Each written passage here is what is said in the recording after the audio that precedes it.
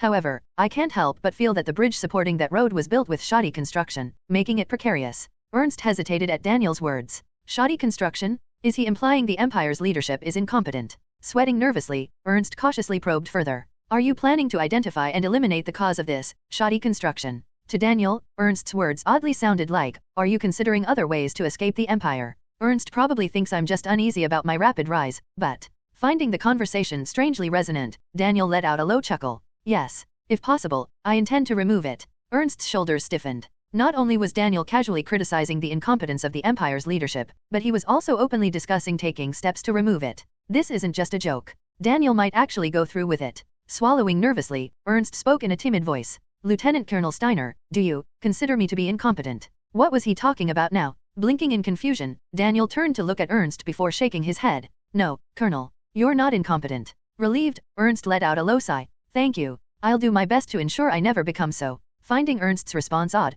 Daniel simply nodded. There was no need to disagree with a superior who was pledging to do their best. Meanwhile, in the grand dining hall of the Imperial Palace, the unnecessarily vast and opulent dining room was lined with maids standing at attention along the walls. Emperor Bertram, seated at the head of the long table, paid no attention to them as he dined with his daughter and wife. Sylvia, it seems your decision was the right one, Bertram remarked, his deep voice resonating as he cut into his meat. Appointing Daniel as the speaker was an excellent choice. Thanks to him, the Empire is more united than ever, to the point where I don't even need to intervene. A smile crept across Sylvia's lips at her father's praise. I merely put into practice what you taught me, father. You've always said that the key is placing the right person in the right role. You say you learned that from me? Then you've learned it wrong. The smile on Sylvia's face vanished. Before she could ask what he meant, Bertram continued. If it were me, I wouldn't have put Daniel in the role of speaker. An opportunity to address the masses was exactly what Daniel Steiner desired most. Lieutenant Colonel Daniel wanted that. Yes. Daniel is far more astute than I initially thought. I'm certain he's already aware that I've begun to regard him with caution, something he likely noticed during our recent encounter at the shooting range. Bertram chewed his food leisurely before swallowing and taking a sip of red wine. He must have felt a sense of impending danger. And what's the easiest way to escape such danger? That would be to expand one's influence across the entire empire through a speech, making it so even the emperor cannot touch him. And his plan was a success. Sylvia frowned as she listened. Father, that's an unreasonable assumption. Daniel isn't that kind of person. Bertram let out a low chuckle. Unreasonable, you say? Do you not recall what Daniel said at the end of his speech? At the end of his speech, he said he was speaking under the protection of the emperor, as a representative of the nation and its people, as if to imply his words were aligned with the emperor's will. Bertram placed his cutlery down and looked directly at Sylvia. Sylvia, was Daniel's speech truly the will of the emperor? Tell me, did you command Daniel to deliver such a radical total war speech? Sylvia remained silent. She had not instructed Daniel or the propaganda department to make such an extreme speech. The results were successful, and she had pushed the matter aside, but the truth remained. Daniel had disregarded the prepared script and delivered his own speech. It was borderline insubordination. Daniel disobeyed orders. Yet you cannot punish him, can you? Because his speech has brought favorable winds across the empire. If you were to punish him in this situation, you would turn the people against you. Bertram raised a handkerchief to wipe his mouth. Sylvia, you are still young. Politically immature. You believe you are using Daniel, but in truth, he is using you. Sylvia clenched her fists under the table, her voice strained as she spoke. When I proposed the idea to Daniel, he declined. I was the one who insisted. And yet you say I'm the one being used. Bertram chuckled softly after finishing his meal. The wiser a person is, the less they reveal their true intentions. Why do you think Daniel declined your proposal? Was it because he truly didn't want the role? No. He knew you would insist regardless. And why did he decline, knowing you would insist? It was to leave himself an escape route. If things went terribly wrong, he could say, I never wanted this, but Her Highness insisted, and absolve himself of responsibility. Bertram folded his handkerchief and placed it neatly on the table. Sylvia, your decision has undoubtedly strengthened the empire. But at the same time, you've empowered a wolf named Daniel Steiner who threatens the authority of the imperial family. Do you understand what that means? Sylvia remained silent, her face tense. Bertram narrowed his eyes sharply. It means that wolf may one day tear out your throat. Remember this, Daniel Steiner is an unparalleled asset to the empire, but... The atmosphere in the room grew heavy, silence lingering as Bertram paused. He finally spoke with weighty sincerity. He is also a dangerous double-edged sword. Permanent member state of the United Nations, Adria. Office of Count Calandra. Seated at his desk, Count Calandra furrowed his brows as he read through the report in front of him. Before him stood back, the Deputy Director of the Central Intelligence Bureau, holding a rigid posture in a tense atmosphere. The uncertainty of how Calandra would react to the report kept Beck on edge. The ticking of the wall clock echoed unusually loudly in the silence. After meticulously reviewing the report, Calandra closed his eyes and spoke. Deputy Director, is everything written in this report true? The icy tone of his voice sent a shiver down Beck's spine. Taking a deep breath, Beck responded in the calmest tone he could muster. The document has been verified. I believe there is no falsehood in it. Calendra clenched his teeth at Beck's reply, suppressing his frustration. The situation was heading in a troubling direction. The report detailed the changes within the Empire following Daniel Steiner's total war speech. Unsurprisingly, all metrics within the Empire, including the military industry, were showing positive growth. Calendra had anticipated such developments upon first hearing about Daniel's speech, but seeing the quantified data made his head throb. I underestimated him. When he first heard of Daniel Steiner's flawless invasion of Nordia and his ability to subdue the foreign minister of Eldresia at the negotiation table, Calendra had simply thought of him as a remarkable tactician serving the Empire. But now, seeing Daniel put an end to the imperial succession conflict and successfully deliver the total war speech, Calendra felt a growing sense of dread. Daniel Steiner intends to dominate the Empire. To Calendra, it seemed that Daniel was laying the groundwork to place the Empire firmly under his control, molding it to his will. The thought evoked an odd sense of kinship. After all, Calendra's own methods of seizing control over Adria were not so different. But, unlike Calendra, Daniel had no wealth or backing. He had risen to his current prominence through sheer determination and exceptional insight alone. It was an achievement that seemed almost inhuman. He's dangerous. Allowing Daniel to grow any larger could not be permitted. The moment he becomes an unparalleled force in the Empire, he would undoubtedly become a more formidable adversary than even the Emperor. Having reached his conclusion, Calendra slowly opened his eyes.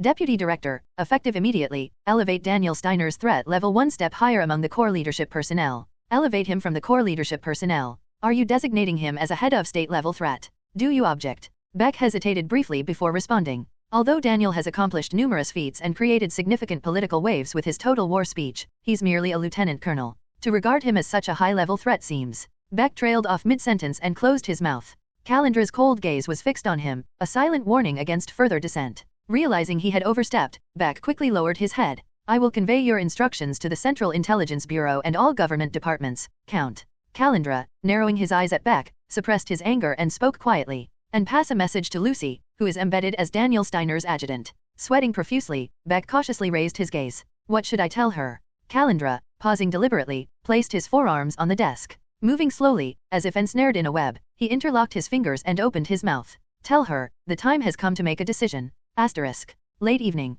As the workday came to an end, Daniel stepped out of the General Staff headquarters and savored the crisp evening breeze. Having spent the entire day in his office to avoid unnecessary encounters, stepping outside gave him a liberating sense of relief. So refreshing, he said with a satisfied smile. Beside him, Lucy exhaled softly, her breath forming faint, icy wisps that quickly dissolved into the cold air. Refreshing? It feels a bit chilly, doesn't it? Now that you mention it, it does feel cold. Well, winter is on its way. Winter. Lucy glanced at the trees surrounding the General Staff headquarters with her crimson eyes and nodded slightly. The branches, now bare and stripped of leaves, revealed the season's advance. As you said, winter is coming, Lieutenant Colonel. It felt like only yesterday that she had joined Daniel Steiner as his adjutant, sometime before spring had passed. Before she realized it, 2 seasons had already gone by. As Lucy pondered how quickly time was flying, Daniel spoke casually. Winter also comes with desserts you can only enjoy during the season. Speaking of which, I heard the Golden Rose Bakery is selling Stolen as a Christmas special. Stolen. Lucy blinked, intrigued by the unfamiliar dessert. Seeing her curiosity, Daniel decided it was the perfect opportunity to expand her culinary knowledge. With a hint of pride, he began his explanation. It's a sweet and delicious bread coated in sugar. The sugar-covered exterior resembles a snowy field, enhancing its flavor and... Daniel's fluent description suddenly faltered. He noticed the curiosity and faint excitement in Lucy's eyes as she listened attentively. After a brief moment of contemplation, Daniel cleared his throat and said, if you're free on Christmas, we could go together. That is, if you want to. If the Lieutenant Colonel suggests it, I won't refuse, Lucy replied in her usual neutral tone. Daniel paused, momentarily speechless. She was staring at me like she really wanted to try it. Despite her calm demeanor, Daniel felt an urge to tease her. However, he decided against it. Considering she might still be annoyed about her recent special promotion, I should let it go this time. Previously, Daniel had advocated for Lucy's exceptional competence to Cedric, the Deputy Chief of Operations, successfully prompting a special promotion review for her. While Lucy had likely been frustrated by the event, Daniel decided that provoking her further might only escalate her hypothetical assassination counter. Glancing at his watch, Daniel turned to Lucy. It's getting late. You should head home. What about you, Lieutenant Colonel? As you know, I'm quite the public figure. Daniel gestured toward the entrance of the headquarters, where a small group of people lingered despite the late hour, holding placards that read, War Hero Daniel Steiner. Not wanting Lucy to get caught up with his admirers, Daniel offered her a chance to leave unnoticed. Understanding his intent, Lucy hesitated for a moment before nodding. Understood. I'll see you tomorrow. After bidding him farewell, Lucy adjusted her grip on her briefcase and walked away. As she passed the entrance, the gathered admirers glanced at her but didn't approach. Though she wasn't as famous as Daniel, her naturally cold demeanor made people reluctant to engage with her. Thanks to this, Lucy left the headquarters without incident and headed toward a nearby bakery. She planned to pick up a croissant or baguette before returning to her quarters. Or maybe, perhaps she would try something new today. Lost in thought, Lucy turned onto the main street and noticed a clown performing for a crowd. Ladies and gentlemen, at 10 o'clock tonight at the Barenfeld Theatre, prepare to witness a whole new world. Are you seeking inner reflection?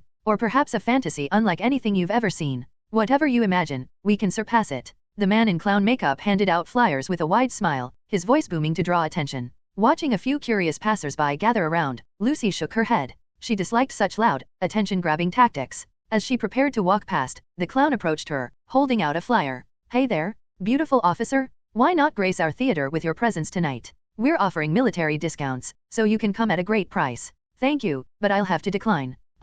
Lucy's polite refusal trailed off as her eyes caught a faint bump on the upper right corner of the flyer. Encrypted Braille. It was one of the methods used by the Allied nations to deliver orders to spies operating within enemy territories. Come on, I'm sure you'll enjoy it, the clown whispered, lowering his voice as he pressed the flyer closer to her. After a brief pause, Lucy nodded and accepted the flyer. The clown laughed and moved on to the next passerby. Once the clown had drawn attention elsewhere, Lucy ran her fingers over the Braille. Slowly, she began to read the encoded message. Daniel Steiner's threat level has been elevated to that of a head of state level risk. Therefore, before he causes further harm to the Allied nations. Lucy's crimson eyes quivered as she read the directive. Swallowing hard, she ran her fingers over the Braille again to confirm its contents. The message remained the same. Standing frozen, Lucy read the final line of the directive. Eliminate Daniel Steiner immediately. No matter how many times she checked, the order was unmistakable. The next morning, arriving at the General Staff headquarters, Lucy paused with her hand on the doorknob of Daniel Steiner's private office. It was supposed to be an ordinary workday, but since receiving the order to eliminate Daniel Steiner, everything felt strangely alien.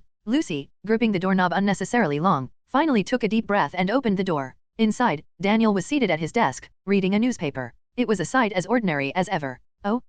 Noticing Lucy's arrival, Daniel folded the newspaper. You're here. You're later than usual today. Apologies, I couldn't sleep well last night. No need to apologize. As long as you're not late, it's fine. Daniel folded the newspaper again and placed it on the edge of the desk before opening a drawer. By the way, I have good news for you today. Good news. Daniel retrieved a box wrapped in the imperial flag and placed it on the desk. Lucy recognized it instantly. Her gaze locked onto the box, and Daniel tapped it playfully with his fingers. Congratulations. It seems your contributions have been acknowledged during the special promotion review. Lucy remained silent. After all, once she killed Daniel today, she would leave the Empire. Being promoted to lieutenant wouldn't make a difference in her plans. So, this is how it ends. Misinterpreting Lucy's blank expression, Daniel smirked to himself. She's trying to act unaffected, but I'm sure she's cursing me on the inside. Daniel knew all too well the frustration and emptiness of receiving an unwanted promotion. Convinced that Lucy was feeling the same, he rose from his seat. I'll change your insignia myself. Unfolding the flag, Daniel opened the box to reveal the lieutenant's insignia.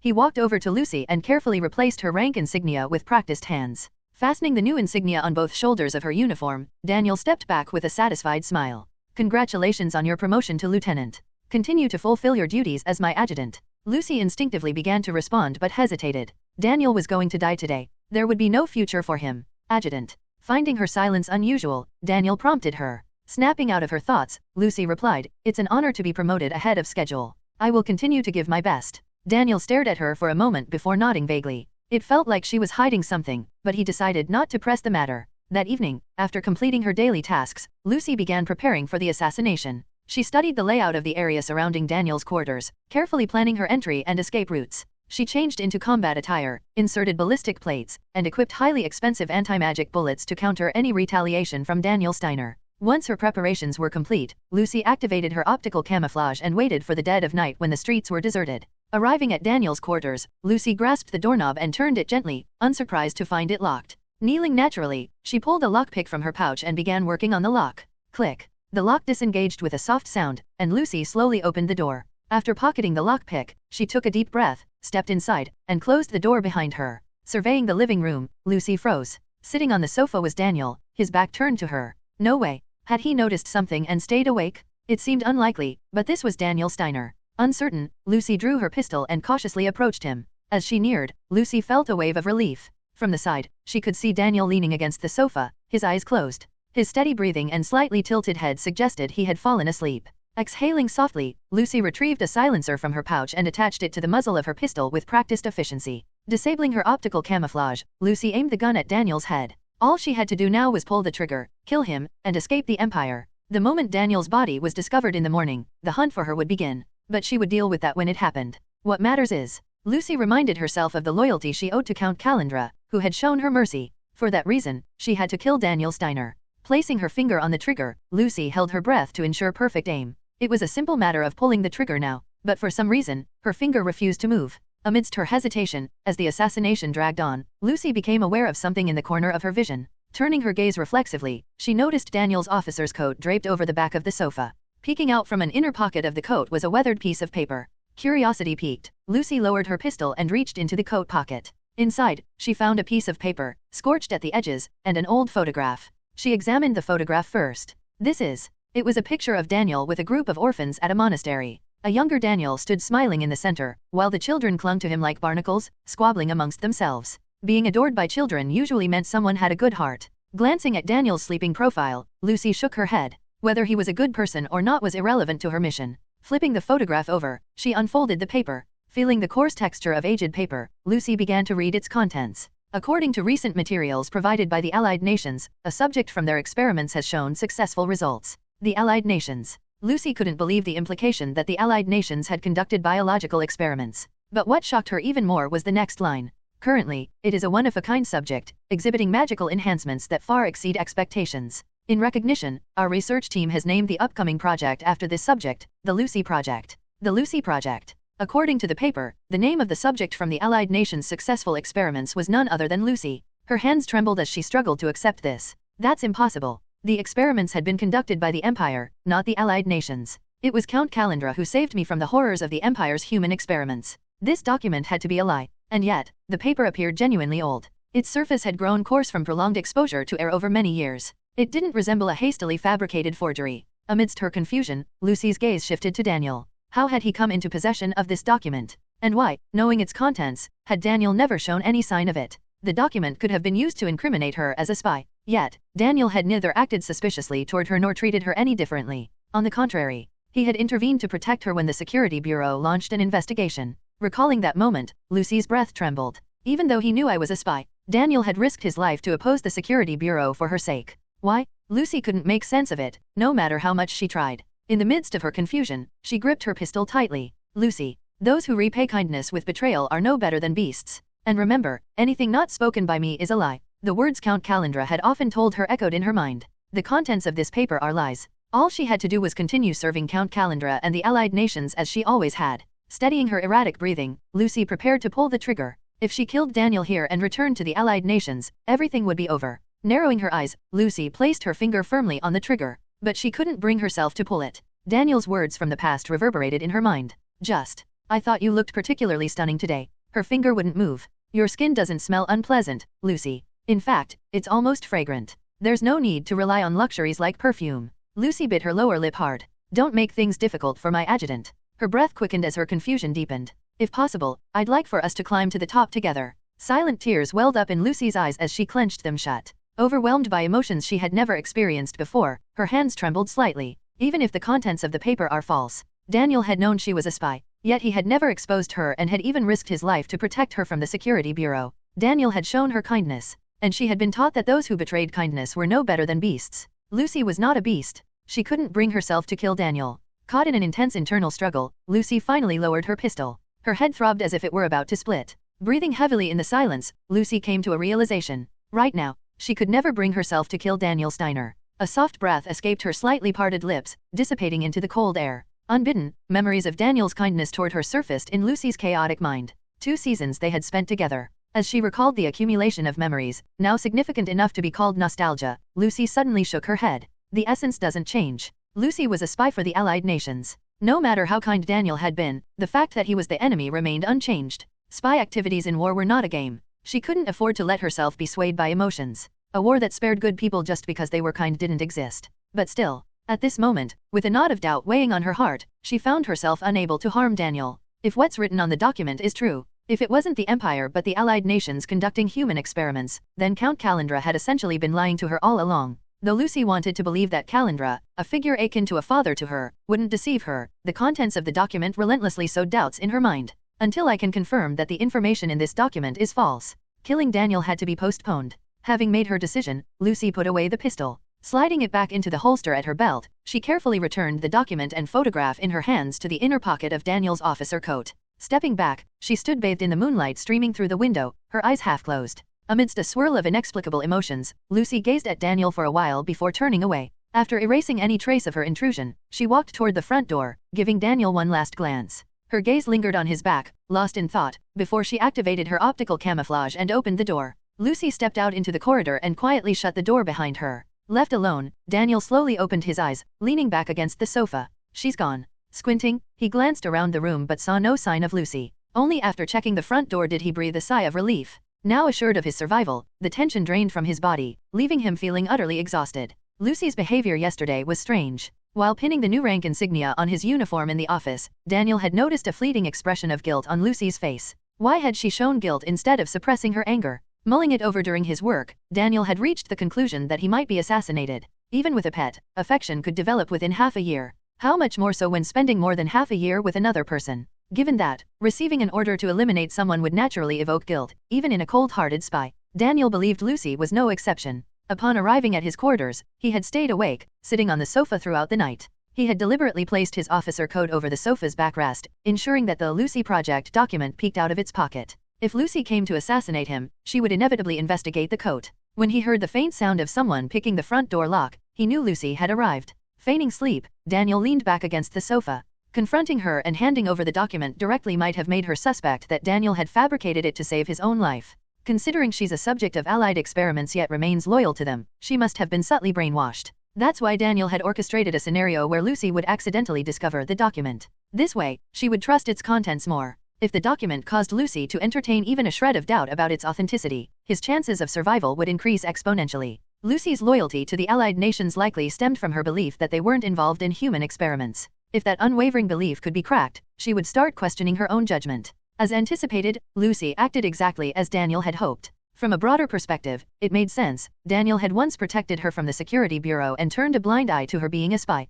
Additionally, Lucy wasn't blindly fanatical in her allegiance to the Allied nations, making this tactic effective. But still, whether Lucy would continue hesitating to carry out an assassination remained uncertain. Such a situation, where his life was constantly under threat, could arise again at any moment. Requesting an investigation from the Security Bureau isn't an option. Having pressured the Security Bureau's inspector during his tenure at the General Staff, Daniel was now on poor terms with them. Moreover, a single document of unverified content was insufficient as evidence. As Lucy's superior, any discovery of her espionage would implicate him as well, essentially a death sentence. If it were revealed during an investigation that Daniel had known Lucy was a spy and protected her, the situation would spiral out of control. In that case, the only viable option was to gather undeniable proof that the Allied nations had conducted human experiments on Lucy. If I can secure evidence proving the Lucy Project's authenticity and show it to her, Lucy would no longer follow Allied orders, freeing Daniel from the threat of assassination. Not only that, but he might gain a human weapon, capable of taking on an entire battalion, as an ally.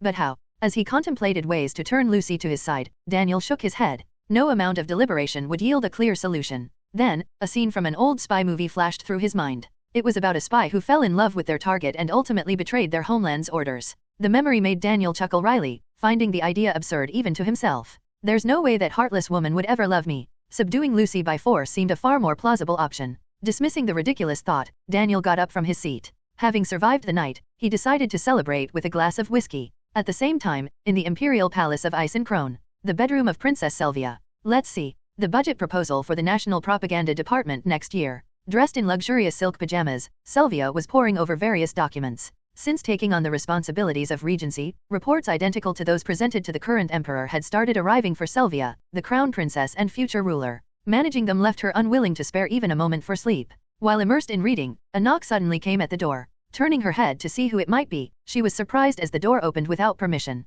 Standing in the doorway was a noblewoman with golden hair and blue eyes, smiling warmly. Marianty von Amberg. She was Selvia's mother and the empress, wife of the emperor who ruled the empire. Burning the midnight oil, I see. You could still rely on your father for a while longer, you know. As Marianty approached, her words prompted Selvia to shake her head. Relying on others isn't the way to become an emperor. If I don't get used to this now, I won't be able to properly govern in the future. It's only right to put in the effort. As expected of my daughter, how admirable. With a soft laugh, Marianti seated herself beside Sylvia. Noticing this, Sylvia quickly gathered the documents and set them aside, turning her gaze to her mother. Mother, is there something you wish to say? Of course. I came to offer some advice after overhearing your conversation the other day. Advice? Sylvia echoed, and Marianti nodded. Yes. It's about Daniel Steiner, isn't it? The young officer who successfully delivered that speech. I was curious and did a bit of digging. He's ambitious and capable. He's bound to rise to greater heights. Marianti gently placed her hand over Sylvia's. My dear, while your father may advise you to be wary of and hostile toward Daniel Steiner, I have a slightly different perspective.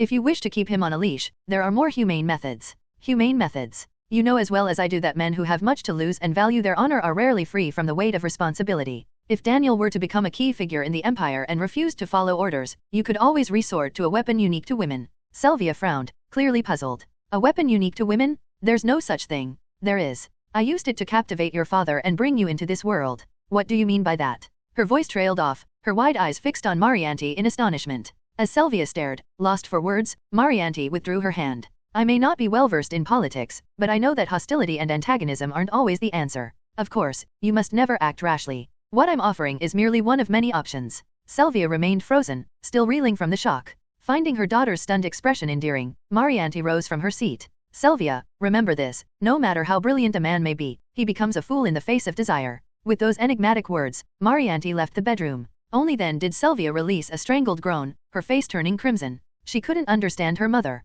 Why would she come here out of the blue to say something so ridiculous? Shaking her head vigorously, Sylvia picked up the documents. She tried to refocus on her duties, but Marianti's words continued to swirl chaotically in her mind, refusing to leave her in peace. Before she realized it, Sylvia found herself envisioning strange and inappropriate scenarios, causing her to cover her face with both hands. Her hands trembled uncontrollably against her will. Get a grip, Sylvia. Please. Honestly, she felt like she could die of embarrassment. As morning arrived, Daniel stood before the door to his personal office at General Staff Headquarters, taking a deep breath. The thought of facing Lucy, who had tried to assassinate him in the early hours of the day, left him inexplicably tense. Calm down, Daniel. From Lucy's perspective, Daniel had been asleep during the early morning hours. If she discovered that he had actually been awake, it would create unnecessary complications. To avoid suspicion, it was essential to act as naturally as possible. Reassuring himself internally, Daniel turned the doorknob and stepped inside. Within the office, Lucy, who had arrived earlier, stood from her seat and saluted. You've arrived, Lieutenant Colonel Daniel. Her expression was the same as ever, calm and devoid of emotion. It's hard to believe this is the same person who came to kill me early this morning. Daniel was struck again by how skilled Lucy was as an intelligence agent, sending a chill down his spine as he nodded and walked toward his desk. Taking a seat, Daniel placed his briefcase on the desk and spoke. By the way, Lieutenant, may I ask you a personal question? Lucy, now seated, turned to look at him. Yes. Is there something you're curious about? Yes. Do you remember the conversation we had 2 days ago? 2 days ago? Are you referring to the one we had at the General Staff Headquarters entrance? Daniel nodded. That's right. At the time, you mentioned the Golden Rose Bakery's Christmas exclusive stolen. I looked into it, and it seems they get quite busy during the season, requiring reservations in advance. If your schedule is free, I was thinking of making a reservation. Also, avoiding her gaze, Daniel busied himself rummaging through his briefcase. It feels a bit empty to just eat stolen and part ways, so I thought we might look into other activities for Christmas. As you know, many places operate on a reservation basis during the holiday season, so it's best to prepare now. Let me know your thoughts. Pulling out the items he needed from his briefcase, Daniel glanced at Lucy. If she agrees to the reservation, he could interpret it as a sign that no assassination attempt would occur before Christmas. If she declined, it would suggest another attempt might come before the holiday. Of course, she could lie, but any change in Lucy's expression, laden with guilt, would make it easy to discern. While Daniel kept a wary eye on her, Lucy was interpreting his suggestion in an entirely different way. Not just eating together but enjoying other activities as well. No matter how she looked at it, it felt like a date proposal. Could Daniel possibly have feelings for me? Thinking back, his actions saving her from the security bureau and concealing her identity as a spy were things only someone with affection would do. But Lucy had no experience with dates, let alone receiving a proposal for one. Unsure of how to respond, she felt her heartbeat quicken as she fidgeted with her pen. Finally, she gave a small nod. I don't have anything planned for that day, so making a reservation should be fine. Her response was honest, albeit reserved. Relieved, Daniel placed his briefcase aside and spoke. Good. I'll make the reservation, so no changing your mind later. And he hesitated, mid-sentence, as a familiar sound of footsteps echoed from the hallway outside the office. Knock, knock. The knocking at the door prompted Daniel to rise quickly. Come in. Before he had even finished speaking, the door opened, and Colonel Ernst stepped in. The stout, imposing figure wasted no time, speaking before Daniel could salute. Daniel, this isn't the time to be sitting around. Get to the reception room immediately. Daniel lowered his arm, which he had raised for a salute, and asked with a puzzled expression. Sir, I understand that hosting distinguished guests is the responsibility of the protocol division. Why am I being sent to the reception room? Because the distinguished guest has specifically requested to see you. A personal request? If it's nobles from the capital or politicians from the parliament, I don't see why I would need to meet them. Ernst tapped his chest as if frustrated and explained. If that were the case, I wouldn't have bothered coming to you myself. The distinguished guest is none other than Her Highness, the Princess. Daniel blinked, dumbfounded. Sylvia? Why is she here? Swallowing hard, Daniel hurriedly started toward the reception room. He didn't know the reason for her summons, but refusing the princess's call was out of the question. Sir, next time, please lead with the fact that it's the princess summoning me, he muttered, adding a touch of complaint to Ernst as he walked briskly away. Walking briskly, Daniel arrived at the reception room, where he immediately spotted Princess Sylvia seated on one of the sofas. Across from her, on another sofa, sat Cedric, the deputy chief of operations. Noticing their conversation, Daniel approached and offered a formal salute. Your Highness, I was told you summoned me. Sylvia set down her glass and turned to Daniel, clearing her throat awkwardly. She had almost smiled at the sight of him, but she quickly composed herself, reminding herself to maintain the dignity of a future emperor. Adopting a more serious tone, she spoke. I had something important to discuss with you. Won't you take a seat? That won't be necessary, Your Highness. I've stepped away from my duties for this, and I'll need to return promptly after hearing what you have to say. Daniel's prior experience with the Total War speech had taught him that prolonged conversations with Sylvia rarely worked to his advantage. Thus, he politely declined the offer. Sylvia felt a twinge of dissatisfaction but didn't show it. Very well, you may remain standing. Daniel Steiner, the imperial family was deeply moved by your Total War speech. I've called you here today to make a significant proposal. A proposal, Your Highness. The Empire is currently using the funds from war bond sales to advance various public projects. Thanks to the higher-than-expected bond sales, we are planning additional initiatives. Sylvia fixed Daniel with a meaningful gaze. As part of this, I intend to grant you the authority to conceive and oversee a major project as its lead officer. Your Highness? Isn't such a responsibility too great for a mere operations officer like me? Neither I nor the imperial family consider you mere anything. I'd prefer you speak your mind without holding back, Sylvia replied with a smile, though her words carried a hidden test. If Daniel were the wolf her father warned her about, he would seize this opportunity to expand his influence under the guise of serving the Empire. On the other hand, Daniel saw this as a chance to escape the storm brewing in the Empire. Your Highness, if you insist, I'd like to be appointed as the diplomatic envoy to Villanos. Villanos, a neutral country across the Western Sea from the Empire, wasn't the response Sylvia had expected. Yes. As Your Highness knows, the Empire will soon face the triumvirate. What we need most right now are weapons and manpower. I believe it would be prudent to secure both from Villanos. It wasn't an unreasonable suggestion. The Empire's leadership had already considered such measures. However, plenty of candidates could be sent as an envoy to Villanos. It didn't have to be Daniel Steiner. For Daniel to request this role himself left Sylvia puzzled. Are you certain? You mean, you genuinely wish to be sent to Villanos as a diplomatic envoy? I am, Your Highness. I'm entirely serious. Daniel, in truth, wanted to flee to Villanos. The domestic situation was a nightmare. Politicians and nobles were eager to bring him down. The Emperor eyed him with suspicion, and his adjutant, Lucy, was gunning for his life. He felt trapped in the eye of a storm. Feigning a diplomatic mission abroad seemed like the perfect way to catch his breath. Unaware of Daniel's inner thoughts, Sylvia couldn't discern his motives. After a moment of deliberation, she nodded. If you're so resolute, I'll consider it positively. You may return for now. Understood, Your Highness. Daniel bowed respectfully before turning to leave. Sylvia watched his composed retreat in silence, then glanced at Cedric, seated across from her. What do you make of this? Cedric, who had been quietly listening to their exchange, finally spoke.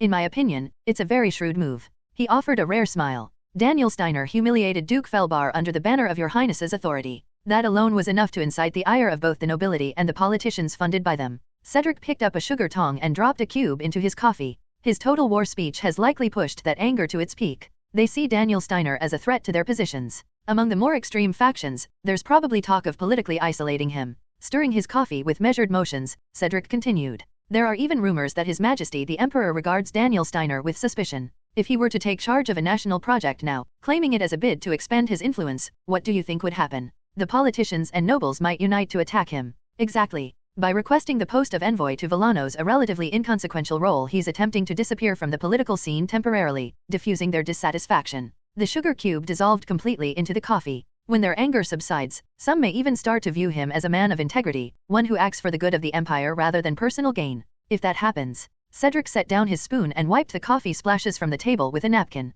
It will inevitably spark factional conflict. The Central Nationalist Party and the Free Society Party, with their opposing ideologies, will clash. It's a classic example of using discord to one's advantage. For Daniel Steiner, it's akin to blowing one's nose without lifting a finger. Cedric took a sip of his coffee and placed the cup down with a satisfied expression. Of course, this is merely speculation. Still, I can't think of any other reason why he'd volunteer for such an insignificant role. Having heard Cedric's analysis, Sylvia found herself breaking into a cold sweat. If Cedric's deductions were accurate, then Daniel truly was the dangerous figure her father had warned her about. Yet it was too early to jump to conclusions. In your opinion, does Daniel's loyalty to the imperial family seem false? Cedric blinked once and shook his head. From what I can tell, his loyalty is genuine. It doesn't seem like he's acting purely for personal gain. However, whether that loyalty is directed at the imperial family or the empire itself, I cannot say. If Daniel Steiner's loyalty was to the imperial family, there was no issue. But if his loyalty lay solely with the empire, the nation's progress, what would happen if he deemed the imperial family incompetent?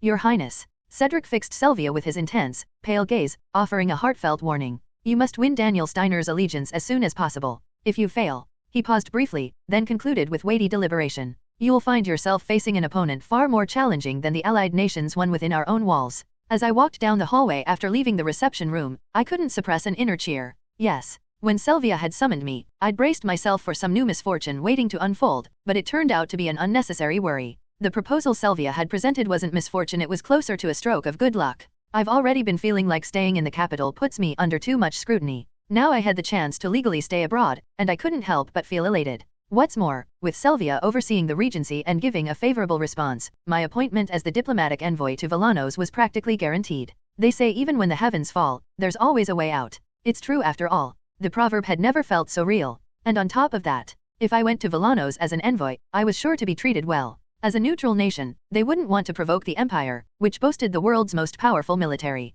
For me, being sent as the envoy to Villanos was essentially a vacation. Escaping the threats lurking in the capital was already a relief, but the thought of being treated well while staying abroad brought an involuntary smile to my face. Unable to hide my good mood, I returned to my personal office and opened the door, only to freeze mid-step. Colonel Ernst, the operations chief, was waiting for me inside. Colonel, you're still here? I asked in surprise, and Ernst, who had been standing with his hands clasped behind his back, gave a small cough. I was curious about what you discussed with Her Highness. Care to share a little hint with me? His casual request made it clear why he had lingered. A senior position in the general staff wasn't just about operational work, it also required political acumen. Naturally, Ernst wanted an informational advantage regarding Sylvia's unexpected visit. While I trusted Ernst, this wasn't something I could share freely. I'd love to tell you, Colonel, but since nothing has been decided yet, I think it's best to keep it confidential for now. Confidential, huh? Fair enough. But could you do me a favor and give me an autograph? My daughter's a big fan of yours. An autograph? I stared at him, dumbfounded, as Ernst produced 2 sheets of paper and a fountain pen from behind his back. I've already bragged plenty about having Daniel Steiner under my command. If I go back empty-handed, it'll be embarrassing. Think of it as saving my dignity and help me out. Was this his true motive all along? Unable to stop a chuckle, I accepted the pen and papers. It was a superior's request. After all, how could I refuse? But why 2 sheets, Colonel? Ernst glanced around nervously, as if checking for eavesdroppers, before whispering just loud enough for me to hear. Actually, my wife's a fan too.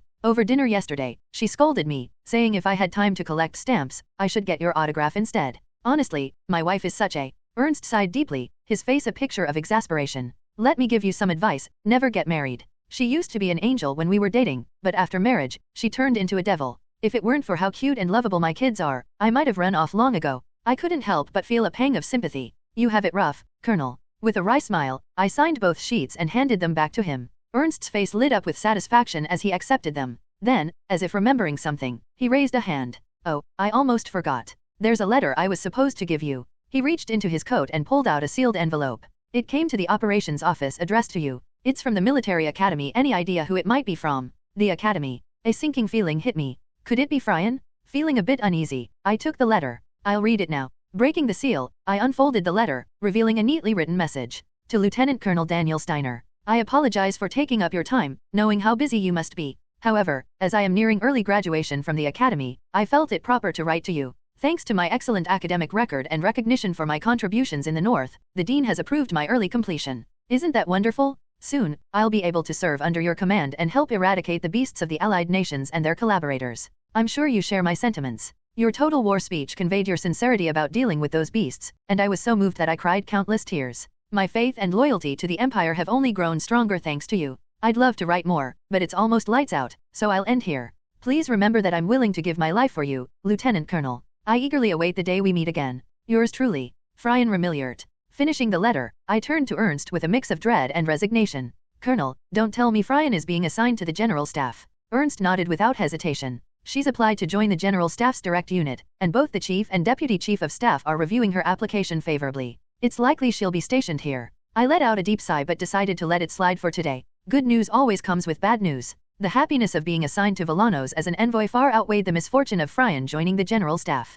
So, for now, I resolved to enjoy the present happiness without worrying about the future. That evening, in the grand ballroom of the Adrian Royal Palace, Daniel Steiner is being sent to Villanos as a diplomatic envoy. Count Calandra raised an eyebrow as Deputy Director Beck of the Central Intelligence Agency nodded. Yes, sir. According to our intelligence, Princess Selvia, acting regent, has ordered the Foreign Ministry to appoint Daniel Steiner as the envoy to Villanos. The banquet hall, filled with dignitaries from foreign nations, bustled with conversation and music, yet the area around Count Calandra was silent. He had deliberately distanced himself from the crowd to receive this report. The hero of the Empire and the man who delivered the successful Total War speech, being sent to a minor post as the envoy to Villanos. Calandra fell into thought, and Beck cautiously spoke up. I believe it's a sign of friction between Steiner and the imperial family. They must see the public's growing support for Daniel Steiner as a threat to their authority. Historically, war heroes who achieved too much often became thorns in the side of ruling dynasties. Beck's assessment was based on this precedent, but Calandra dismissed the idea outright. You're wrong. He's deliberately leading us to believe there's a rift between him and the imperial family. His appointment as envoy to Villanos was likely Steiner's own idea. A typical war hero might indeed fall out of favor with the ruling family, but Daniel Steiner wasn't a typical hero. He was a genius strategist who used unconventional methods to relentlessly pressure the allied nations. This, Calandra reasoned, was yet another ploy to deceive the allies. A clever distraction to divert our attention. Beck, have you determined how the Foreign Ministry plans to send Daniel Steiner to Villanos? At Calandra's sharp gaze, Beck hurriedly flipped through his documents. Yes, sir. He'll travel aboard a diplomatic vessel, a short 2-day journey. Given the proximity and diplomatic concerns, there will be no escort ships. Calandra's expression sharpened further at the report. Good. Contact the 12th District Commander of Villanos' Naval Defense Force. Inform them that the Allied nations will send a submarine and instruct them to open their territorial waters at the designated time. Beck blinked, momentarily stunned. The 12th District Commander was an asset the Allies had spent years cultivating. For Calandra to issue such an order meant he intended to destroy the diplomatic vessel carrying Daniel Steiner using the submarine.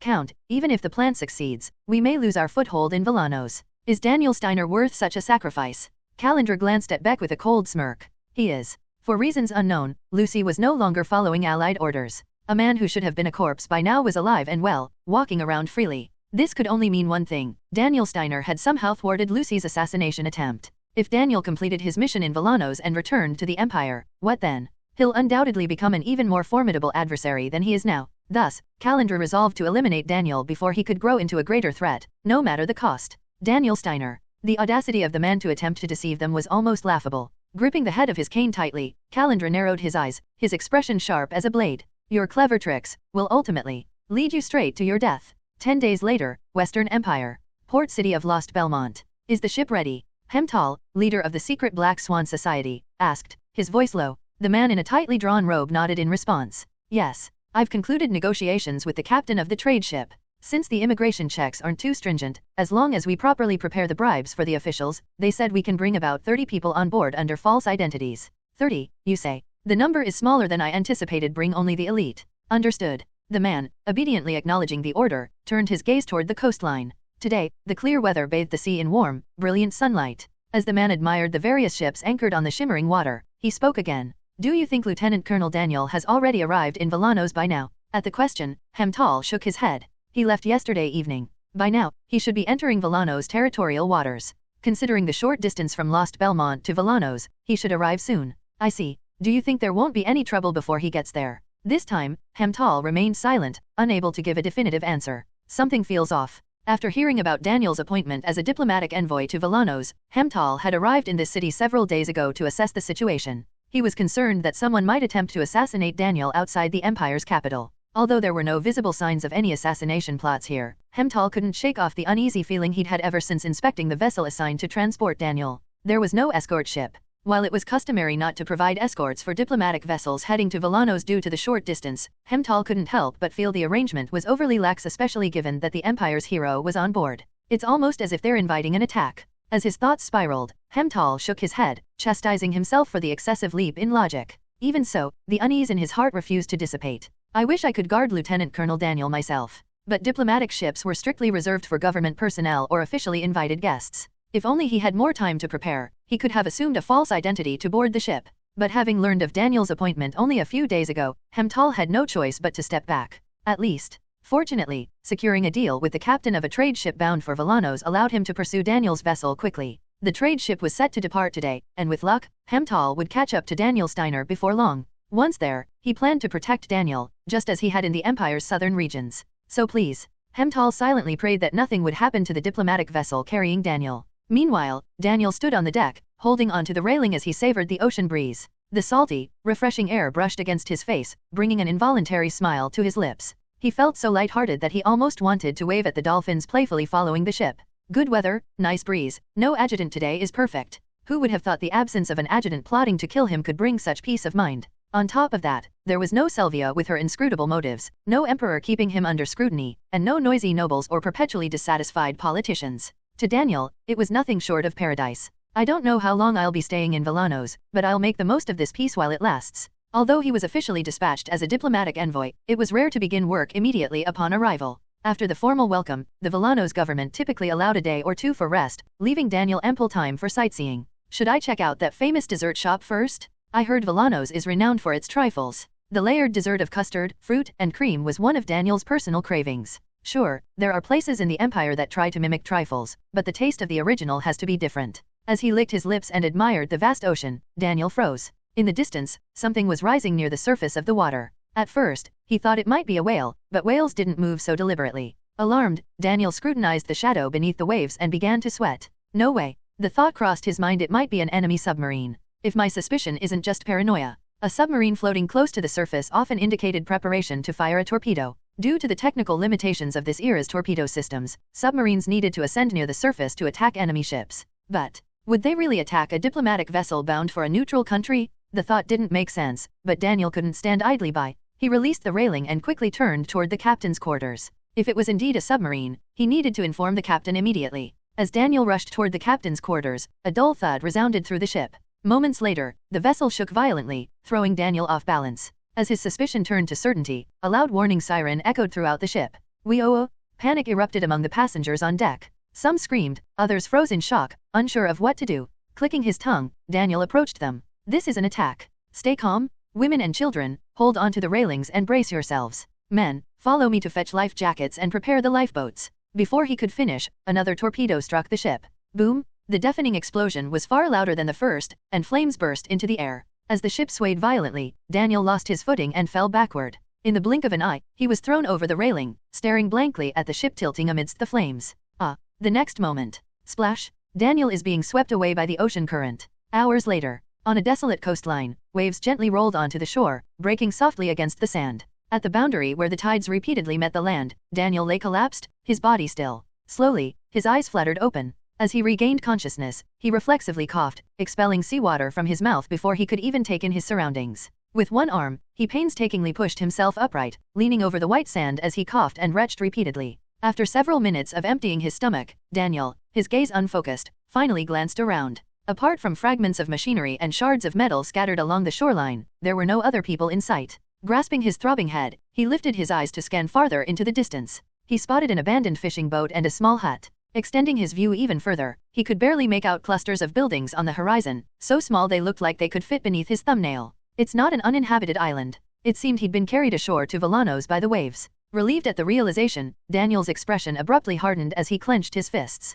That lunatic? Attacking a diplomatic vessel just to kill me. To Daniel, there was only one obvious culprit behind this act, Count Calandra. The man was infamous for his ruthlessness and willingness to employ any means necessary to achieve his goals. Considering Lucy's recent assassination attempt, it wasn't difficult for Daniel to deduce that this too was Calandra's doing. Grinding his teeth in anger, Daniel forced himself to his feet. "I'll make you regret not finishing me off. There won't be a second chance." Narrowing his eyes sharply, Daniel ran a hand through his damp hair, pushing it back. Then, shrugging off his waterlogged officer's coat, he began trudging forward. Knowing he was in Villanos gave him a clear sense of purpose and direction. "I'll need to go to the nearest city hall, identify myself as a diplomatic envoy, and borrow their communications. The Empire doesn't know I'm alive, so I'll have to inform them myself. That way, I can request reinforcements more easily. Mid-thought, Daniel's expression cracked. The Empire doesn't know I'm alive. Logically speaking, it would be difficult for anyone to assume there were survivors from a ship that had taken 2 direct torpedo hits and sunk. As the realization hit him, Daniel stopped in his tracks, standing still on the sandy shore. His face went blank for a moment, his mind racing. Whoosh! The soothing sound of waves filled the air as Daniel felt his heart pound with a quiet epiphany. Wait a minute. Had he just succeeded in escaping the Empire? A cool breeze from the sea swept through Daniel's hair, swirling lightly before dissipating. Standing motionless on the white sands, Daniel let out a soft, ironic chuckle. Unbelievable. Clicking his tongue, he found himself recalling the past, all the desperate attempts he'd made to escape the Empire. Fate seemed to take perverse pleasure in thwarting him. Every scheme had ended in failure, and the harder he struggled to break free, the higher he climbed the ranks and the more infamous he became. Having endured so many absurd situations in succession, Daniel had half given up. He'd resigned himself to the idea that escaping the Empire was impossible. But, as the saying goes, even when the sky falls, there's always a way out. Now, Daniel Steiner had been handed a once-in-a-lifetime opportunity. For the first time, he could erase his past and start anew. As the realization sank in, the bitterness of being attacked by enemies began to fade. Feeling a renewed lightness in his chest, Daniel walked toward the nearby hut. Though wearing his uniform and encountering someone risked exposing his identity, he wasn't worried. He had reason to believe the risk was minimal. The fishing boat near the hut is rusted, with moss growing on it. That means it hasn't been maintained for quite some time. The hut's probably abandoned too. Even if someone was inside, he could improvise a story and leave before it became a problem. Kicking up sand as he made his way to the hut, Daniel knocked lightly on the worn wooden door with the back of his hand. Is anyone there? No answer. He knocked again. I was shipwrecked and need help. Is anyone inside? Still, there was no response. Now convinced it was an abandoned hut, Daniel gripped the doorknob and pushed it open. The hinges creaked loudly, and the door swung inward. Narrowing his eyes, Daniel cautiously surveyed the interior. The hut was cluttered with boxes and random junk, but there was no sign of anyone. After stepping inside and scanning the surroundings to confirm he was alone, Daniel relaxed. He began rifling through the items in one of the boxes. Worn-out clothes, old shoes, and broken appliances. It seemed the hut was used as a storage space for discarded belongings. To Daniel, however, it was nothing short of a treasure trove, exactly what he needed to hide his identity. Chuckling softly, he rummaged through the boxes until he found something useful. After about 30 minutes, Daniel unearthed a relatively intact cotton shirt and a pair of shoes. Though the clothes showed signs of repair, they were good enough to wear. Satisfied, Daniel quickly removed his uniform, dried himself off, and changed into the old clothes. From the pile of junk, he also found a pair of worn sunglasses and a fedora, which he put on. Without a mirror, Daniel checked his appearance in the window's reflection and smiled in satisfaction. Perfect. No one will recognize me now. Even if someone did, he could always claim it was a coincidence and talk his way out of trouble. Too bad for them. Daniel Steiner is dead. As of today, Lieutenant Colonel Daniel Steiner of the General Staff Operations was no more. Taking a moment to silently bid farewell to his old name, Daniel stood still in a brief gesture of mourning. When his moment of reflection ended, he adjusted his sleeves and stepped outside the hut. The sun, perched at the boundary between day and evening, painted the sea with a warm, orange glow. In the distance, lights began to flicker on in the tightly packed buildings, blending with the sunset to create a dreamy, picturesque scene. For now, that's where I'll go. The most important thing is securing money to establish a new identity. Resolving his next move, Daniel began walking slowly. Wearing plain shoes instead of boots, he made his way across the sandy shore, inhaling deeply. The fresh air filled his lungs, and the sensation was almost intoxicating. Looking up at the reddish sky, Daniel suddenly spread his arms and let out a triumphant laugh. After all my struggles, sweet, idyllic freedom has finally found me. He hadn't realized how exhilarating it would be to cast off the chains of oppression and control. From now on, misfortune doesn't exist for me, only happiness remains. Speaking theatrically, like the protagonist of a grand play, Daniel strode lightly forward. His destination was the port city of Tentarbachem in Villanos. There, he planned to secure the funds necessary for his new life. Meanwhile, in the grand hall of the Imperial Palace. So, are you saying that the total war speech, which provoked not only the Allied nations but also other great powers, was the right thing to do? Is that the official stance of the Central National Party? I never claimed it was the right thing to do. How can you twist the interpretation of the total war speech to call it a provocation? Stop distorting the speech and focus on its essence. The long, rectangular table in the grand hall was filled with party leaders, locked in heated debate, their voices sharp as they attacked each other. The loudest among them were Campbell, the leader of the Liberal Social Party, and Elcar, the leader of the Central National Party. The argument typically followed a pattern. Campbell would criticize Daniel Steiner's total war speech, and Elcar would promptly counter his points. You're the one missing the point? Yes, the speech rallied the people, but the overall war situation remains dire. You know as well as I do that the Allied nations aren't the only country we'll have to face in the future. And that's precisely why Daniel Steiner's speech matters. I agree that his speech was bold and even aggressive, but given the Empire's current situation, it wasn't wrong. Alcar, one of the younger voices among the gathered party leaders, raised his voice further. Besides, it seems to me that the leader of the Liberal Social Party is determined to paint Daniel Steiner as someone acting for personal gain. Am I wrong? Huh? Paint him that way? Use your head. Who benefits the most from the total war speech? None other than Daniel Steiner himself. A man seeking personal gain volunteers for a dead-end post as a diplomatic envoy to Villanos? Doesn't that strike you as contradictory? Sitting at the head of the room, Crown Princess Selvia let out a quiet sigh. It's unfolding exactly as Deputy Chief Cedric predicted. Cedric had warned her that appointing Daniel as the diplomatic envoy to Villanos would spark factional disputes, and he had been right.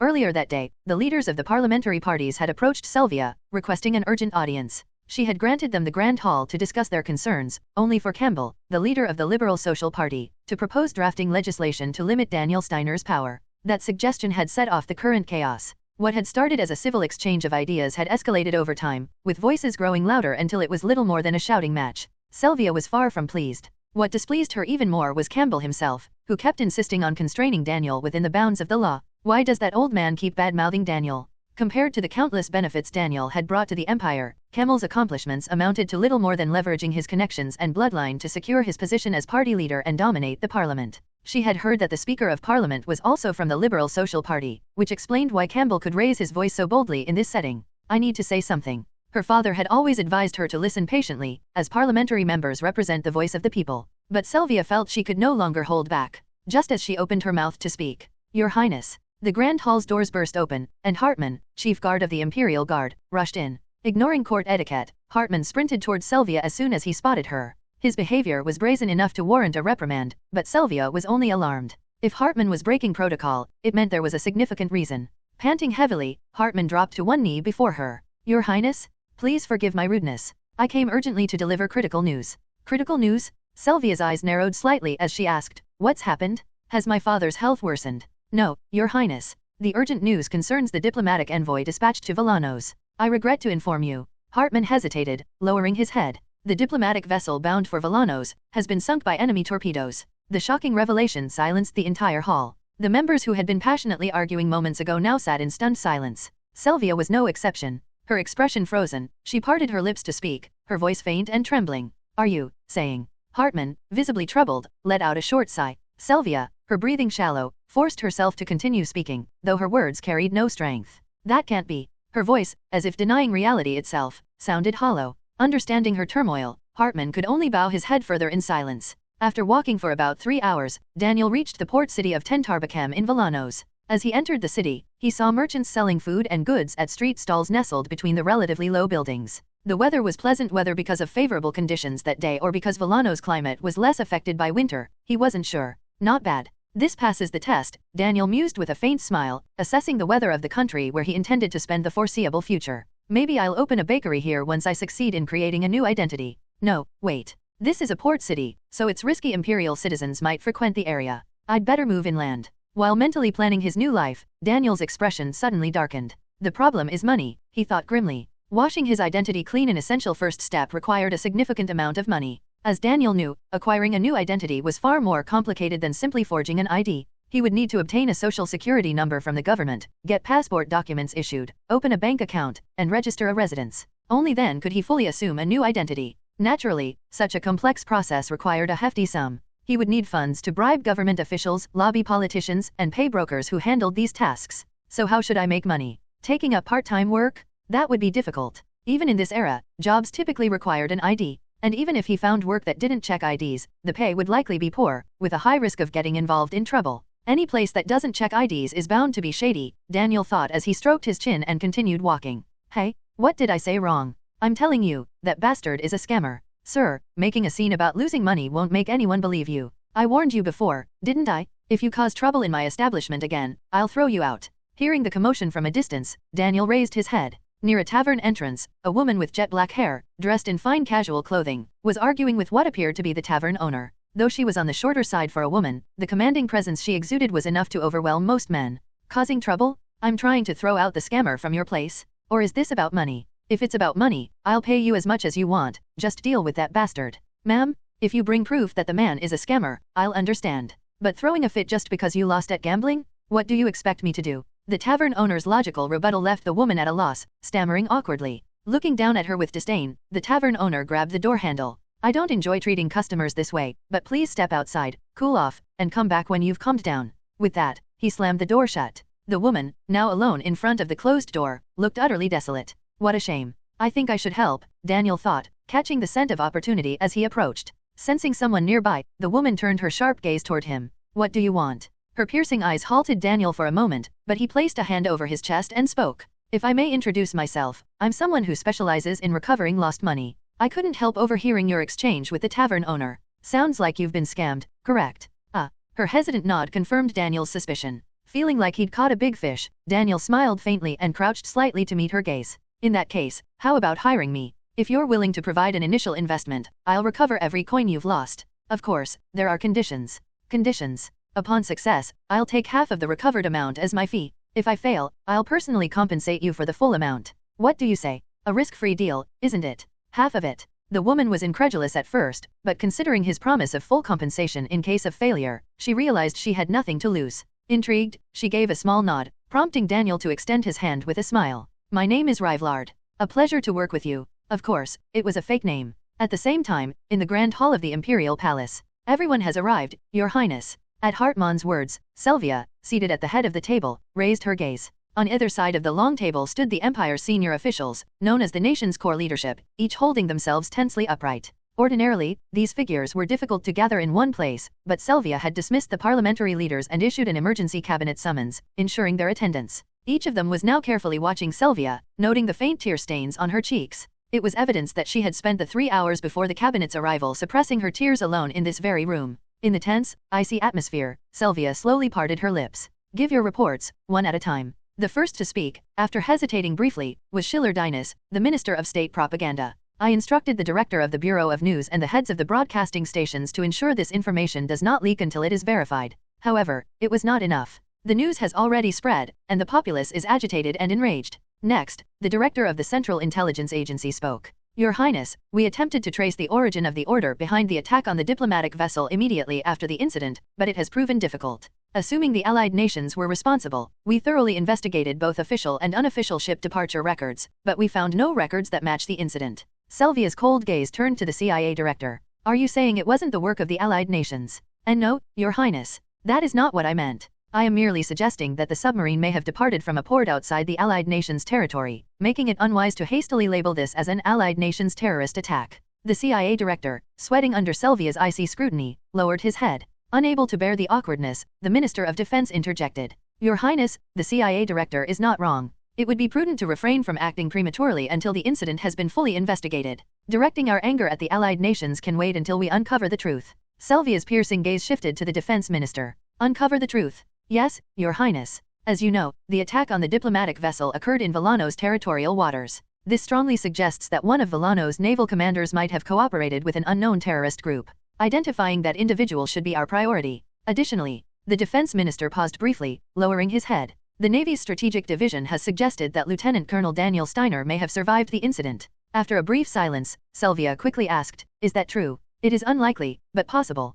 Considering the flow of the currents at the time, if Lieutenant Colonel Steiner was on the deck rather than inside a cabin, positioned far enough from the torpedo's explosion, and managed to enter the water before the ship fully sank. The Defense Minister straightened his posture. There is a chance, however slim, that he could have washed ashore on one of the nearby coasts in Villanos. Again, the probability is low, but it cannot be dismissed entirely. The Defense Minister's statement caused murmurs to ripple through the room. Most officials dismissed the idea as implausible, but to Sylvia, even the faintest glimmer of hope was enough to hold onto. Clutching the armrest of her chair tightly, Sylvia issued a firm command. Immediately assemble a fleet to head to Villanos. We will launch a large-scale search operation. A heavy silence fell over the hall. Everyone present understood the gravity of Sylvia's words. The Defense Minister eventually broke the silence, speaking hesitantly. Your Highness, while your order is reasonable, deploying a fleet to another nation's territorial waters will likely provoke resistance from Villanos. Additionally, a military-led search operation will require their consent. Sending a negotiation team first might. He stopped mid-sentence, feeling Sylvia's sharp gaze pierce him like a blade.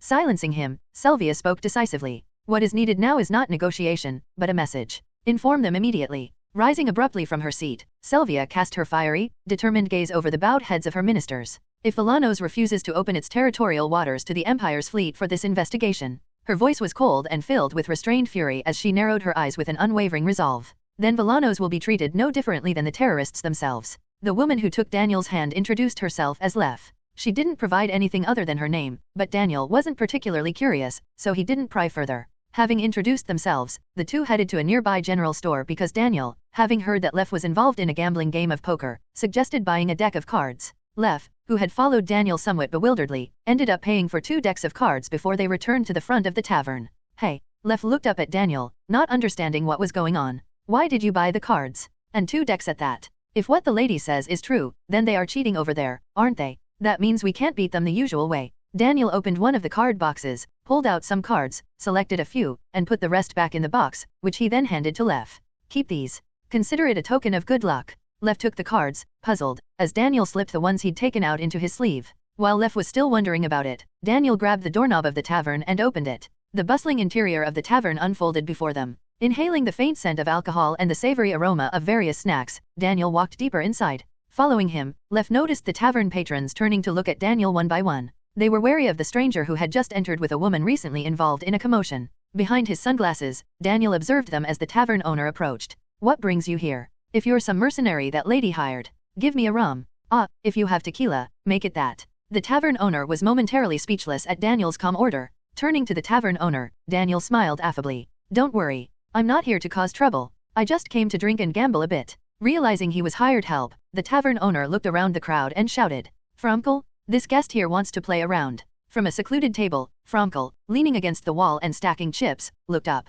His lean figure gave Daniel a thin smile. Suckers are always welcome. Come on over. With permission, Daniel approached and pulled out a chair to sit. The tavern owner followed and took a seat at the table. First, the tavern owner said, I'm not sure if you've heard, but the gambling in our establishment primarily involves poker. There's also no limit on betting. Nod if you understand. Daniel nodded, and the tavern owner slammed a thick pouch on the table. Peeking inside, it was full of old chips. Decide how much you want to gamble. I'll exchange it for chips. Ah, the lady behind me will cover it. Lef flinched when she was pointed out. Though she knew this was coming, the reality was still unpleasant. How much do you need? Bet as much as you trust me. How could she trust someone she just met? Lef was incredulous, but having come this far, she decided to settle things and opened her wallet. Fine. I'll bet it all. Lef pulled out all the bills from her leather wallet and handed them to the tavern owner. The substantial amount surprised the tavern owner, but he calmly accepted it. Then, rummaging through his pouch, he pulled out dozens of chips and placed them on Daniel's table. Here you are. Daniel nodded and reached into his pocket. May I make a request? What is it? Daniel pulled out a box of playing cards from his pocket and handed it to the tavern owner. The lady wishes for fair gambling. She suspects cheating. I don't quite believe it, but just in case, could you switch to these cards? With no reason to refuse, the tavern owner took the card box. After opening the box and checking the cards, he nodded. Looks like you bought these from the next store over. I've confirmed they're not rigged, so let's use these. Fromkel. Any objections? At the tavern owner's question, Fromkel shrugged playfully. Daniel realized from this gesture that the cheating Lef spoke of wasn't about the cards being tampered with. If it had been about tampered cards used in poker, they would have tried to prevent the cards from being switched. What kind of cheating could it be, then? There was no need to rush. He would find out soon enough. Let's get started, then. The tavern owner, signaling the start of the poker game, dealt 2 cards each to Daniel and Fromkel. After the initial betting and the flop and turn rounds, it was time for the river. At this point, all 5 cards were on the table, and Daniel checked his hand. 2 pair. In poker, getting 2 pairs is relatively rare. It was a hand worth betting on. Just as Daniel was contemplating, Fromkel shouted without any intention of psychological warfare. Raise. He was raising the stakes. After a brief silence, Daniel called and revealed his hand. Fromkel's hand was a 3 of a kind. Daniel, with his 2 pair, lost, and Fromkel laughed as he collected the chips. I thought you were a professional since that lady brought you. Disappointing. Daniel didn't respond, just smiled faintly. They played 5 more times, but Daniel did not win a single game. Lef was becoming increasingly anxious. What is this fool doing? She wasn't sure if he was recklessly spending someone else's money, but seeing Daniel call even when he had only a pair was frustrating. Meanwhile, Daniel was as calm as a clear mirror. He had figured out Fromkel's trick. Shallow tricks. Fromkel had won by a narrow margin 5 times in a row. A cheat at the gambling table who always wins by a small margin? That meant there was an accomplice among the spectators signaling his hand. An accomplice is signaling my hand through hand signs. Realizing this, Fromkel had arranged for a close win to avoid suspicion. Now that he knew how the cheating was done, he just had to turn it against them. Your skills are impressive. Daniel, tossing a backhanded compliment, started the 6th round with Fromkel. As the tavern owner, acting as the dealer, handed out cards, Daniel progressed through the poker game until the last river round. The 5 cards in his hand indicated a no pair. Normally, Daniel's hand was terrible enough to fold. However, Daniel calmly pushed all his chips to the center. All in. Fromkel and the onlookers were equally surprised by this move. Lef, watching from behind, was also stunned. Crazy? What is he doing? As she doubted his sanity, Fromkel chuckled lightly. He must be bluffing. Sorry, but I can see all your cards. Fromkel, feeling a bit sorry for Daniel, decided to call. Fromkel pushed most of his chips to the center. At that moment, Daniel concentrated mana in his central nervous system to accelerate his reflexes. In the slowed time, Daniel quickly swapped his cards and then stopped the neural acceleration. It happened so quickly that Fromkel, who did not suspect the card switch, revealed his hand. 2 pair. What about you? It was a mere formality to ask. Daniel, fully aware of Fromkel's intentions, casually revealed his hand. Royal straight flush. The highest possible hand in poker made Fromkel's eyes widen in shock. What? When did he? Fromkel couldn't believe it as he had not seen Daniel's hands move at all. After staring blankly at his cards for a while, Fromkel, sweating coldly, lifted his head. Daniel was smiling, as if he had planned this from the beginning. Why? Never seen a royal straight flush before. Daniel's mocking tone grated on Fromkel. This bastard? Where did you cheat, you bastard? Cheating? Where's the proof that I cheated? Don't play dumb. You clearly. In his excitement, Fromkel almost revealed Daniel's original hand but stopped himself when he realized the hostile glares from the crowd. If he disclosed Daniel's original hand now, it would mean admitting he had been cheating at poker all along. In the ensuing silence, Daniel picked up the tequila glass provided by the owner and took a sip. Even as he drank, his gaze remained on Fromkel. You've been cheating others just like you tried to cheat me, haven't you, Fromkel? As Daniel suspected, there were many here who had lost money to Fromkel. Thanks to recent events, Fromkel's reputation in the tavern was almost akin to trash. Look now, even though a few onlookers realized that Daniel had switched his cards, they remained silent. They all wanted Fromkel to lose. Admitting his original hand would mean confessing to having cheated at gambling here, potentially leading to a fatal beating. Realizing he had trapped himself, Fromkel's pupils quivered. Oh, Fromkel. Daniel looked at him with a faint concern. If I were you, I'd gracefully accept the outcome. Otherwise, leaning forward, his arms resting on the table, Daniel continued with a smirk. You might end up half a cripple here today. At that chilling statement, Fromkel, swallowing his pride, could only nod. Meanwhile, Lucy was busy at the staff headquarters, enduring long hours of overtime. After finishing all her work, Lucy gathered her documents. Lieutenant Colonel, it's time to. She almost reflexively looked at the desk and her words trailed off. Daniel was not there. He had been dispatched as a diplomatic envoy to Villanos. The absence of Daniel, who usually made pointless remarks at closing time, left her feeling oddly empty. Blinking slowly, Lucy shook her head and got up. There was no need to get sentimental over someone who would soon return. As Lucy was about to leave the office with her briefcase, she paused. Footsteps were coming from the corridor. Just as she wondered who it could be, the door opened and Ernst entered. Chief of Staff. Lucy saluted, and Ernst, somewhat strained, returned the gesture. Feeling the unusual somber mood, Lucy lowered her hand and asked, Chief of Staff, is something wrong? At Lucy's question, Ernst clenched his teeth and nodded. After taking a moment to breathe, Ernst looked at Lucy. Lieutenant Lucy, listen carefully, I'll only say this once. The diplomatic vessel your superior, Lieutenant Colonel Daniel, was on. Unable to meet Lucy's eyes, Ernst looked down. Was sunk by a terrorist attack. Sunk. The weight of that word froze Lucy's thoughts. Is that confirmed? It was unlike Ernst, the chief of staff, to lie about such matters. Lucy's rational mind knew this very well. Yet, her query was like a defense mechanism against the harsh reality. With a shaky breath, Ernst nodded, and Lucy's lips parted slightly. In a heavy silence, Lucy finally bowed to Ernst. I'll be leaving now. Understanding her feelings, Ernst did not hold her back. Thus, Lucy left the office, her footsteps echoing in the hallway. Her mind was a whirl of memories, merging and scattering. In the flow of ever-changing thoughts, Lucy's breathing became shaky. Why? Why was the ship Daniel Steiner was on sunk? Why was I unaware of it? Why am I only finding out now? Unable to find answers, Lucy descended the stairs. I need to ask. She planned to contact an agent in the system to uncover the full story. Rushing down the stairs, Lucy stumbled. Her ankle twisted, causing her to wobble. Quickly grabbing the railing, Lucy crouched to maintain her balance. Although she didn't fall, her breath was even shorter than before. Her haste had led to a mistake she wouldn't usually make. With her eyes half closed and breathing heavily, Lucy slowly closed her eyes. In her confused mind, Daniel's words in front of the staff headquarters surfaced. If you're free this Christmas, we could go together. If you want. Daniel's face, joking about sharing a stolen, was vividly in her mind. But Lucy knew, with Daniel dead, that Christmas of sharing stolen would never come. Biting her lower lip unknowingly, Lucy slowly opened her eyes. The emotion in her reddened, teary eyes was closer to anger than sorrow. She had a hunch who had ordered the attack on the diplomatic vessel. If it's true that the Allied nations attacked the vessel Daniel was on, then she could no longer trust Count Calandra. Lucy, having left the General Staff headquarters, activated her optical camouflage in a deserted alleyway. She walked onward, arriving at a textile factory located on the outskirts of the capital. Crossing the entrance and moving deeper inside, she saw workers diligently going about their tasks. Or rather, they should more accurately be called spies disguised as laborers. Lucy deactivated her optical camouflage as she surveyed them. The spies moving about the factory froze in shock at her sudden appearance. Among them, one man hesitated briefly before drawing a concealed pistol and aiming it at her. Not only had a person materialized seemingly out of nowhere, but she was wearing the uniform of an imperial officer, making their wariness understandable. Identify yourself?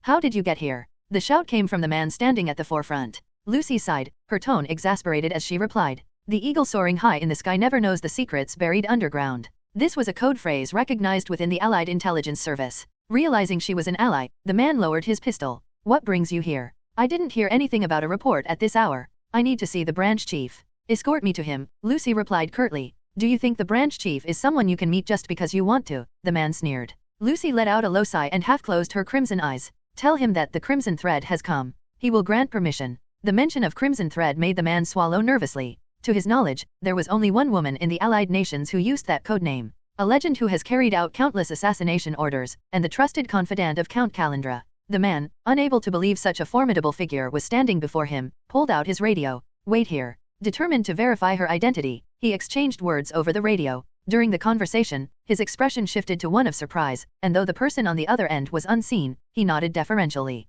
Understood. Yes, sir, he responded politely. Turning back to Lucy, he blinked a few times in disbelief, cleared his throat, and finally spoke. The branch chief has granted you permission to enter. I'll guide you. At her nod, the man walked toward a fabric dyeing machine. Manipulating a few buttons and pulling a lever, he caused a loud clunk to echo through the factory. Amidst the noise of winding gears, the dyeing machine slid aside, revealing a staircase leading underground. You may go down through here, the man said. Lucy inclined her head in acknowledgement before descending the stairs. At the bottom, she opened an iron door and stepped inside, where concrete walls surrounded her. The space resembled a massive bunker, the first thing catching her eye being a map of the capital spread across one wall. Radar screens and surveillance equipment lined either side of the map, and numerous spies were operating the electronic devices in front of them. So this is the Palancha branch. Though she'd known they operated right in the heart of the empire, it was her first time visiting. While surveying the unexpectedly large-scale operation, a man accompanied by a secretary approached from a distance. Sensing movement, Lucy turned her gaze toward him, recognizing him instantly. It was Theobald Vernot,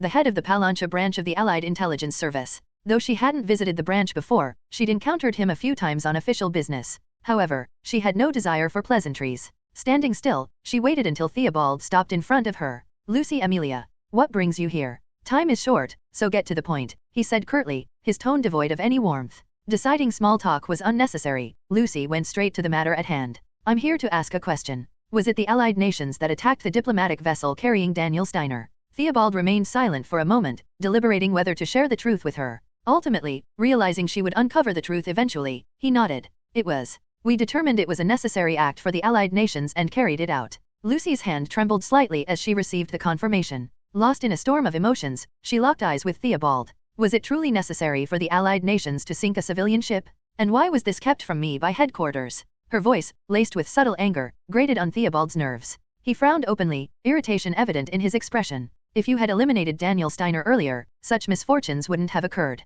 And why should headquarters disclose everything to you? Just because you're under Count Calandra's protection, do you think you hold any special privileges? Lucy clenched her fists tightly. I have carried out countless assassination missions under the orders of the Allied nations. I thought that, at least in matters of assassination, the Allied nations trusted me. Lucy, I was the one assigned to assassinate Daniel Steiner. It was my mission to judge and execute him. So why didn't the Allied nations trust me to carry it out? Lucy Amelia. Yes, I understand there could be reasons for doubt. But in such a case, you should have at least informed me that the mission had changed. Instead, the Allied nations. Before she could finish, Theobald slapped her across the face. Smack. The sound of flesh meeting flesh echoed loudly in the enclosed space. By the time Lucy exhaled a few breaths after being struck, Theobald spoke. Calm down and listen. The Allied nations are moving forward for the greater good. So stop questioning it and return to standby. Normally, Lucy would have nodded and walked away, but this time, she didn't. Did you just tell me not to question it? Her voice came out as a near whisper. For the country. For the greater good.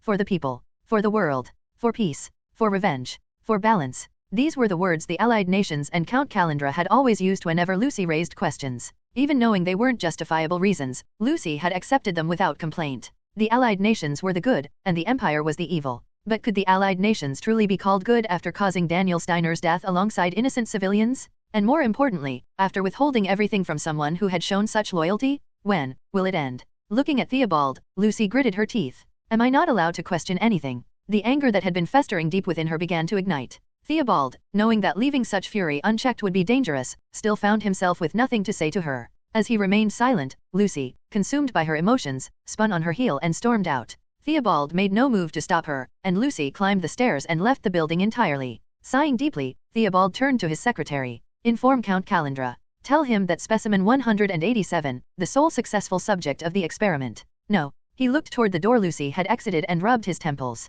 Tell him Lucy Amelia may be turning against us. Outside the branch, Lucy walked aimlessly, her steps driven by nothing but her own emotions. She had hoped this time the Allied nations would offer a proper explanation, but it had all been in vain. The emptiness of that realization weighed heavily on her. Rubbing the cheek Theobald had struck, her lifeless eyes gazed blankly as she moved forward. Gradually, her surroundings brightened as more lights came into view. She could hear the cheerful chatter of citizens mixed with laughter in the distance. Unintentionally, she lifted her head and realized she had wandered out of the alley onto a main street. A cool breeze swept past as Lucy's gaze fell across the road. Golden Rose Confectionery. The ornate sign belonged to the bakery where Lucy had first tasted imperial desserts. As if entranced, she crossed the road and walked toward the bakery. Raindrops began to fall from the dark clouds overhead, landing one by one. While other pedestrians opened their umbrellas, Lucy didn't bother. Her only goal seemed to be reaching the bakery, her steps steady and unwavering. Once in front of the bakery, Lucy noticed a couple sitting by the window, enjoying their desserts. The man was laughing playfully, while the woman, hesitant but smiling, took a spoonful of parfait. In their reflections, Lucy saw herself and Daniel from the past, sitting at the same bakery, sharing desserts. The rain intensified, soaking Lucy's uniform cap and coat. Passers-by stared at her, puzzled by the sight of a lone figure standing in the rain. But Lucy ignored their gazes, her mind delving into memories of the past. How is it? Does the dessert suit your taste? Daniel's words from that day echoed vividly in her mind. As she recalled the taste of the parfait, a faint smile formed on her lips. But the smile soon faded, leaving only emptiness behind. Did you say you wanted to eat stolen for Christmas? What a foolish and pitiable man he was. A man who, not knowing when he might die, made promises he couldn't keep. And yet, he was also someone who had risked his life to fight against the Security Bureau to protect his subordinate. But now, she would never see him again. He was gone, vanished along with the diplomatic vessel. The absurdity of it all made Lucy let out a low, bitter laugh. A man who didn't seem capable of bleeding had died in an instant. Such a foolish man. Her mocking laugh abruptly turned into quiet sobs. Closing her eyes tightly, Lucy bit her lower lip, tears welling up. Standing in the pouring rain, she raised her hand to wipe the tears from her eyes, letting out a breath that carried the chill of her anguish. Ironically, it was only in a world without Daniel Steiner that Lucy came to realize. I loved Daniel Steiner deeply. While Lucy was beginning to confront her feelings, Daniel was spending a leisurely evening at a cocktail bar, guided there by his client, Lev. I honestly thought you'd lost your mind back then, Lev exclaimed, unable to conceal his excitement. Seeing you go all in with no pair in hand, I couldn't help but think, this lunatic is gambling with my money. But I was wrong. In the blink of an eye, that garbage hand turned into a royal straight flush. Lev burst into laughter, tears forming at the corners of his eyes. And the best part was that con man couldn't even argue back, he was so scared. The look on his face, it was priceless. Like a decade's worth of frustration just melted away. Pulling out a handkerchief, Lev wiped away his tears of laughter. Man, living in this dump of a place, there's not much to laugh about. But thanks to you, I had a good time for the first time in ages. Honestly, when I first met you, I thought you were crazy, but hiring you was the best decision I've made. Seated beside him, Daniel offered a faint smile. I'm glad to hear you're satisfied. Lev, now gazing at Daniel with a curious expression, narrowed his eyes. But something's odd. There's no way someone as skilled as you wouldn't already be on my radar. You're not a Tentarbakem local, are you? You're correct. I'm an outsider. I thought so. People with skin as fair as yours around here are either nobles or foreigners. And since you don't have that stuck-up attitude nobles usually have, I figured you were the latter. Daniel, anticipating the usual follow-up question about his origins, prepared a fabricated backstory. However, Lev seemed uninterested in such details. So, can you tell me a bit about your past? Lev wasn't curious about Daniel's status, he wanted to hear his story. I like listening to the pasts of outsiders. Hearing all those varied stories feels like traveling without ever leaving. So, what brought you to this dump of a place? The truth, that he had been deployed as a diplomatic envoy to Villanos and his ship torpedoed, couldn't be revealed. Instead, Daniel decided to offer a partial truth, the root cause of why he was here. I can't go into detail, but if I had to simplify it, I'd say I fled because the women back home were terrifying. Women. Was this some Casanova caught cheating? Lev's interest was piqued, his eyes sparkling as Daniel replied with self-deprecating humor. There were 3 women. One who wanted to kill me, one who wanted to use me, and one who seemed insane and blindly idolized me. It became suffocating, I couldn't live there anymore. 3 of them. Lev's eyes widened in shock. You really are a scoundrel, aren't you? What? A scoundrel? Were you even listening to me? They wanted to kill or exploit me. Don't be ridiculous. No woman tries to kill or use a man they don't care about. That's just their way of showing affection. That's. Daniel started to explain the situation in more detail but stopped himself. Convincing someone who likely learned romance from dime store novels felt pointless. As Daniel clicked his tongue in exasperation, the bartender approached with a cocktail. Thank you for waiting. Here's your Bloody Mary. The slender glass held a cocktail of a strikingly vivid red hue. The deep color, owing to its tomato base, caught Daniel's gaze. As he stared at the drink, he couldn't help but think of Lucy, his adjutant, with eyes even more vibrant and beautiful than the cocktail. She must have heard by now that the ship was sunk. He wondered how she had reacted to the news. She's probably happy, isn't she? Surely, she wouldn't mourn the death of her assassination target. Maybe she feels a little guilty, but if the Allied nations were behind the attack, then Lucy likely knew in advance. There's no way they would have carried it out without informing her. If that's the case, had everything, even their plans to share stolen at Christmas, been an act? The thought left a bitter taste in his mouth, and he let out a faint, wry smile. Watching Daniel's wistful expression as he stared at the cocktail, Lef's heart skipped a beat. The way Daniel looked at the drink, as if reminiscing about a lost lover, only added to Lef's curiosity. What kind of story do you have, I wonder? For someone like Lef, who found joy in hearing outsiders' tales, Daniel was an endless source of intrigue. Hey, Rivlard, was it? Hearing his alias, Daniel nodded naturally. That's right. Good. I've taken a liking to you. How about coming to my estate? I'd like to treat you to a meal and maybe hear more of your story. Thank you for the offer, but I'll have to decline. Daniel's response was immediate. It's my policy not to develop personal relationships with clients. Once we leave this bar, we should return to being strangers. Didn't you say you needed money? The mention of money made Daniel pause. It was true that if he wanted to forge a new identity and open a bakery, his current earnings wouldn't suffice. Sensing his hesitation, Lef smiled slyly. If you accept, I'll pay you much more than what you've earned so far. And I'm not asking you to come right away. I'll send a formal invitation in a few days. Think about it, you've got nothing to lose and everything to gain. Would you still turn me down? Naturally, I. After a moment of silence, Daniel looked at Lef. I'll accept your invitation. The offer was simply too lucrative to refuse. The next morning, Southern Empire, Great Cathedral of the Sacred Flame. Did you hear? The diplomatic vessel was sunk. Do you think the Allied nations did it? Even in wartime, targeting civilians is. The congregation gathered in the Grand Hall murmured about the recent sinking of the diplomatic vessel. At the front of the assembly, sitting in the first pew, Freen let the chatter of the worshippers pass by like a distant hum. Or rather, she was in no mental state to pay attention to it at all. Why, out of all the people, did Daniel Steiner have to die? Why did God not protect Daniel Steiner? Why did God deny her even the chance to offer herself in his stead? As Freen continued to question herself endlessly, her eyes remained hollow. Her once glossy, light chestnut hair was now dull and disheveled. Ever since hearing the news of Daniel Steiner's ship being sunk, she had neither eaten nor slept, instead drowning herself in self-inflicted suffering. Why? While Freen wrestled with yet another question, her father, Vilef, the presiding pastor of the cathedral, ascended the pulpit. Tapping the microphone to test it, Vilef scanned the crowd gathered in the great cathedral. Brothers and sisters, I offer thanks to God on your behalf for coming here in search of solace during these challenging times. I also extend my gratitude to my daughter, who has brought honor to our great cathedral of the Sacred Flame by graduating early from the officer academy.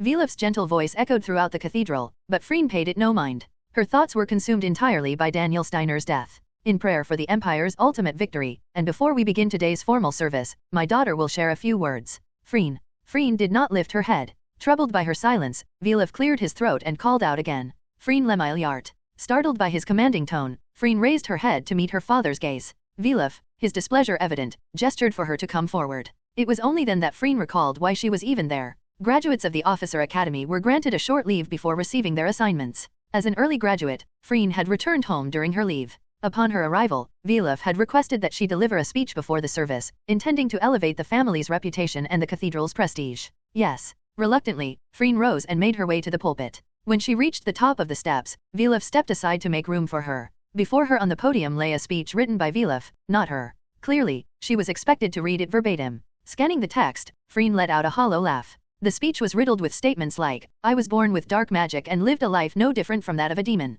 It concluded with verbose praise of the church's teachings, claiming they had led her to repentance and salvation. Don't make me laugh. It wasn't the church's teachings that had saved her, it was Daniel Steiner. Her faith was not rooted in the church but in Daniel Steiner himself. Clenching her lips in anger, Freen picked up the speech and tossed it aside. As the pages scattered to the floor, Vilef and the congregation stared in stunned silence. Freen turned her gaze to the startled worshippers and began to speak, her voice steady but filled with intensity. Throughout my life, I've experienced countless injustices. Her voice carried through the hall, amplified by the microphone. Simply because I was born with dark magic, I was subjected to endless scorn and mistreatment. Even the clergy, known for their supposed compassion, looked down on me as something vile. What nonsense. Vilaf, alarmed, moved to silence her, but Freen shot him a piercing glare. Intimidated by her commanding presence, he hesitated, and Freen lifted her head to face the congregation directly. But Lieutenant Colonel Daniel was different. He didn't shun me because of my dark magic. Instead, he embraced me and called my abilities a blessing. Her voice grew more resolute with every word. And not just that.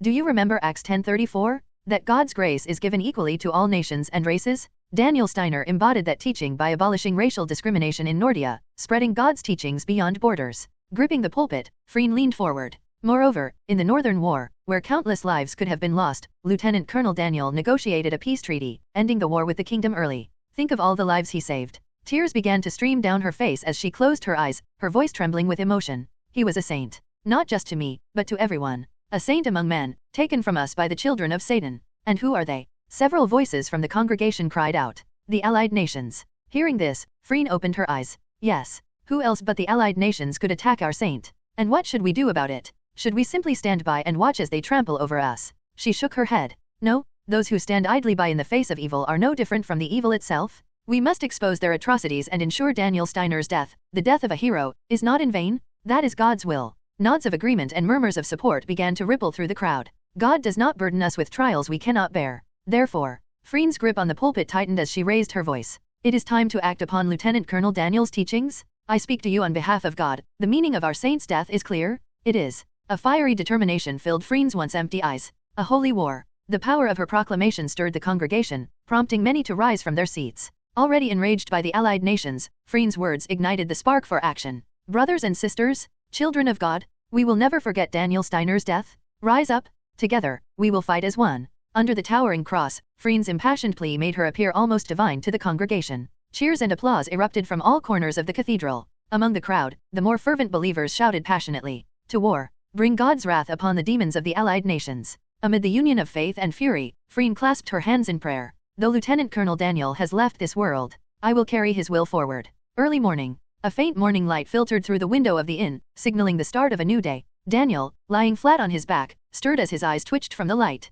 Reflexively, he slowly opened his eyes, turning his head toward the window, and let out a faint chuckle. Morning already. I was sure I'd sleep until noon. Despite intentionally staying up late, his body had woken with the morning, an ingrained habit from his time as an operations officer. Well, after a year as a staff officer, it's not like habits will change overnight. Smiling wryly at himself, Daniel sat up, running a hand down his face. His body felt a little stiff, but the fatigue seemed to have faded, which was a good sign. Let's see. What's on the agenda today? Gradually recalling his plans through his morning haze, Daniel nodded. Today's the day to visit Lef's estate. The mischievous young lady had successfully lured him into accepting her invitation with the promise of money. The problem was that Lef hadn't told him where her estate was located. When he'd asked how to find it, her only reply had been, "When the time comes, I'll send someone to fetch you," before she left the cocktail bar. I should have asked what she actually does. Though, judging by her cautious demeanor, she probably wouldn't have answered even if he'd asked. Well, in any case, with Lef offering to fund his plans, there was no reason to refuse her dinner invitation. She said it was a dinner invitation. It was still early morning, which meant there was plenty of time left. While he could have spent the morning idly in his room, Daniel found himself wanting to try some of Villanos's local desserts while he was there. Deciding it was time to head out, Daniel got out of bed and slid on his slippers. He walked over to the wardrobe and opened it. Inside, carefully hung on the rack, was a new set of clothes, a jacket, waistcoat, and trousers made of tweed. The ensemble was dark gray, with a subtle checkered pattern on the waistcoat adding a touch of elegance. Daniel had purchased the outfit with his own money after accepting Lef's dinner invitation. She definitely looks like nobility. To maintain at least a semblance of dignity, he had spent extra on proper attire. To some, it might seem overly cautious, but to Daniel, it was an important matter. There's bound to be Lef's family at the dinner. The money likely wasn't coming directly from Lef but rather her parents. This meant that the ones Daniel needed to impress weren't Lef but her parents. Winning their favor would naturally increase the amount of money he could secure. With that in mind, Daniel had invested in high-quality clothing. Nobles were notoriously sensitive to appearances, after all. It wasn't without reason that orphanages dressed their children in formal attire whenever visiting patrons or noble sponsors came by. There were also matters of gait, speech, demeanor, and dining etiquette to consider, but for Daniel, these were no challenge. I was always the one handling noble visitors at the orphanage. He knew exactly what nobles liked and disliked, so earning points with them wouldn't be difficult. Let's do this for my new identity and my bakery. Resolute, Daniel entered the bathroom for a quick wash before changing into his new outfit. After grooming his hair in front of the mirror and putting on his sunglasses, he left the inn. The warm sunlight outside greeted him, almost making it hard to believe that winter was approaching. Feeling good about the pleasant weather, Daniel made his way to one of Villanos's famous dessert shops as planned. Navigating through the crowd, he entered the dessert shop and took a seat. A waitress approached him, drawn to the enigmatic and composed man sitting by the window. Would you like to order? Daniel turned to her and gave a slight nod. One trifle, please. And some coffee. One trifle and coffee. Understood. The waitress smiled at him and walked away. With his order placed, Daniel gazed leisurely out the window. The shop, located on the second floor, offered a clear view of the outside. A massive trading ship was approaching the harbor, its horn echoing across the sea.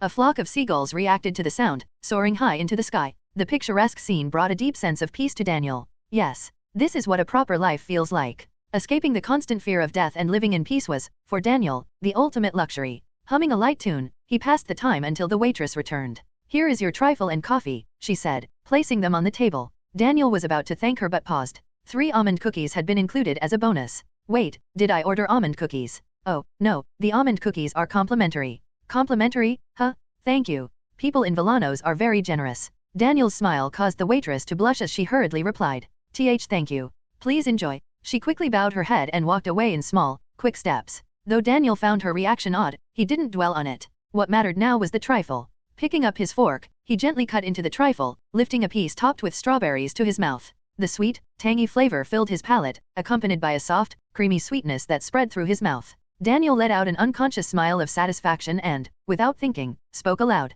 Lieutenant, this place is worth trying. You should. He stopped mid-sentence, closing his mouth. The seat across from him was empty, yet he had reflexively addressed Lucy. Realizing the absurdity of his actions, Daniel chuckled to himself. To think I escaped, only to find myself looking for the spy who tried to kill me. It was a reminder of how deeply ingrained his habits were. Still, if Lucy were here, the experience might have been more enjoyable. He imagined her trying the dessert utterly overwhelmed but refusing to admit it was delicious. He could almost see her suppressing her amazement with a composed facade. Watching her react like that had always been a small source of amusement for him. Even so, the thought of returning to the Empire didn't cross his mind not even for a moment. I should just be content with this piece. Shaking off his wandering thoughts, Daniel took another forkful of the trifle and brought it to his mouth. This time, however, it didn't taste as good as the first bite. At Tentarbacam port in Villanos, a trading ship had just arrived, its anchor lowered and docking position secured. The crew connected the ship to the pier using mooring lines and set up the boarding ramp. As the ramp was fastened, workers began moving cargo to and from the ship. Amidst the bustling crew, a group of 30 individuals dressed in black suits descended the ramp and entered Tentarbacam. This was the secret organization known as Black Swan. They moved in unison, their coordinated steps so imposing that even the merchants and peddlers near the port dared not approach them. Their tightly pressed lips and stern expressions radiated an intense fury that made onlookers freeze in their tracks. No one knew who they were or why they had come to Tentarbacam, leaving the locals to speculate. Whispers spread quickly, could they be a mafia group? But the leader of Black Swan, Hamtel, ignored the murmurs. The reason for their conspicuous attire a black suit instead of their usual covert gear was to honor the memory of Daniel Steiner. Daniel Steiner is dead. Right here in this land. The prophet, who had become a symbol of the abolition of racial discrimination, had martyred himself in Villanos. While Black Swan understood this intellectually, they couldn't accept it emotionally. Their inability to come to terms with his death transformed into anger, driving them to an obsessive need to find those responsible for Daniel Steiner's death no matter the cost. Leader, one of Hamtel's subordinates approached him. Shall we focus all our efforts on uncovering the perpetrators, as you instructed?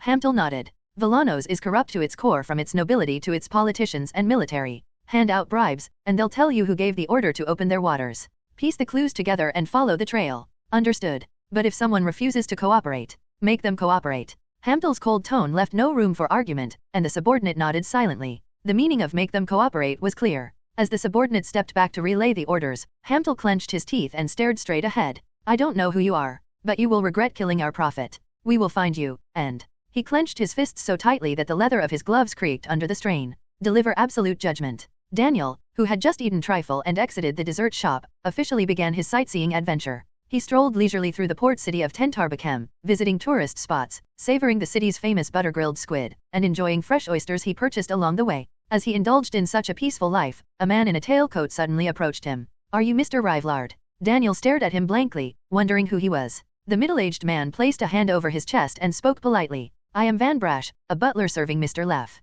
I've heard that you were invited to join him for dinner, so I've come to escort you. Are you indeed Mr. Rivlard? Ah, yes, that's me. When Daniel confirmed, Van Brash smiled and pulled an eye patch from his pocket. I must inconvenience you, but could you please put this on? An eye patch? Yes. Mr. Leff's estate requires the highest level of security, and access is strictly limited. I ask for your understanding. Though Daniel found it absurd, he decided to accept it, knowing that eccentric nobles were not uncommon. Nodding, Daniel removed his sunglasses and put on the eye patch. Van Bresch then took Daniel's hand. Please, follow me. Having no reason to refuse, Daniel followed Van Bresch. Shortly after, the sound of a car door opening reached his ears. Please, get in. Nodding once more, Daniel climbed into the back seat, and the car started smoothly. About 30 minutes passed as Daniel leaned back in the seat, trying to discern the car's route. Gradually, his nerves sharpened. They're circling the same area repeatedly to disorient the passenger's sense of direction. Why such meticulous attention to security? His initial curiosity began morphing into a vague sense of unease. Still, being in the car left him with little choice but to endure.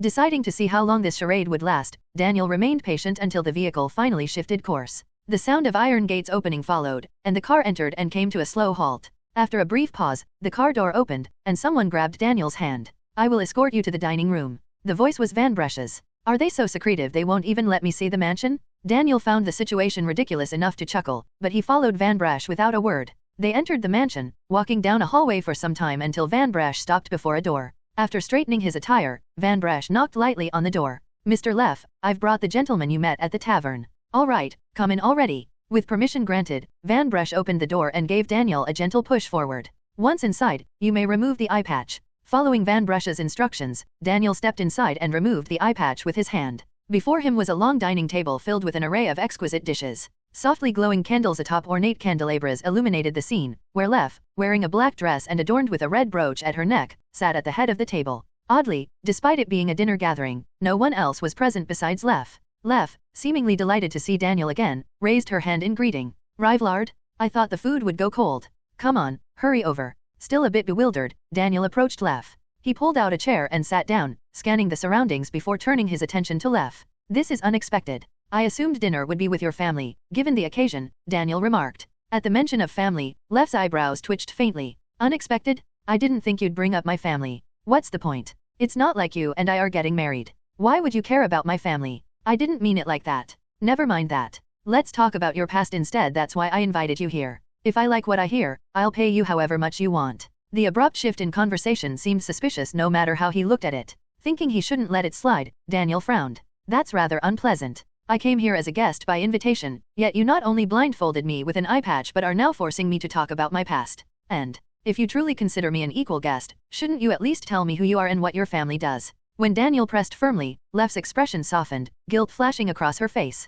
After all, inviting someone as a guest only to treat them so discourteously was indefensible. After a moment of hesitation, Leff seemed to make up her mind and exhaled a low sigh. Fine. Telling you who I am shouldn't cause any major issues. Even if you were to spread it around, no one would believe a word from an illegal immigrant like you. The mention of illegal immigrants sparked a faint realization in Daniel. They've been investigating me. It explained why the dinner invitation had been delayed for days. They must have wanted to ensure I wasn't a risky guest to bring to the estate. The name Rivlard was an alias, so naturally, it wouldn't appear in Tentarbekem's registry. Even if there were a person with the same name, their age and appearance wouldn't match. The butler had likely reported to Leff, saying, he seems to be an illegal immigrant. As Leff had said, no one would take the word of an illegal immigrant seriously. So, they figured it wouldn't matter if a secret leaked and decided to invite me here. Leff's recklessness also likely played a role. From what Daniel could see, Leff didn't seem to be a particularly cautious individual. There's a lot to unpack, but to keep it simple. Oblivious to Daniel's inner thoughts, Leff shrugged once. I'm an illegitimate child. You could say I'm the bloodline my father most wants to hide.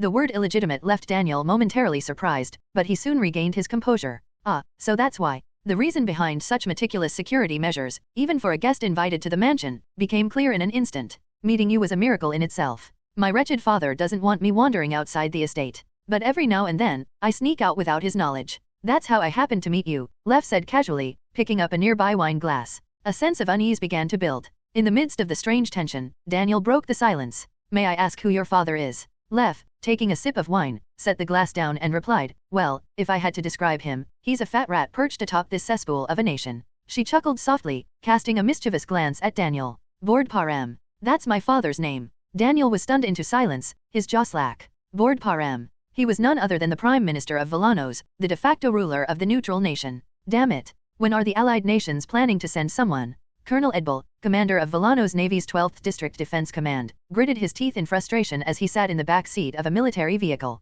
They promised me asylum in Adria, one of the permanent member states, if I opened our territorial waters to their submarines. Believing in Calendra's proposal, he had granted access to the waters, yet no one from the Allied nations had arrived. I should already be fleeing Villanos, not wasting precious time. The Allied nations' delay was gnawing at his nerves. Reports indicated that the Empire had launched a massive search operation and ordered Villanos to open its waters while dispatching a fleet. Once the Empire's fleet arrived in Villanos, it would only be a matter of time before Edbel was identified as the culprit. Desperate for contact from the allied nations, he'd waited in vain. For now, they remained silent, as if the terrorist incident had nothing to do with them. Sweating, Edbel clenched his fists as the military jeep came to a gradual stop. "We've arrived, Colonel," said the driver. Edbel looked out the window to see a house with a spacious yard. Needing to clear his head, he decided to go inside, opened the door, and stepped out. "I need to pack my things. And my family." He needed to be ready to flee at a moment's notice. As he pondered what to prepare first, he opened the front door and froze. Why are the lights off? It wasn't yet time for the housekeeper to leave, so the darkness struck him as odd.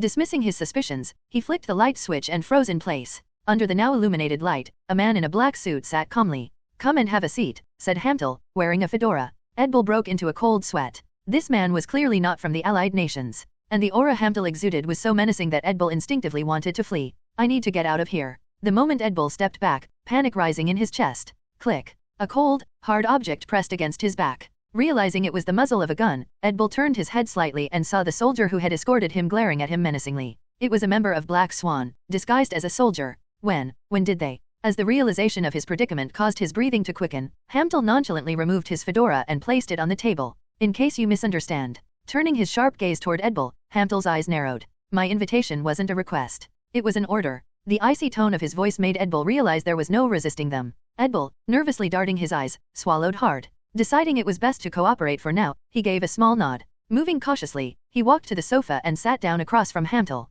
The Black Swan operative, still disguised as a soldier, kept the gun trained on him. Edbel, unnerved by the constant threat, stole a glance at the operative, prompting Hamtel to raise a hand. At his signal, the operative lowered the weapon without a word. Realizing they didn't intend to kill him immediately, Edbel felt a fleeting sense of relief and turned his attention back to Hamtel. "What do you want?" Hamtel didn't answer right away. He merely stared at Edbel with an unwavering gaze. Silence, as they say, can be a weapon. Feeling the weight of Hamtel's silence, Edbel spoke, even though no question had been posed. "Are you from the Empire's intelligence division? If so, I'm willing to cooperate. As you likely already know, I did authorize the opening of territorial waters to the submarine. But that was only because the allied nations threatened me. I can provide evidence to." He stopped mid-sentence. "Evidence?" Edbel froze as the thought struck him. Did I have any evidence? He replayed his dealings with the allied nations in his mind. They had always communicated orders or delivered bribes verbally through intermediaries, ensuring there were no witnesses. Furthermore, the bribes had been in cash, not through bank transactions. There were no documents, no records of communication, no evidence at all.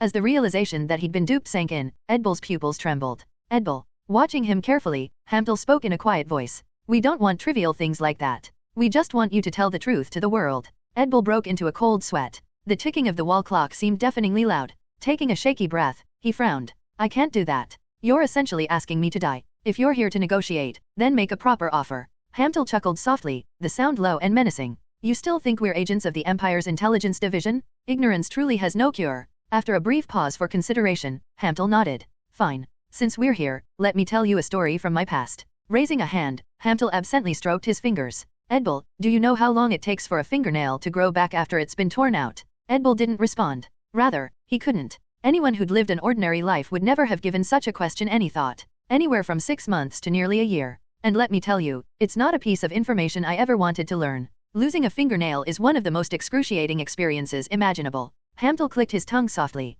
"When I was young, it was normal for black people to face discrimination. It's not much different now, but back then, we weren't even considered human. We were treated like beasts who happened to know how to speak." He chuckled bitterly, though the sound weighed heavily in the room. "I, too, was a beast back then because my master treated me like one. The bastard had a peculiar hobby, torturing black slaves." Hamtel removed his leather gloves, revealing his hands. The smile vanished from his face as he stared at them. "Being beaten bloody by my master was a daily occurrence. My body was covered in scars. And yet, ironically, I thought to myself, this much, I can endure." Such was the twisted mentality of a slave. But my master wasn't satisfied. One day, he approached me with a pair of pliers. That day, amidst my screams, I lost my fingernails. Hamtel turned his hands, showing them to Edbel. His fingernails were uneven and misshapen, deformed during the regrowth process after being torn out. It was agony. Why was it so painful? Later, I learned that the area beneath the fingernail is densely packed with nerves. Compared to that, a mere cut on the skin is nothing. Putting his gloves back on,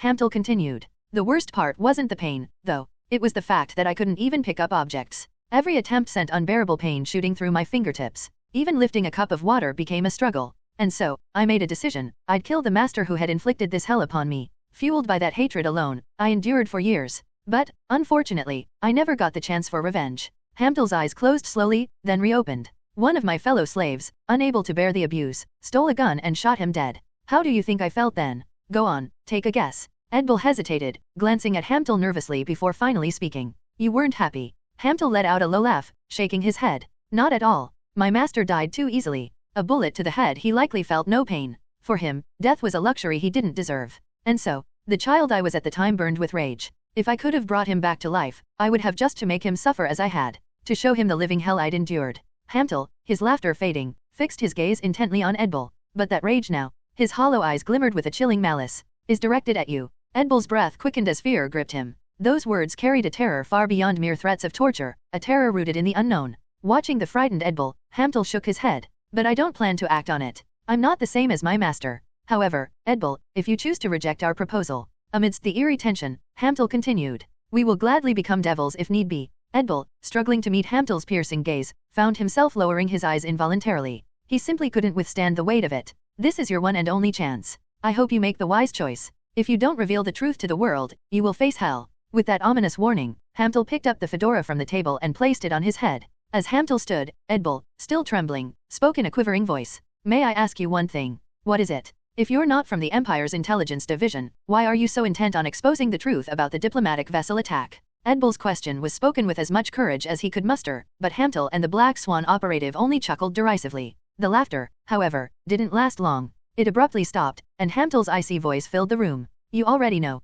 You crossed a line you should never have crossed. Edbel's eyes widened in realization. Surely you don't mean. He had heard rumors stories of an unidentified paramilitary organization, often described as Daniel Steiner's armed Praetorian Guard. As the pieces fell into place and Edbel grasped Hamtel's identity, a sudden blow struck the back of his neck. Before he could even scream, Edbel crumpled to the floor, his eyes rolling back. Through his blurring vision, he saw Hamtel looming over him. Everything. As his consciousness slipped away, Hamtel adjusted the brim of his fedora and whispered softly, is for Daniel Steiner. Meanwhile, under Selvia's orders, the Imperial fleet crossed Villano's territorial waters and safely arrived at the port of Tentarbakem. Escorted by 4 massive surface combat ships, the fleet included 4 landing ships carrying search troops and 2 supply vessels, forming a grand procession as they entered the harbor. Patrol aircraft circled the fleet, while several Imperial fighter planes flew over Tentarbakem's skies, as if scouting the area. At first, the sight caused some citizens to mistakenly believe war had broken out. To avoid unnecessary misunderstandings, the fleet commander explained to the public the purpose of the troops' arrival before ordering the search operation to commence.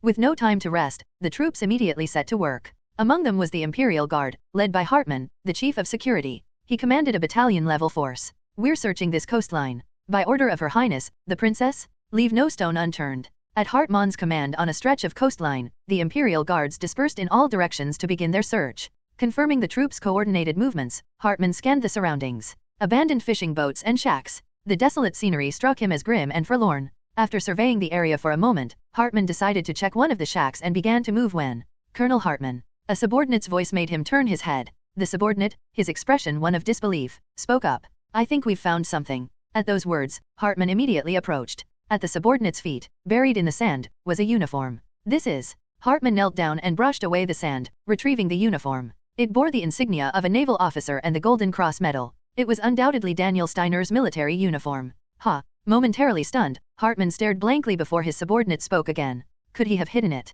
Snapping out of his daze, Hartmann nodded. He must have hastily buried it in the sand before leaving this place. The recent strong winds seemed to have blown enough sand away to expose it. But why would Lieutenant Colonel Daniel Steiner do such a thing? He must have realized, after being shipwrecked, that there were collaborators with enemy nations within Villanos. To ensure his safety, it was prudent for him to conceal his identity. Standing up and setting the uniform aside, Hartmann continued. Of course, that wasn't his only reason. I'm certain Daniel Steiner deliberately used the appearance of his death to his advantage. What do you mean, sir? Sergeant Pandem, think carefully. Under the pretext of confirming Daniel Steiner's death, we've brought Imperial forces into Villanos without firing a single shot. What does that imply? The realization made Sergeant Pandem blink in shock. It gives the Empire a significant diplomatic advantage. But why wouldn't Lieutenant Colonel Steiner inform the Empire of this directly? He could have carried out this operation in secret. Daniel Steiner fundamentally doesn't trust his allies. After all, you never know who might be a spy. A similar incident had occurred in the Empire's southern region. Without informing anyone in the Empire, Daniel had single-handedly traveled south and eradicated a clandestine group supporting the Imperial Prince.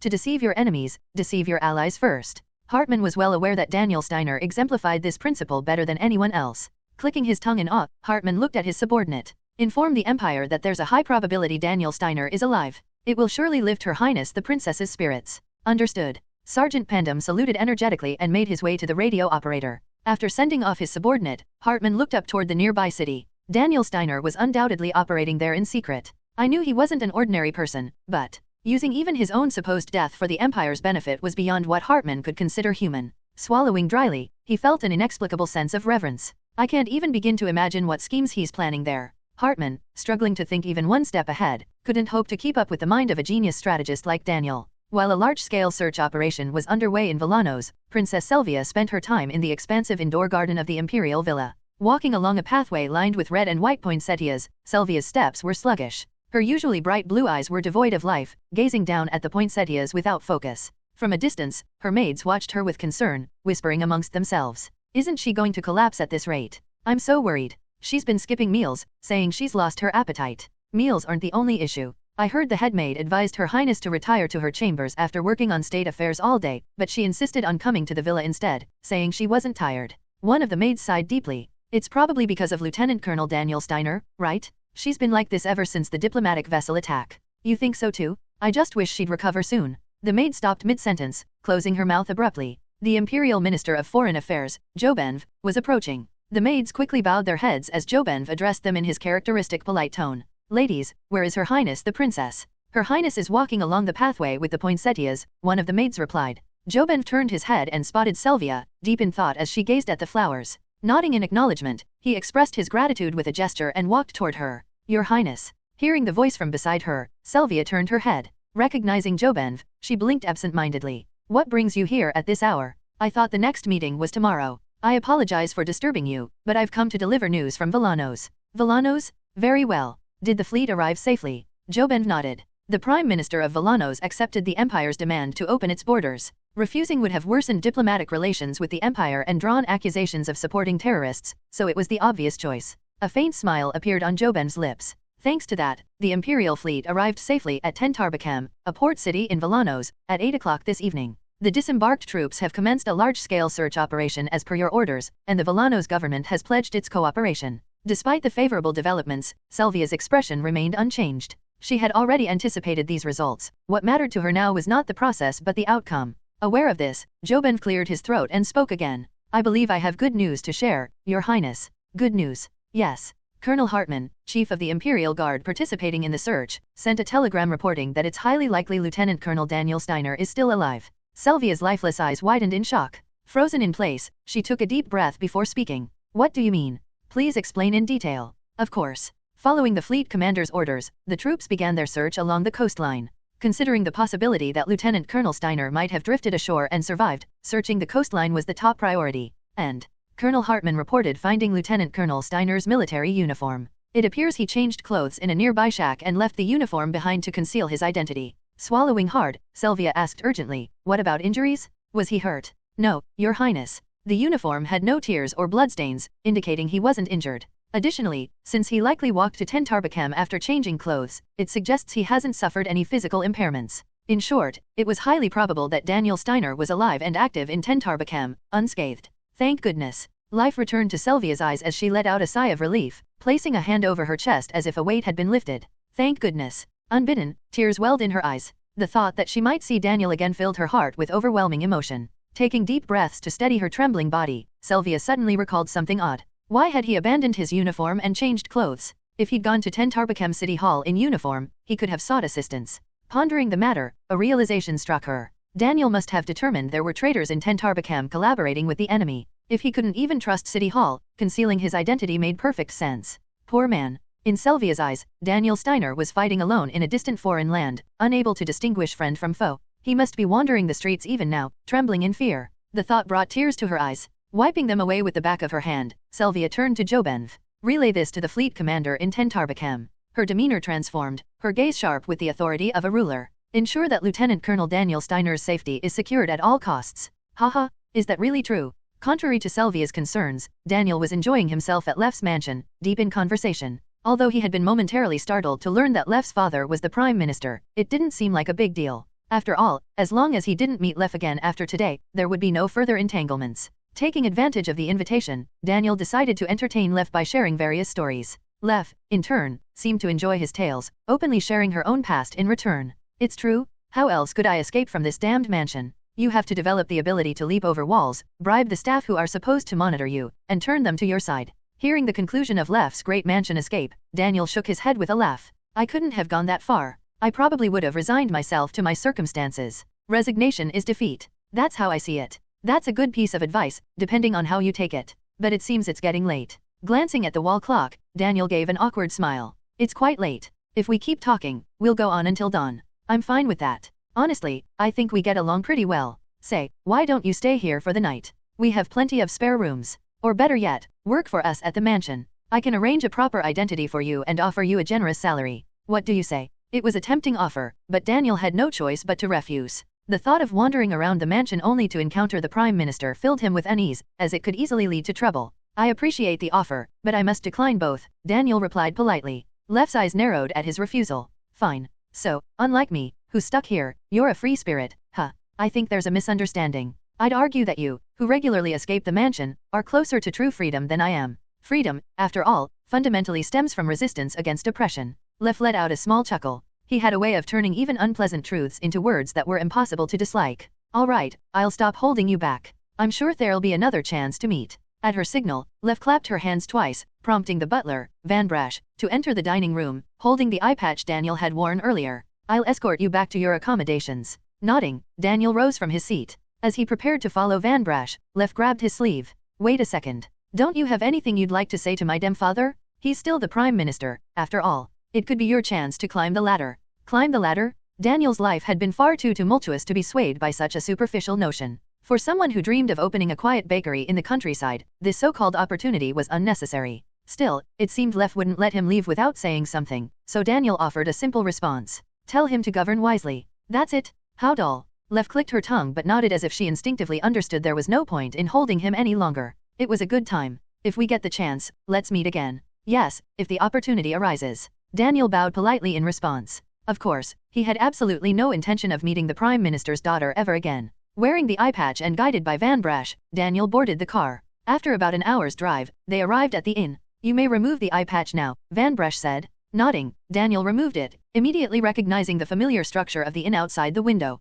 Van Brash opened the car door, and Daniel stepped out naturally. As Daniel exited, Van Brash gave a deep bow. Thank you. His overly respectful demeanor conveyed genuine gratitude. It's been a long time since the lady laughed so much. It's all thanks to you, Mr. Rivlard. Feeling flustered, Daniel waved his hand dismissively. Not at all. It was a meaningful time for me as well, being treated to such exquisite delicacies. And the lady's wit is quite remarkable, never a dull moment. I'm honored you think so. Well then. Straightening up, Van Brash gave one final bow before returning to the car. As the engine hummed and the vehicle disappeared into the alley, Daniel slipped his sunglasses back on and began walking. Now, thinking it was no longer safe to remain in Tentarbacam, Daniel pushed open the inn's door. The moment he stepped inside, a wave of dread washed over him. In the lobby stood an imperial officer accompanied by soldiers, arguing with the innkeeper. Have you seen this man? I told you, no. Why would someone like that stay at an inn like this? Look again, carefully. You never know. In the officer's hand was a flyer bearing a portrait. That's. Breaking out in a cold sweat, Daniel instantly recognized himself.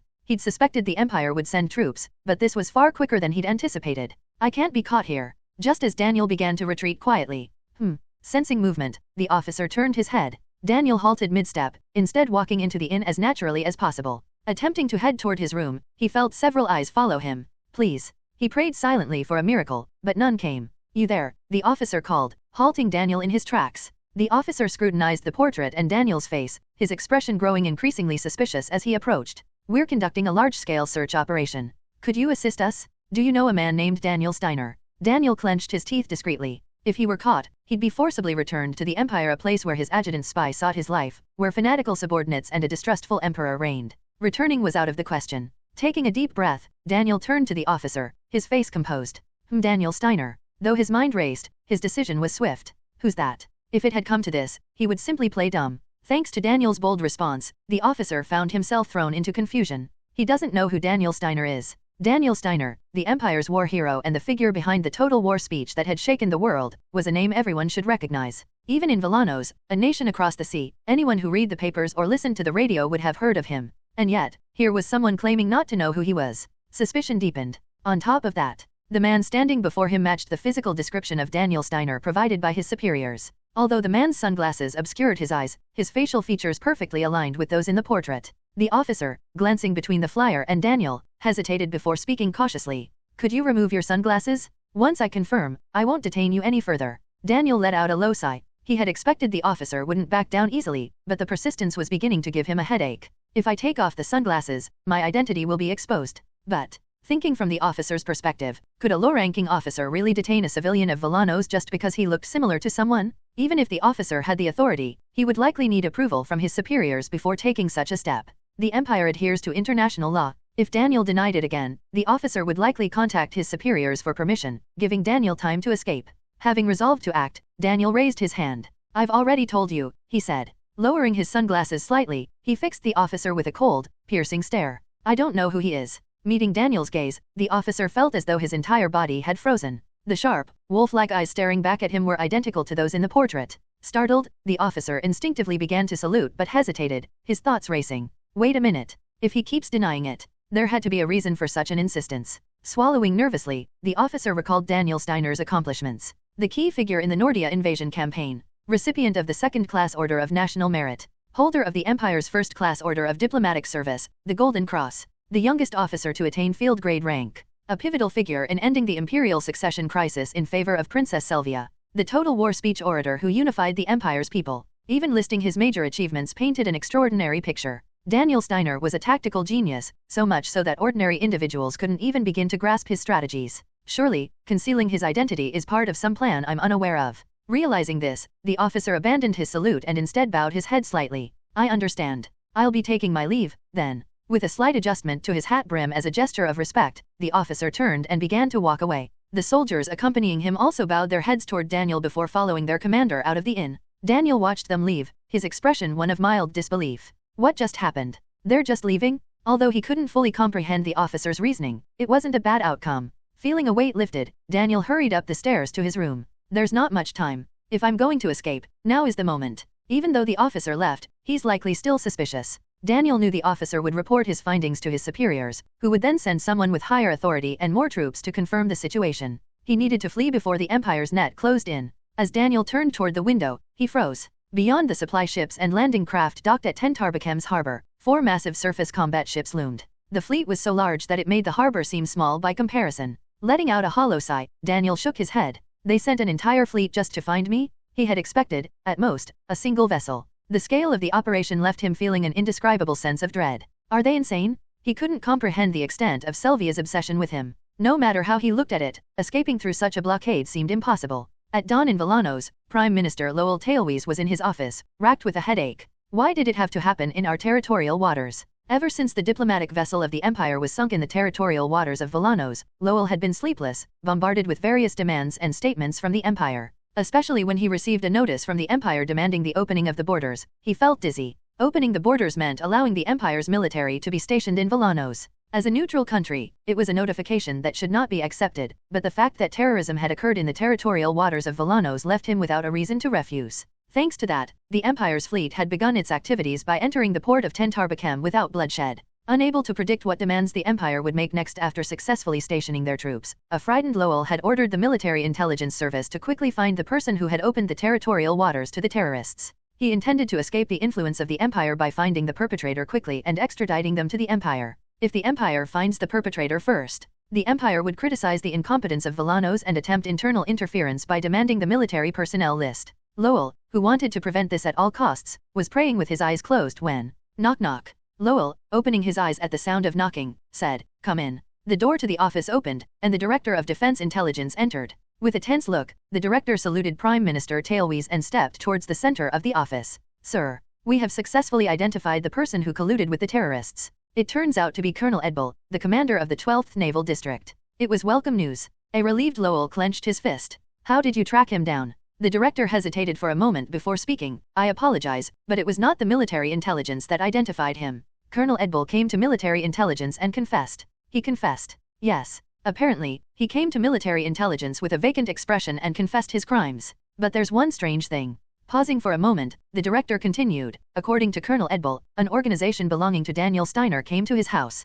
He said he was threatened and begged for his life in terror. A silence fell between director and Lowell. Swallowing dryly, Lowell spoke. So you're saying it wasn't the military intelligence that uncovered the perpetrator, but Daniel Steiner's private organization that did? They threatened Colonel Edbel into confessing. That appears to be the case, said the director. According to the director, since surviving the shipwreck, Daniel Steiner had not just been hiding, he had been active in Tentarbachem. Thinking this far, Lowell's breath began to roughen. Could it be? Lowell knew his daughter had recently invited a guest to the estate, mostly staffed by his own people. Caught up in his work, he hadn't paid much attention to this unexpected news, but realizing that Daniel Steiner was not only alive but had been active all this while made him break out in cold sweat. Feeling an ominous premonition, Lowell hurriedly reached for the telephone on his desk. After dialing frantically, he heard a voice on the other end. Dad? Why are you calling at this hour? It was a groggy voice, just woken from sleep. Gathering his thoughts, Lowell spoke as calmly as he could. Leviticus listened carefully. I have a question about the man you invited. Who? Ah, you mean Rivlard? He was a decent man, quite humorous. That's not what I'm asking. I mean his appearance. Do you remember what he looked like when you first met him? After the Empire had found Daniel Steiner's uniform on the beach, they investigated a cabin. They had tracked down the owner of the cabin, an old man living near the beach, who had kept records of items and clothing left at the cabin. With this document, the Empire had cross-verified and noticed that sunglasses, a hat, and several articles of clothing had disappeared from the cabin. The Empire had shared this information in real time with the government of Villanos, so Lowell knew what attire Daniel had been parading around Tentarbachem in. That's why Lowell was trying to confirm if the person his daughter had been in contact with was indeed Daniel Steiner, through his attire. Why are you asking that now? Are you going to say something about it? You were the one who approved him staying because you thought there'd be no problem if he was just an illegal immigrant, right? Anyway, about his appearance. Leff, though grumbling, recalled the details. He was wearing a fedora on his head and sunglasses. He was dressed in shabby cotton clothes, brown on top and gray on the bottom. It looked like something an old man would wear, but it suited him surprisingly well. Maybe because he's handsome? As Leff spoke, Lowell's hands began to tremble. The information matched what the Empire had provided. Daniel Steiner not only conducted his own investigation but had contact with my daughter. And it was with his secret illegitimate daughter, hidden from the world. Not knowing Daniel's intentions filled him with dread. In the heavy silence, trying to hide his fear, Lowell heard Leff's voice again. Oh, and what was it? He asked me to pass on a message to our damned grandfather. Ah, I remember now. Imitating Daniel's voice, Leff said. You should engage in proper politics, he said. This made Lowell's heart sink. It was undoubtedly a threat aimed at him as the Prime Minister. After a few breaths, Lowell responded with a resigned I understand, and slowly hung up the phone. We were wrong. Hanging up, a somber look filled Lowell's eyes. We were very wrong. Biting his teeth, Lowell sobbed unknowingly. We weren't dealing with the Empire. His sobbing was like self-reproach from someone who had given up on everything. Our enemy was. Clutching his head with his eyes closed, Lowell let out a voice filled with resentment. Daniel Steiner. That devil himself. The Grand Conference Hall of the Imperial Palace had been bustling since early morning. It was because Princess Sylvia had summoned key personnel from the Ministry of Foreign Affairs and the General Staff to receive a report on the search operation. Since Sylvia had yet to arrive in the hall, the attendees conversed in a somewhat relaxed atmosphere. Did you hear? A protest broke out at Dawn Square yesterday. The one demanding strong condemnation of the Allied nations for attacking the diplomatic vessel carrying the Empire's hero. I heard it was a large-scale protest. It might be a biased view, but the suspicion against the Allied nations is certainly justified. The diplomats abruptly fell silent. It was because the doors to the conference hall were being opened from both sides. Her Highness the Princess is entering. At the moment the Imperial Guard's voice rang out, Sylvia stepped into the conference hall. The red cape, symbolizing her status as the heir to the throne, fluttered in rhythm with her stride. Walking straight to the head seat, Sylvia took her place and parted her delicate lips. Let the meeting begin. Everyone, be seated. With her permission, the officials from the Ministry of Foreign Affairs and the General Staff began taking their seats one by one. Once she confirmed that everyone was seated, Sylvia turned her gaze to Jobenf, the Minister of Foreign Affairs. The Ministry of Foreign Affairs will report first. Jobenf nodded. Your Highness, to begin with the most recent update, the government of Villanos has sent a telegram stating that they have identified the culprit who allowed terrorists into their territorial waters. They found the culprit. Yes. The culprit is said to be Colonel Edvel, the defense commander of the 12th Naval District of Villanos. He claims to have accepted bribes from the Allied nations, but there is one troubling matter. After a brief pause, Jobenf continued. There is no remaining evidence of bribery from the Allied nations. Not only are there no communication records, but his financial accounts are also completely clean, making it impossible to track anything at present. A premeditated crime, then. What is the Allied nations' response? They maintained silence at first, but recently, the King of Edria, a permanent member state, expressed his regret in an official setting. He stated that the act of attacking a civilian vessel is deserving of condemnation. Selvia's eyes narrowed upon hearing the report. The king of Edria is nothing more than Count Calendra's puppet, which meant Calendra was simply speaking his own mind through the king's mouth, expressing regret. It was nothing more than an attempt to cut off the tail and feign ignorance. Though Selvia ground her teeth in disgust at the Allied nations' repulsive actions, she could not officially denounce them without solid evidence. What about the submarine? Have you found its whereabouts? Though she clung to a sliver of hope, Yobenf merely shook his head. The Intelligence Bureau is devoting all efforts, but its whereabouts remain elusive. Since it was not a submarine that departed from the Allied nations, tracking it is already difficult. Moreover, it seems they cut communications to avoid wiretaps while moving. The meticulousness of their actions made Selvia's head throb. Letting out a short sigh, she accepted the reality that there was no immediate solution. Continue the investigation until we find a lead. Now then. Turning to Cedric, the Deputy Chief of Operations who was attending in place of the Chief of Staff, Selvia continued. I would like to hear the General Staff's report. She was asking if they had found Daniel. Cedric bowed slightly in courtesy before speaking. According to reports, a man bearing a strong resemblance to Lieutenant Colonel Daniel Steiner has been discovered. Is that true? Yes. However, the man denied being Daniel Steiner. There are various opinions on why. His sharp eyes blinked. If we assume that this man truly is Daniel Steiner, it is likely due to a lack of trust in junior officers. He may have calculated the risk that they could be spies or enemy forces disguised as imperial soldiers. I see. Being alone in a foreign land, it was only natural that he would be deeply wary. Feeling sympathy for Daniel, Selvia let out a soft sigh. Cedric, observing her, spoke up. If his distrust is toward lower-ranking officers, then sending someone with a confirmed identity to verify him would be the right approach. Fortunately, Brigadier General Heinrich Schmidt, leading the Magitech forces, is also conducting a search operation in Villanos. Sending him should work. They are acquainted, so they will recognize each other. It was a reasonable suggestion, so Selvia nodded. Do so. But earlier, you mentioned that there were divided opinions on why Daniel Steiner hid his identity. What did you mean? It's a very unlikely scenario, but some within the General Staff briefly speculated that Daniel Steiner might be suffering from amnesia due to the accident's after effects. Amnesia. Selvia blinked in a daze before letting out a short laugh. If he had amnesia, he wouldn't have changed his clothes and hidden his uniform immediately after the incident. It was not the behavior of someone who had lost their memories. But if, by some incredible chance, he truly does have amnesia, entertaining the worst possibility, Selvia bit her lip slightly. If that's the case, I'll have no choice but to take care of him for the rest of his life. With the justification of treating him as a war hero, it wouldn't be impossible. Clearing her throat, Selvia looked at Cedric with a slightly mischievous smile. Just in case, I want you to relay exactly what I'm about to say to Daniel Steiner. Meanwhile, Daniel was preparing to meet his end in the inn-room. He had accepted the fact that there was no escaping the troops leading the fleet in their search operation. By now, every entrance must be blocked off, and they'll be checking identities. The option of running away had practically vanished. Still, wouldn't it be better to at least try? A faint glimmer of hope surfaced, but Daniel's rationality swiftly suppressed it. The moment he got caught while trying to escape, he would be labeled a traitor to the Empire without even being given a chance to explain. And the fate of a traitor was execution. If the encirclement were weak enough to offer a reasonable chance of escape, that would be one thing. But to wager his life on the insanity of trying to break through a fleet-sized blockade? That was out of the question. As he sighed in resignation over his own misfortune, someone knocked on the door. Who is it? Before he could grant permission, the door swung open. Daniel flinched in shock. It was none other than Brigadier General Heinrich Schmidt, the commander of the Magitech forces. One of the key figures in the Nordia invasion operation, a man who had achieved remarkable feats. If Daniel had been the one to devise the operation, then Heinrich had been the one to execute it. They even sent the Empire's elite Magitech forces for the search operation. It was such an absurd situation that he couldn't even muster a laugh. Daniel stood frozen in disbelief as Heinrich stepped into the room. Daniel Steiner. Seeing your face confirms it. So why did you lie to the officer who came yesterday? Daniel didn't answer. Or rather, he was busy scrambling for an excuse. Heinrich found his silence suspicious and furrowed a brow. Don't tell me you actually have amnesia? Some within the general staff suggested that possibility. I don't believe it myself, but... At the mention of amnesia, a spark of hope flickered in Daniel's mind. This might be an opportunity. An operations officer in the general staff had to be an exceptionally competent individual. And there was no way the general staff would retain an officer suffering from memory loss. They would definitely relieve me of my duties. And it wouldn't stop there. Given the Empire's strict meritocratic system, an officer deemed unfit for duty might even be discharged entirely. Perfect. Daniel had made up his mind he would pretend to have amnesia. Daniel Steiner, even if you have lost your memory, you need not worry. Her Highness the Princess has declared that a war hero must be properly honored. Heinrich smiled as he continued, watching Daniel's confused expression. She has ordered that if you are suffering from amnesia, you are to be personally brought to the Imperial Palace. Daniel stared at him, dumbfounded. Then Heinrich's smile deepened. Her Highness intends to keep you by her side for the rest of your life. Quite the honor, wouldn't you say? Daniel's eyes widened in horror as he screamed internally. No way. This had to be stopped at all costs.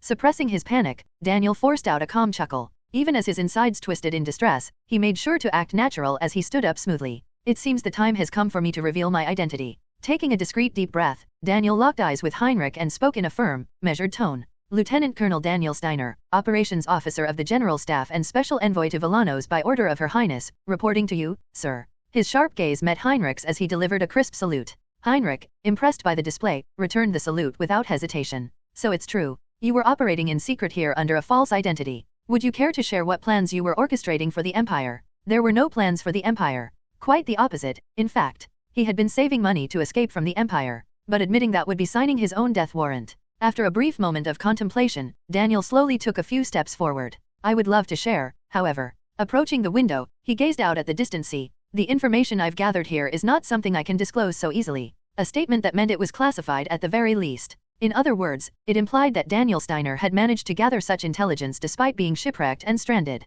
A normal person would be too preoccupied with survival to do something like that. As he watched Daniel's back, Heinrich couldn't help but feel a deep sense of admiration. Just because he's young, I shouldn't underestimate him. This is what it means to be a genius strategist. Honestly, he couldn't help but respect the man. The next evening, after finishing her daily affairs, Sylvia made her way to the art gallery located within the Imperial Palace. She had heard from the inner palace attendants that her father, whose condition had slightly improved, had gone there to view the portraits of their ancestors. Hurrying her steps, Sylvia entered the gallery and immediately spotted her father standing still before a large portrait of her great-grandfather. Father. Brightening as she approached, Sylvia called out, making Emperor Bertham turn his head. Upon seeing his daughter, Bertham offered a faint smile. Sylvia, you must be busy handling state affairs, yet you would waste your time on me. If I considered checking on my father a waste of time, I wouldn't be fit to be a wise ruler. How endearing. Your way with words grows more charming by the day. Bertham let out a low chuckle before continuing. Very well. Since we've met, let's talk about the state of affairs. I hear much has transpired while I've been bedridden these past few days.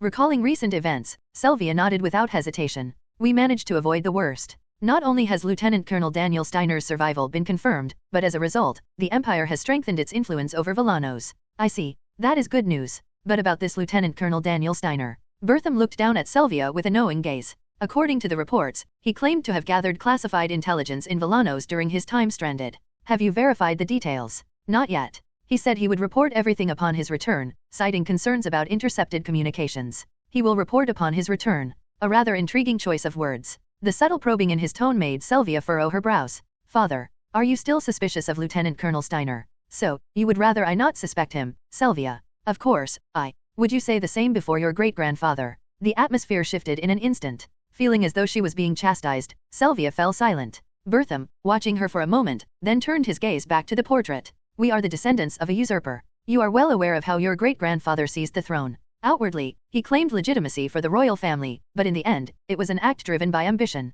Father, I am afraid, Sylvia. Ever since the day I saw that same look in Daniel Steiner's eyes, I have not been able to sleep properly. You do not understand how dangerous a capable subject can be. Bertham slowly blinked before continuing. Your great-grandfather always warned us there is no greater threat than a competent vassal who, believing in their own abilities, begins to act independently. So, let me ask you this, Sylvia. How many times has Daniel Steiner walked the path of unilateral decision-making? When he dismantled the prince's secret organization in the southern provinces. When he altered the speech for the Total War Declaration to suit his own words, disregarding the original script approved by the High Command. And now, once again, Daniel Steiner had survived, yet he had not reported his survival to the High Command, choosing instead to act on his own. He had used the possibility of enemies within Villanos as a shield to justify his secrecy. And you say he serves the Empire? Bertham shook his head with a low chuckle. It is far more likely that he gathered intelligence for his own survival rather than for the Empire. Many are under an illusion, but I see it clearly. The one exerting influence over Villanos right now is not the Empire, it is Daniel Steiner himself. In Bertham's mind, it was obvious what Daniel intended to do. With the intelligence he had gathered, he would likely make secret dealings with Villanos' Prime Minister. Not for the Empire, but for his own safety. Then, upon returning to the Empire, he would select a handful of trivial pieces of information and present them as classified intelligence. If that was the case, Bertham had to act first before the man had the chance to deceive the royal family. This time, it seems I must make a sacrifice for your sake, Sylvia. Sylvia tilted her head in confusion, unable to grasp his meaning. I will bear Daniel Steiner's resentment, so you must win his loyalty. Just as she was about to ask what he meant, Bertham turned and made a small beckoning gesture. At his silent command, the head of the inner palace staff, who had been waiting nearby, stepped forward and bowed deeply. Your Majesty, do you require something? Bertham nodded. Bring me the imperial decree. His weary yet sharp eyes narrowed coldly. I shall personally deliver my words to Daniel Steiner. At the same time, the Empire's southern region, the Grand Cathedral of the Sacred Flame. Brothers and sisters. Freen's voice resonated softly throughout the vast cathedral. The great hall was packed to the brim, with no empty seats remaining.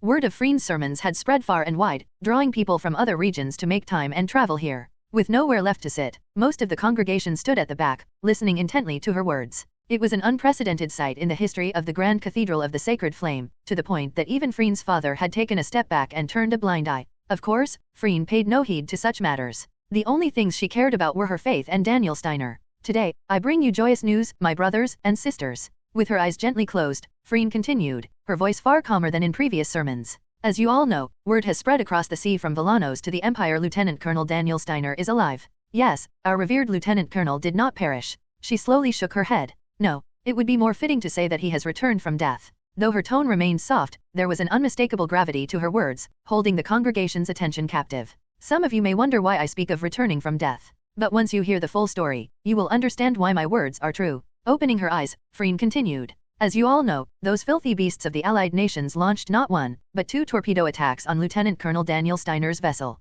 The ship was sunk, and countless lives were lost. Her once serene gaze sharpened. But, amidst that horrific tragedy, only Lieutenant Colonel Daniel Steiner emerged, defying death itself? What does this mean? Was it mere luck? Biting her lip, Freen suddenly raised her voice. No. Gripping the edges of the pulpit with both hands, she leaned forward. Lieutenant Colonel Daniel Steiner was fated to leave this world alongside that sinking ship. But we all know what happened. A miracle occurred. And who, I ask you, performed this miracle? What omnipotent being kept him alive? A few devoted believers in the front row shouted without hesitation. God? Freen smiled at them before sweeping her gaze over the gathered faithful. Yes, God took many innocent lambs into his embrace, yet he allowed Lieutenant Colonel Daniel Steiner to live. This is part of his divine plan. Just as, long ago, Jesus Christ returned from death in accordance with God's will. Murmurs spread among the congregation. It was a radical statement, and some hesitated. But Freen spoke with unwavering conviction. As it is written in 1 Corinthians, but now Christ has been raised from the dead, the first fruits of those who have fallen asleep. For as in Adam all die, so also in Christ all will be made alive. Standing with the massive cross behind her, Freen raised her voice in fervor. Oh, you who have slumbered. You who have yet to see the truth. Let me ask you this. Through the supposed death of Lieutenant Colonel Daniel Steiner, have you not witnessed the heinous crimes of the Allied nations? Have you not? Words are infectious. As soon as Freen spoke with absolute certainty, the congregation began to nod, one after another. It was only after everyone bore witness to the atrocities of the Allied nations that Lieutenant Colonel Daniel Steiner was brought back to us. Why? She slammed her hands down on the pulpit. Because his life was restored for the sake of all those who perished aboard that ship, so that through him, all may live. Her powerful words sent a surge of energy through the congregation. The spark had been set. Now, it was time to ignite the flame. Stretching out her arms in a gesture of benevolence, Freen looked upon her followers with compassion. We who have beheld this miracle must take part in God's grand design. Brothers and sisters, let us pray and act. We must never again allow the beasts of the Allied nations to steal away our saint, Lieutenant Colonel Daniel Steiner. That's right. In that case, let me ask you, who is our enemy? The Allied nations? And who is the enemy of God?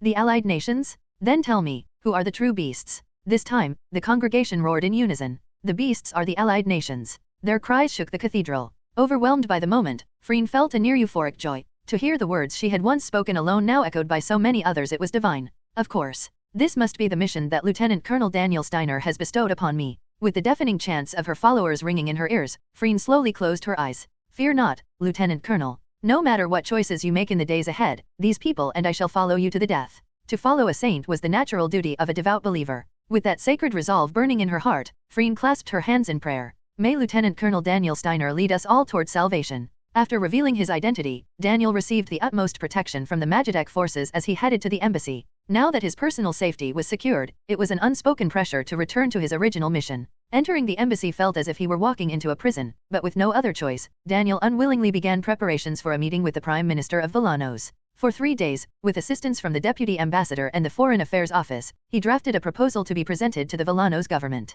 Knock, knock. The sound of papers being flipped halted as a knock echoed in the quiet office. Daniel lifted his head and glanced around. Deputy Ambassador, my memory is a bit hazy, but were we expecting any visitors at this hour? The Deputy Ambassador, who had just removed his glasses, shook his head in confusion. I haven't heard anything. Then who could it be? Just as Daniel began to speculate about the visitor, another knock followed. Lieutenant Colonel Daniel? It's me. The voice belonged to Lieutenant Colonel Hartman, the Chief Security Officer of the Imperial Guard. Only then did Daniel feel relieved as he turned toward the door. Come in. With permission granted, Hartman opened the door and entered the office. In his hands was a scroll wrapped in a crimson cloth. Upon seeing it, Daniel broke into a cold sweat and immediately stood up. A decree. It was a scroll containing an imperial edict. He had seen one before when Hartman delivered his Medal of Honor, so there was no mistaking it. As Daniel rose from his seat, the embassy's diplomats and the deputy ambassador also stood up. This is. Seeing their reaction, Hartman raised a hand and scratched his cheek. I didn't mean to cause a stir. I should have sent word in advance.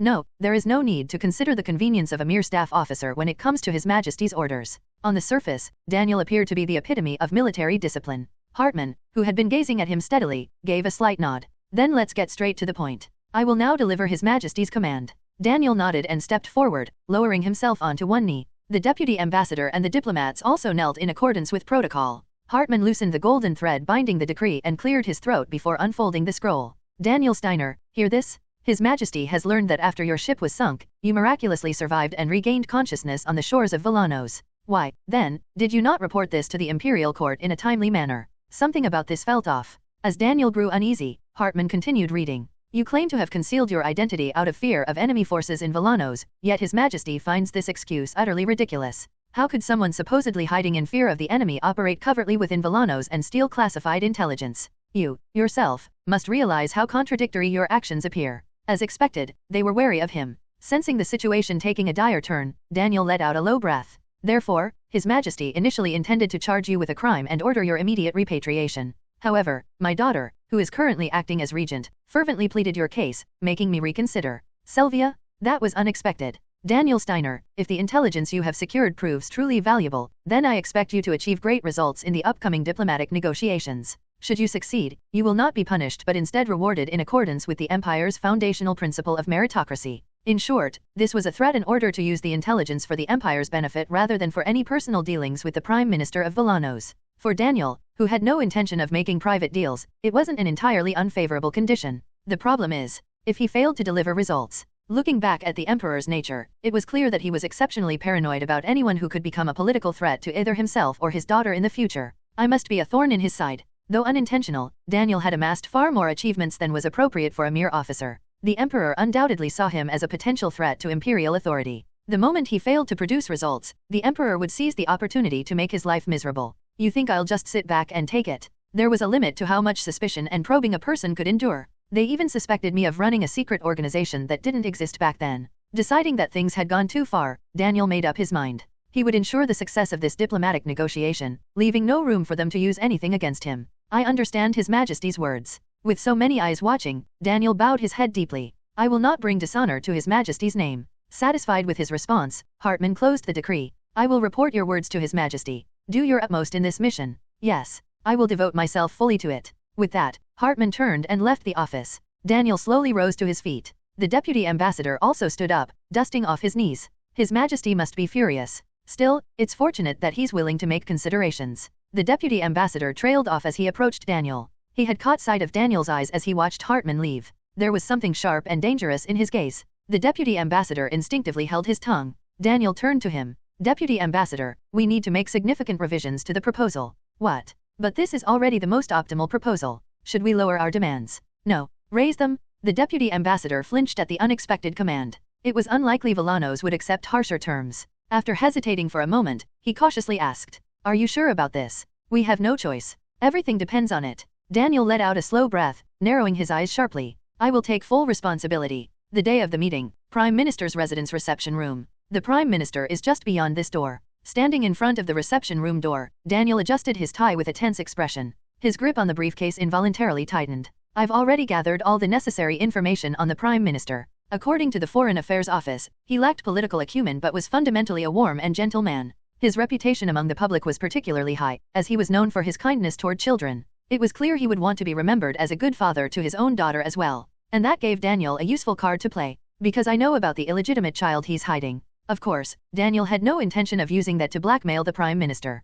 But the one he truly had to be wary of right now wasn't the Prime Minister, it was the Emperor. If this meeting failed to produce results, Daniel would find himself in a difficult position. The Emperor would latch on to any excuse to put a leash on him, which meant Daniel had no choice but to ensure this negotiation was a success. And to do that, he had to be ruthless. I apologize, but if I want to survive, this is the only way. After silently asking for the Prime Minister's forgiveness, Daniel took a deep breath and opened the door. Inside, Prime Minister Lowell of Villanos was sitting on a sofa, sipping whiskey. Beside him, his aides stood at attention, wearing suits with gun holsters strapped to their sides, drinking whiskey before the meeting even starts. It was clear he was trying to project an image of confidence and control. Most likely, he was attempting to establish dominance in the conversation from the very beginning. But to Daniel, it looked like nothing more than a scared man putting on a front. Still, he made no show of his thoughts as he stepped forward, prompting Lowell to set down his whiskey glass and rise from his seat. "Oh, a pleasure to meet you, Lieutenant Colonel Daniel Steiner. I hear you've had quite the ordeal." It was absolute chaos because of those terrorists.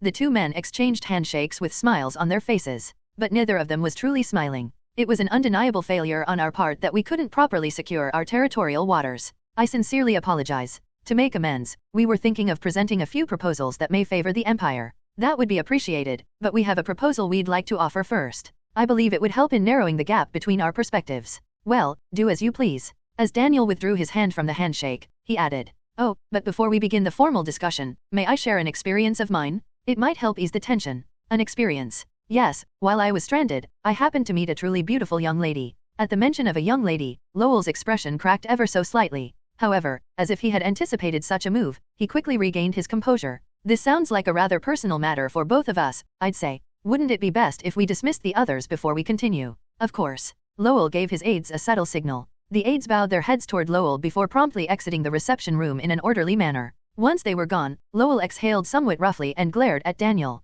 "Look, I know exactly what you're getting at. But this is a negotiation between the Empire and Villanos. Don't drag personal matters into official discussions." "Understood." Daniel didn't reply. He simply smiled. That hollow silence made Lowell uneasy. Daniel knew very well that sometimes, silence was more powerful than any words. The longer the silence stretched, the more restless Lowell became, until finally, he backed down. "Fine. How about this? We'll discuss matters regarding my daughter after the meeting. That way, we can find common ground, don't you think?" Daniel's smile remained unchanged. So the act of confidence had been nothing but a smokescreen. Now that he knew Lowell was the one desperate in this negotiation, there was no need to hesitate. "It seems you're mistaken, Prime Minister. This is a matter concerning the child of a man responsible for an entire nation. It's impossible to separate it from international relations." Daniel Steiner. Lowell, unable to hold back his emotions, shouted in anger. "Do you think being a so-called war hero makes you anything special? You're nothing but a mere staff officer, a lowly diplomatic envoy? And right now, the man standing before you is the Prime Minister of Villanos?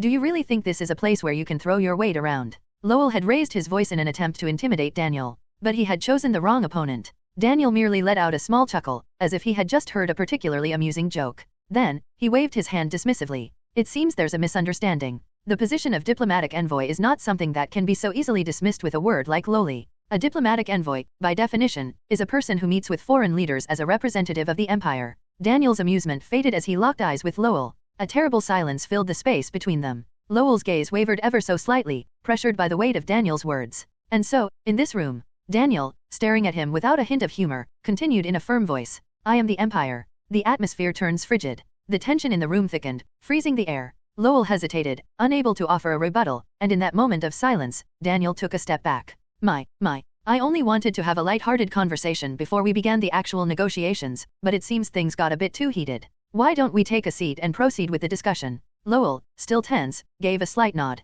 He hadn't come here to fight Daniel Steiner. After adjusting his clothes, Lowell took his seat on the sofa. Seeing that, Daniel also sat down, placing his briefcase on his lap. With a natural motion, he unzipped it and rummaged inside. "Then, let's move on to the Empire's proposal. Now, where is it? Ah, here we go." Daniel pulled out a few documents and handed them to Lowell. "Take your time reading through it before making a decision. If you have any objections, feel free to bring them up." Lowell found Daniel's smiling face insufferable. He snatched the documents with an expression of clear displeasure. Even so, Daniel remained calm, simply clasping his hands together and waiting patiently. "I have no idea what he's thinking." His manner was polite, yet it was impossible to shake the feeling that he was looking down on him. Keeping his guard up, Lowell began reading through the documents. At first glance, the contents seemed relatively straightforward. The Empire demanded that Villanos take responsibility for its failure to prevent the terrorist attack, issue an official statement acknowledging the mistake, and conduct a more thorough investigation to determine the truth. Compensation was also to be discussed. That much, Lowell could understand and even accept. But the problem lay in what followed. Abolition of tariffs on imperial trade, permission for imperial forces to be stationed in the port city of Tentarbakem, cooperation in establishing military bases, permanent opening of national borders. That alone was outrageous enough. But the final clause was the real issue. A counter-terrorism law must be enacted, requiring detailed reports on the appointment of high-ranking officials and military officers to be submitted to the Empire. The Empire shall reserve the right to evaluate these appointments and, when necessary, conduct inspections and oversight to prevent the resurgence of terrorist threats. They were disguising it as counter-terrorism policy, but it was nothing short of blatant internal interference. This wasn't a request to a neutral nation, it was a demand befitting a defeated state. Outraged, Lowell slammed the documents onto the table. What the hell is this? You call this a proposal? Is something the matter? Something the matter? Are you out of your mind? Villanos is a neutral country? We have sworn to remain uninvolved in any international conflicts or wars, and yet, you expect us to allow Imperial troops into our cities and accept interference in our internal affairs? Do you think we can maintain our neutrality under those conditions?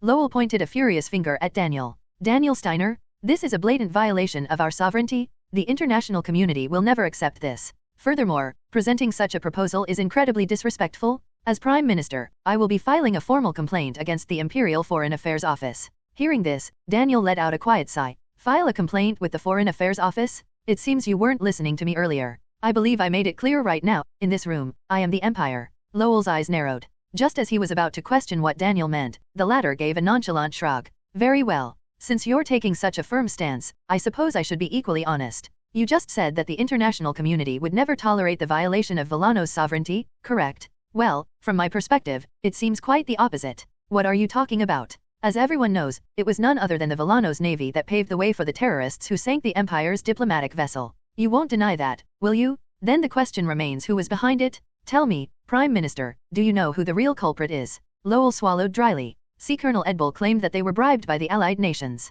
Yes, we know. After all, your government formally relayed that information to the Empire. But tell me, do you have proof? Any solid evidence that the Allied nations bribed them? Lowell opened his mouth to answer but immediately shut it. There was none. Then how do you think the Empire might interpret this situation? Perhaps like this: so Villanos attacked an Imperial diplomatic vessel and is now trying to pin the blame on the Allied nations. The real culprit is none other than... Leaning forward slightly, Daniel locked eyes with Lowell, the Prime Minister of Villanos. Sweat trickled down Lowell's face as he hastily shouted. That's a ridiculous leap in logic. Why would Villanos ever attack an Imperial diplomatic ship? What possible gain could we have from that? Daniel gave a sly smile. Then prove it. It's simple, isn't it? Lowell clenched his teeth but remained silent. The more he answered, the deeper he felt himself sinking. As long as you lack evidence, the Empire has no choice but to suspect Villanos. Of course, personally, I believe Villanos would never do such a thing. But if you refuse to accept this proposal, the Empire will have no choice but to act. Leaning back, Daniel rested comfortably against the sofa. The Villanos navy killed Imperial civilians. That's justification enough, wouldn't you say? The Empire will declare war, and the international community will stay silent. After all, our casus belli is crystal clear. Daniel's low chuckle spread through the tense silence like mist. The Allied nations won't come to Villanos' aid either. They've already expressed their deep regret over the loss of Imperial civilians. If they were to now defend Villanos, it would make them complicit. And besides, Daniel snapped his fingers and gestured toward the whiskey glass. If you're not planning to drink that, could I have it? I'm feeling a bit parched. Lowell's gaze shifted toward the glass. Unable to refuse, he picked it up and handed it to Daniel. Daniel accepted the glass, noting the faint tremor in Lowell's hand. I appreciate your generosity. Smiling, Daniel took a sip. Then, he let out an exaggerated sigh of satisfaction. As expected, quality whiskey is different. They say the distillation process makes all the difference, and I must say, the flavor is truly exquisite. Life would be quite miserable if one could never enjoy something like this again. Only a fool wouldn't understand the implication. Daniel slowly swirled the whiskey in his glass, watching the way the light played across its amber hue before setting it down. I got sidetracked for a moment. Now, as I was saying, once the Empire declares war, we'll be able to land our forces in Villanos without suffering any losses. The port city of Tentarbacam, a crucial strategic point, was practically under Imperial control already. As long as the Imperial forces remained stationed there, Villanos would have no way to stop them. The moment war broke out, Villanos would immediately lose its most important stronghold. The troops that land in Villanos will advance to the capital in no time. As the Prime Minister is well aware, once the Empire declared total war, the Kingdom of Eldresia fell in less than a season. So tell me, how long do you think it will take to subdue Villanos, which is even smaller than Eldresia? Daniel playfully raised his hand and extended 2 fingers. 2 weeks. 2 weeks will be enough. Lowell's breathing became shaky, laced with moisture. Yet Daniel's smile remained unwavering. In less than 15 days, the Imperial army will be at the gates of Villanos' capital. And when that happens, the people of Villanos will not only rage against the Empire's mercilessness but will despise their own government's incompetence even more. Daniel tapped the sofa's armrest lightly with his fingers. And where do you think that hatred for the government's incompetence will be directed, Prime Minister? At you. Perhaps, a popular uprising will break out. At that moment, the Empire will halt its advance and graciously suggest that the Villanos government surrender. And then, conveniently, some information will begin to surface. The smile vanished from Daniel's lips. The Prime Minister of Villanos has an illegitimate child. Lowell's pupils dilated. The horror behind those words played vividly in his mind. In the end, he couldn't contain himself and let out a trembling sob. Seeing this, Daniel lowered his voice, as if offering sympathy. I understand. Imagining the loss of everything is not a pleasant thought. That's why, Prime Minister, the best course of action for you right now is to ensure that such imaginings never become reality. Daniel retrieved a fountain pen from his inner pocket and extended it toward Lowell. Lifting his head, Lowell glared at Daniel with pure hatred through his tears. But hatred changed nothing. Of all people, Lowell knew best who was the master and who was the servant in this room. He had spent his entire life as a caged lion, and now he was face to face with a wolf. He had no chance of winning. Daniel watched as the light of resistance faded from Lowell's eyes. With a small, casual flick, he waggled the pen. Signed the proposal, Prime Minister. Only then. His voice, low and chilling, slithered through the silence like a whisper of death. Everything will be able to be as if nothing happened. The moment Lowell took that fountain pen, there would be no turning back. Villanos, the nation his ancestors had fought so hard to protect, would in all but name become a vassal state of the Empire. But the horrors that would unfold if he refused haunted his mind. Just as Daniel had said, the Empire had a perfectly justifiable casus belli. If the Empire declared war, Villanos would descend into hell in an instant. Countless citizens would scream, soldiers would die in droves, the cabinet would fracture, and politicians would scramble to save their own skins. And in the chaos, all that rage and resentment would inevitably turn toward the head of the government, Lowell himself.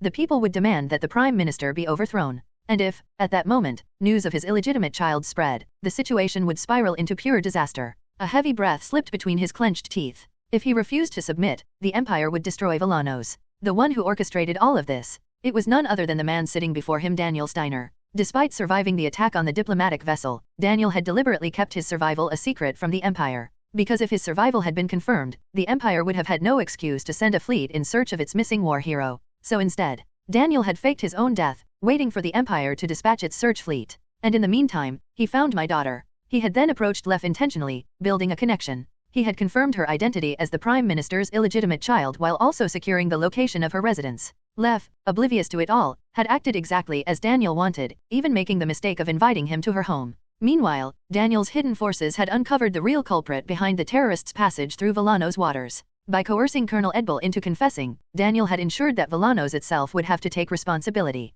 Once all the pieces were in place, the Empire's fleet arrived in Tentarbakem. Under the pretense of conducting a search operation, Imperial forces naturally occupied the city. And at that moment, Daniel Steiner, who had been watching everything unfold, no longer needed to hide. He revealed himself and resumed his duties as a diplomatic envoy, all to finalize the final step, turning Villanos into a vassal state. From start to finish, they had danced in the palm of Daniel Steiner's hand. Daniel Steiner, do you even have a human heart? What kind of mind could be so calculating? To execute a scheme this intricate, this cruel? Could a single man truly conceive of such a plan? Lost between rage, despair, and a reluctant sense of awe, Lowell slowly reached forward. There was no reversing time. He had to choose the lesser evil. His trembling fingers closed around the fountain pen as he lowered his gaze to the diplomatic proposal. Just before signing, he looked up at Daniel one last time. Let me ask one thing. Of course. Whatever you wish, I will sign. But in return, you must guarantee my daughter's safety. Daniel gave a small nod. Naturally. As long as the Prime Minister upholds the terms of this agreement, peace between our nations will never be broken.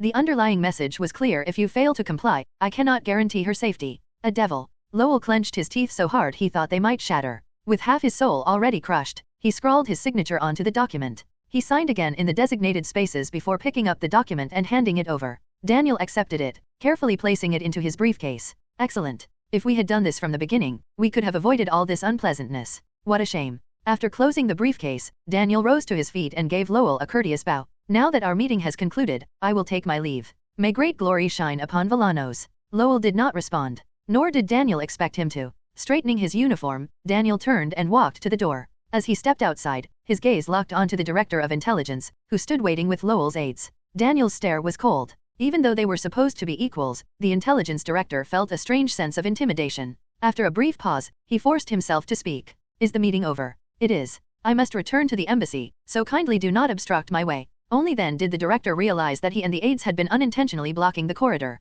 Noting the tension in the air, he quickly stepped aside, allowing Daniel to pass. The crisp sound of Daniel's footsteps echoed as he walked away, growing fainter with each step. The intelligence director stood there, staring at his retreating figure, before finally turning back toward the reception room. Inside, Lowell sat slumped on the sofa, his head bowed. The director hesitated before cautiously approaching. Your Excellency, how did the meeting? He stopped mid-sentence. Lowell's eyes, gazing downward, were empty. Your Excellency. His voice held no strength, no life. Perhaps I. A faint quiver lined his words. After a long pause, he finally forced out a whisper. Perhaps I have made a deal with the devil. Hearing those words, the intelligence director involuntarily broke into a cold sweat. He could not even begin to fathom what exactly Daniel Steiner had said in that room. After concluding the meeting, Daniel returned to the embassy in his official vehicle. Naturally, the deputy ambassador and the diplomats immediately asked about the outcome of the negotiations. Daniel simply told them, the meeting was a success. Their expressions were skeptical until he presented them with the diplomatic proposal, signed by the Prime Minister of Villanos himself.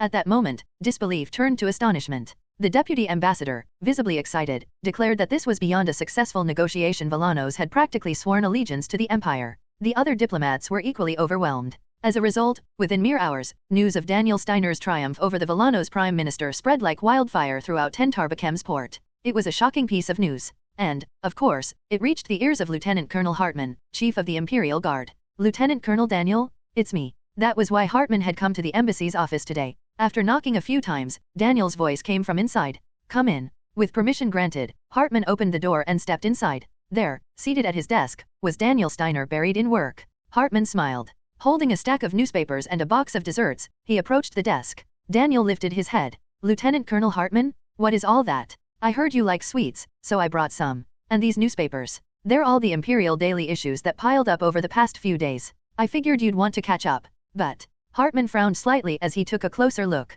Daniel was still buried in documents. Setting down the newspapers and desserts, Hartmann asked. The meeting is over, so why are you still working? Just because the treaty has been signed on paper doesn't mean it's finalized. It still needs to be ratified by the Imperial Parliament. I'm drafting the necessary documents. After that, it has to receive final approval from His Majesty.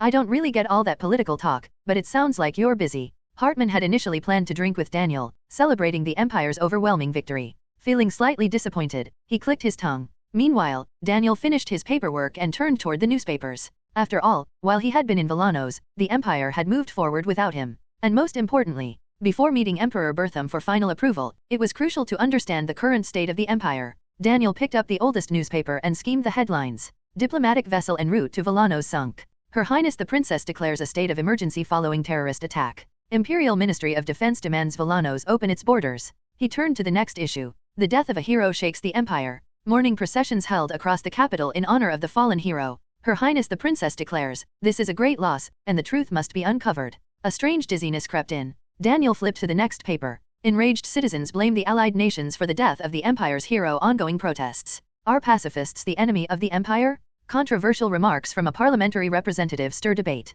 Furious youth take to the streets, demanding justice for Daniel Steiner's death. Taking a deep breath, Daniel reached for the most recent issue. Daniel Steiner returns from the dead. The Empire erupts into celebration. Having survived a terrorist attack, some now call Daniel Steiner's return a miracle of the gods. Her Highness the Princess declares, not only the people, but I myself have been awaiting his return. After finishing the headlines, Daniel folded the newspaper. He rubbed his temples as a headache settled in. Then, lifting his gaze, he looked at Hartmann. Lieutenant Colonel Hartmann, I have a request.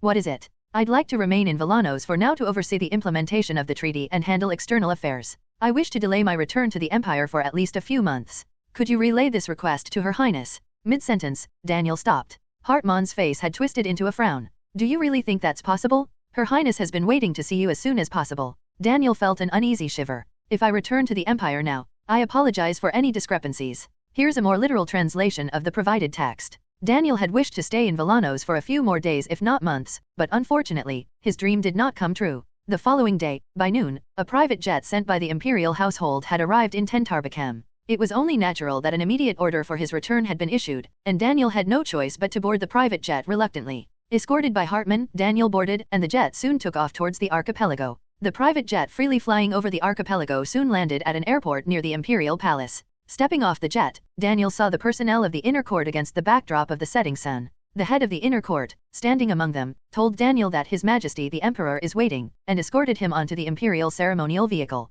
Daniel honestly wanted to rest, but he could not refuse the Emperor's order. The vehicle took Daniel to the Imperial Palace, and under the guidance of the head of the inner court, he headed towards a room called the Golden Rest. Daniel, unaware of what kind of room it was, cautiously asked, and was told it was a room where His Majesty sometimes drinks alone or reflects. Essentially, Daniel had been invited to a personal space of the Emperor. Feeling a sense of foreboding, Daniel remained tense as he moved and only stopped upon reaching the top floor of the palace. His Majesty the Emperor is beyond this door, said the head of the inner court as he pointed to the door. The door, richly decorated with gold, justified why the room was called the Golden Rest. The Emperor dislikes it when he is not answered promptly, so it would be best to respond as quickly as possible, the head of the inner court advised. Daniel nodded after adjusting his attire, and the head of the inner court, confirming he was ready, knocked lightly on the door. Your Majesty, Lieutenant Colonel Daniel Steiner has come to see you. From inside, a voice allowed entry. The head of the inner court gave a respectful nod, and the guards by the door opened it, revealing the Emperor's back as he looked out from the terrace of the room. Inside, the room boasted large wall paintings adorned with gold, and the ceiling was a glass dome allowing moonlight to shine through directly. An expensive carpet covered the floor, and one side of the room was lined with a glass liquor cabinet filled with once-in-a-lifetime whiskeys. It was a veritable paradise of luxury that naturally made one shrink. Daniel took a brief look around and then walked naturally to the center of the room and saluted Emperor Bertham. Your Majesty, Lieutenant Colonel Daniel Steiner, Operations Officer of the General Staff, has returned from his diplomatic mission. Daniel stopped mid-sentence. Bertham waved his hand, signaling to stop the formalities. As Daniel lowered his saluting hand, Bertham quietly said, "Come here. There is something I want to show you." Daniel nodded and approached Bertham. As the distance closed, Bertham glanced sideways at Daniel and then pointed down to the ground. "Do you see that? Those are my citizens." Daniel looked in the direction Bertham was pointing. On the streets, numerous crowds were waving and shouting. The exact number was indeterminate, but it was a crowd of at least 10,000. Daniel, taken aback by the view of the cityscape, stood still, and Bertham chuckled. "All these people have come out to celebrate your return. It's almost like a festival. Though half of them are probably using it as an excuse to enjoy the festivities," Bertham said. "I had no idea so many people would gather. For a war hero's return, this is modest. Watching this reminds me of my return after my first victorious war. Everyone praised my deeds then." Bertham's eyes narrowed slightly as he continued to look down at the crowd. "Now, they praise your deeds. So let me ask, are these my citizens, or are they yours?" It was a calm question, but for Daniel, it was not easy to answer. It was the first time the Emperor had openly shown such wariness towards him. Feeling the crisis, Daniel immediately knelt on one knee. "Your Majesty, the citizens' praise for me ultimately praises your achievements? I am merely an officer, a servant following the Empire's commands. And since the Empire is you, Your Majesty, how could they possibly be my citizens?" At Daniel's defense, Bertham let out a low laugh. "You've become accustomed to handling power. Your voice trembles much less now." If the initial encounter had Daniel anxiously trying to read the room, now he managed to maintain a composed demeanor, whether consciously or not, showing he had become accustomed to interacting with the powerful. Bertham, watching Daniel carefully, nodded. "If that's what you say, then so be it. Rise. Let's have a drink," Bertham said, moving deeper into the room as Daniel stood up. Bertham walked to the mahogany table set in the center of the room, where 2 crystal glasses and a bottle of fine whiskey were placed. As Daniel approached, Bertham sat down and picked up the whiskey bottle. "Sit down." "Yes, Your Majesty." Daniel bowed slightly and took his seat, and then Bertham poured the whiskey. The color of the whiskey pouring out was an amber mixed with gold. Though the thought of high-quality whiskey was exciting, it was a fleeting thought. "Your Majesty." A startled Daniel looked at Bertham. Bertham had filled the glass to the brim with whiskey. Whiskey is not typically drunk in such a manner. Especially with high-quality whiskey, it is normal to sip slowly to savor the taste and aroma. Bertham, knowing this, still filled the glass to the brim. "Drink now." "But I will drink as well." Bertham filled his own glass to the brim with whiskey. Seeing this, Daniel exclaimed in shock. "Your Majesty, I heard your illness had eased, but drinking like that could be dangerous." However, Bertham just laughed it off lightly. "I know my body best. Drinking like this won't kill me, nor will not drinking save me. So, drink up." Bertham pushed the whiskey bottle aside after filling their glasses. Bertham lifted his glass, and Daniel, unable to refuse, also raised his. They briefly made eye contact before downing the whiskey in their glasses. Bertham swallowed the liquor smoothly, but Daniel burst into a coughing fit. For Bertham, such drinking was a frequent pastime in his youth, but for Daniel, downing a full glass of whiskey at once was a first. Bertham watched Daniel coughing as if he were about to die and then burst into laughter. "I heard you liked liquor, but apparently not. Can't you even drink this? This is, cough the first time this has. I'm sorry." Daniel barely caught his breath, straightened up, and wiped his mouth with the back of his hand. Bertham, looking at Daniel with significance, murmured quietly, "Looking at you, a certain fairy tale comes to mind." "A fairy tale, Your Majesty?" "Indeed. Do you know the fairy tale about the brave lion and the clever fox?" It was impossible not to know. That fairy tale was a famous story told by parents to their children in the Empire. The story is simple. A brave lion, having successfully protected the forest from humans, gathers all the forest animals. The lion claims there is a traitor among them who colludes with humans and interrogates and devours them one by one. The only animal to escape alive is the fox. Daniel, who grew up without parents, also knew the story from the monastery head. If there is anyone who does not know that story, they must be a spy. Then we can communicate. In your view, what trick do you think the fox used to not become the lion's meal? There's an interesting aspect to this story. Interpretations of how the fox escaped vary from family to family. So, adults make up their own versions of the story to tell children how the fox escaped. Of course, Daniel knew that Bertham wasn't truly curious but was testing him. How long will he continue to test me? It was natural to keep a war hero who had gained enormous influence in check. Daniel also understood that the aging emperor's paranoia was growing. However, understanding was one thing, accepting it was another. As the rush from the hastily consumed liquor began, emotions started to precede reason. The emperor cannot fault me for successfully negotiating a treaty in Villanos. So, this conversation was merely nitpicking. Tell me, what trick do you think the fox used? The second question came with a sharper tone.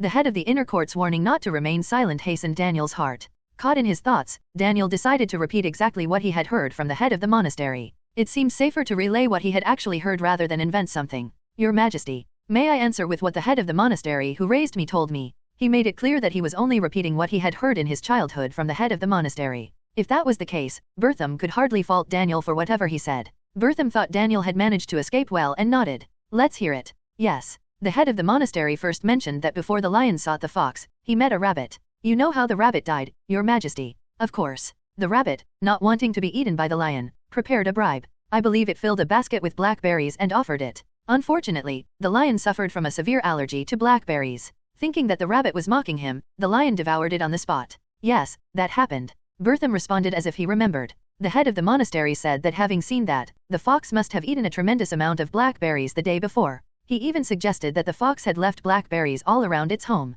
Bertham looked meaningfully at Daniel. Daniel continued. When the lion came to the fox's home the next day, the fox said, "O mighty lion, my lord, you could swallow me in one bite, but remember this. My blood is now flowing with the juice of the blackberries, so if you eat me." After a brief silence, Daniel looked straight at Bertham. You, my lord, must also be prepared to die. In Daniel's forthright gaze, sincerity was evident. Bertham was no fool. He knew well that the words spoken were directed at him. A heavier silence than ever settled between the two. The silence prolonged, but neither of them opened their mouths first, aware that a wrong word could escalate into disaster. This wasn't just about Daniel's perspective. Emperor Bertham was now in a position where he had to be cautious of Daniel's reactions. The aging and ill Bertham was at a juncture of transferring power. In his younger and more vigorous days, he might have threatened Daniel to keep him under control. However, the imperial power was now divided, and Daniel was well aware of it. Most of the ministers were now swearing allegiance to the princess rather than the emperor. Once the emperor passed away, it was Princess Selvia who would dominate the empire for the next several decades. In Selvia's reign, which was soon to commence, Daniel would undoubtedly be treated as a proven loyalist and benefactor. It was clear that Daniel would receive the support of many citizens under Selvia's favor. If I were to oppress Daniel and diminish his authority in this situation, the citizens would not stand by idly, and Selvia's support base would be shaken. If she were to treat a loyalist who helped secure her position as emperor negligently, she would face extensive criticism. As the regent, Selvia could not escape by blaming the emperor's unilateral decisions. Of course, it was unlikely Selvia would agree to oppress Daniel, but Bertham felt an odd displeasure that there wasn't even a small chance of this happening. The source of the displeasure was that Daniel Steiner was cleverly exploiting the situation, fully understanding all these dynamics. Indeed, it seems the blood of blueberries does run through your veins. Daniel was avoiding charges of disrespect by clarifying that his comments were purely stories he heard from the abbot. He could have demanded cross-verification from the abbot who raised Daniel to confirm the truth, but that would be meaningless. If the abbot simply said he didn't remember, there would be no way to know the past, even if it truly was a story he heard. To mention it out loud was clearly intentional. Either way, Daniel had used the fairy tale to reveal his intentions without incurring any damage to himself. Cunning like a fox. Is that what they say about satire and humor in fairy tales?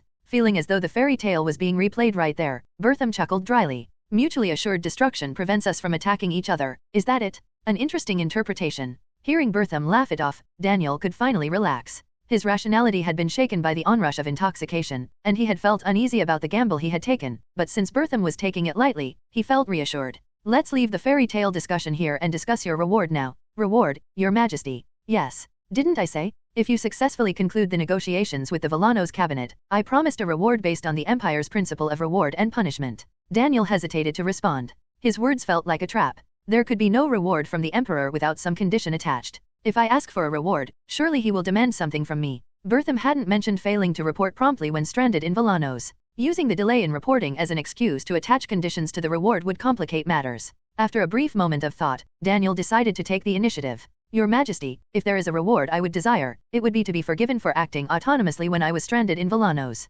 Beyond that, I desire nothing else. Bertham's eyes narrowed. Nothing else you desire. Bertham would have used the request for a reward as a pretext to propose a formal inspection. To verify whether Daniel was eligible for a reward, an inspection, while not common, was sometimes warranted. Since Daniel had a history of delayed reporting when stranded in Villanos, there was also a justification for an inspection. Moreover, an inspection based on giving a reward could be packaged in such a way that it wouldn't provoke public backlash. So, if Daniel had expressed a desire for a reward, he couldn't have retracted his statement and would have had to accept the proposal for an inspection. However, now Daniel was circumventing Bertham's expectations, claiming he only wished to be pardoned for his autonomous actions. This caused a crack in the subtle smile Bertham had been maintaining. The way Daniel skillfully navigated the conversation, as if he knew the Emperor's mind, elicited an inexplicable sense of awe. Are you really just a mere officer? It felt as if he was conversing with a seasoned politician who had experienced all the vicissitudes of political life. It reminded him of the time he had negotiations with the leader of the international coalition, Calidra. The sincerity in his expression seemed to hide dark intentions that were impossible to gauge.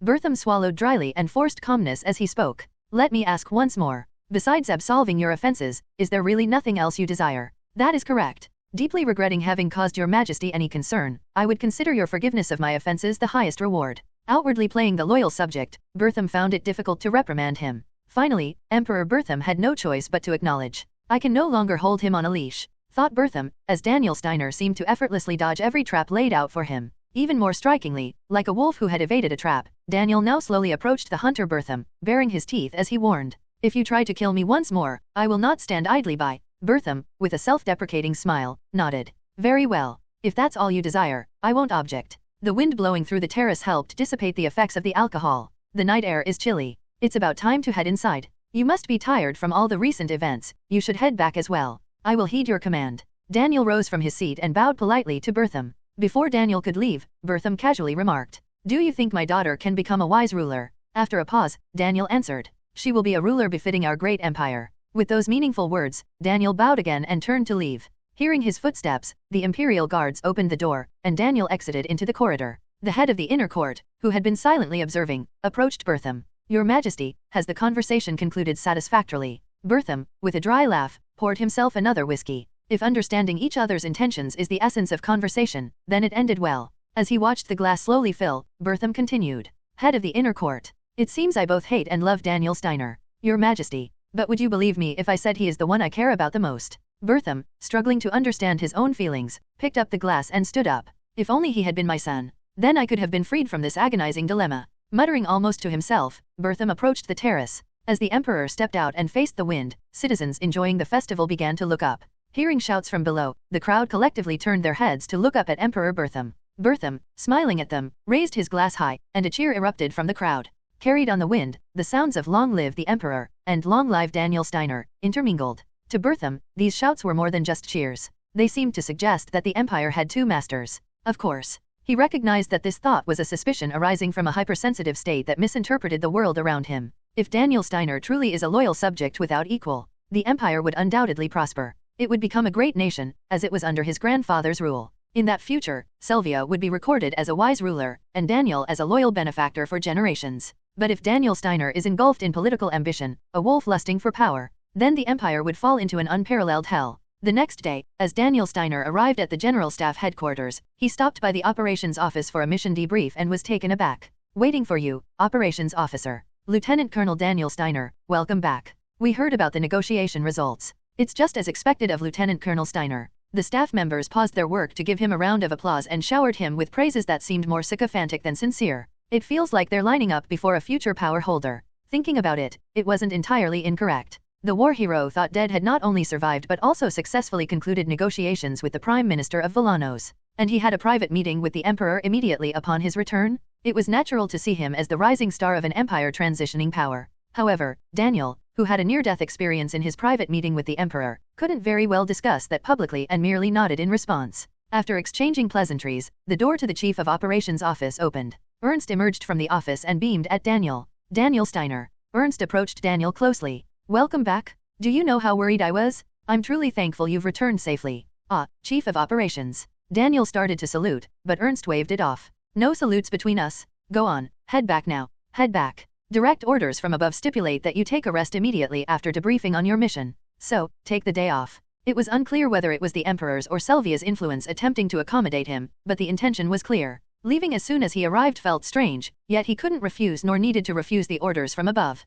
As Daniel was about to nod, Ernst added, "Ah, and tomorrow you're not to come to the general staff but to the palace." "The palace? Is His Majesty summoning me again?" "No, not this time. Her Highness the Princess wants to see you. She probably has questions about the Villanos negotiation." It was somewhat relieving news that it was not the Emperor but the more amicable Princess Selvia. Of course, given their statuses, meeting either was daunting. But facing Princess Selvia was significantly preferable to dealing with Emperor Bertham. "I will keep that in mind." But, looking around, Daniel asked curiously, "I don't see my aide. Is he handling tasks in my personal office?" "Your aide? Ah." Ernst hesitated as if he had forgotten. "Actually, your aide is currently on leave." "On leave?" "Yes. He seemed quite shaken by the shipwreck incident, so I recommended he take extended leave. It's necessary rest, considering his direct superior was thought dead. Though you're alive now." Ernst playfully nudged Daniel's waist, trying to lighten the mood. However, Daniel's expression remained stern, causing Ernst to deflate a bit. "Well, he's resting at the barracks. And that's why I suggest you should personally check on your aide's condition." Daniel frowned at Ernst's suggestion. "Go visit the quarters of the woman who tried to assassinate me." It was akin to putting one's head in a crocodile's jaw, a perilous act. Unwilling as he was, Daniel was about to refuse when he hesitated. There are too many eyes watching. If he showed no concern for an aide reportedly distressed enough to be confined, his reputation could plummet. Especially with the Emperor already scrutinizing him, providing fodder for gossip was out of the question. Ultimately, Daniel gritted his teeth and forced a strained smile. "Thank you for the advice. I will take your suggestion and visit my aide's quarters." The lack of choice was more painful than he expected. "Exactly. Our Empire's hero, Lieutenant Colonel Daniel, is generous indeed. What are you doing?" Give him a round of applause. Dealing with a clueless superior was just as painful. Meanwhile, in the quarters of Lucy Amelia. In a room darkened by blackout curtains, Lucy lay curled up on her bed, staring blankly downward. Days without showering had left her hair dry, her eyes lifeless, and dried tear streaks on her cheeks. Since her leave was approved, she hadn't stepped out of her quarters, looking utterly disheveled. But Lucy could pay no mind to such things.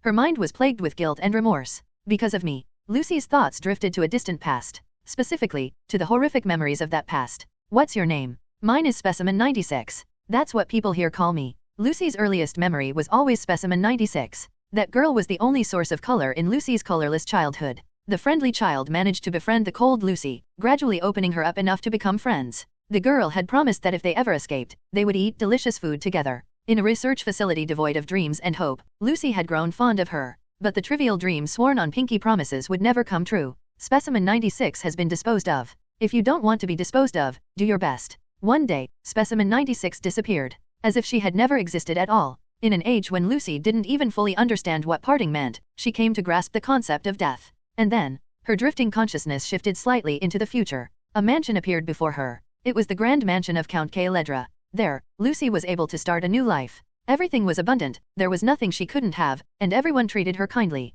Living in a world that seemed like a dream, Lucy encountered a maid of her age. The maid was cheerful and talkative, which allowed Lucy to quickly become friends with her. The usually reticent Lucy could learn about the outside world through the maid's stories, imagining the coziness of the wheat fields at sunset and the refreshing breeze from the sea at noon. After a long time, Lucy managed to open her heart again and became close friends with the maid. Elated to have a close friend, Lucy once whimsically asked Count Caeledra, "Father, can I go on a trip with my friend? It would just be for a day." Count Caeledra smiled kindly and asked for the friend's name. Innocent Lucy told him the name straight away, and the next day, the maid did not come to work. Rumors suggested she had suffered a major accident and died. From that day on, Lucy never called Caeledra father again. Lucy's eyes slowly closed. She clenched her teeth. Unexpressed emotions were festering inside her, and feelings overwhelmed her reasoning. With a dying breath, Lucy thought, "Because I liked her, Specimen 96 died. Because I liked her, the maid died. Because I liked Daniel Steiner died." They say if a coincidence happens 3 times, it becomes inevitable. Her reason screamed no, but her emotion-engulfed heart was already tainted black.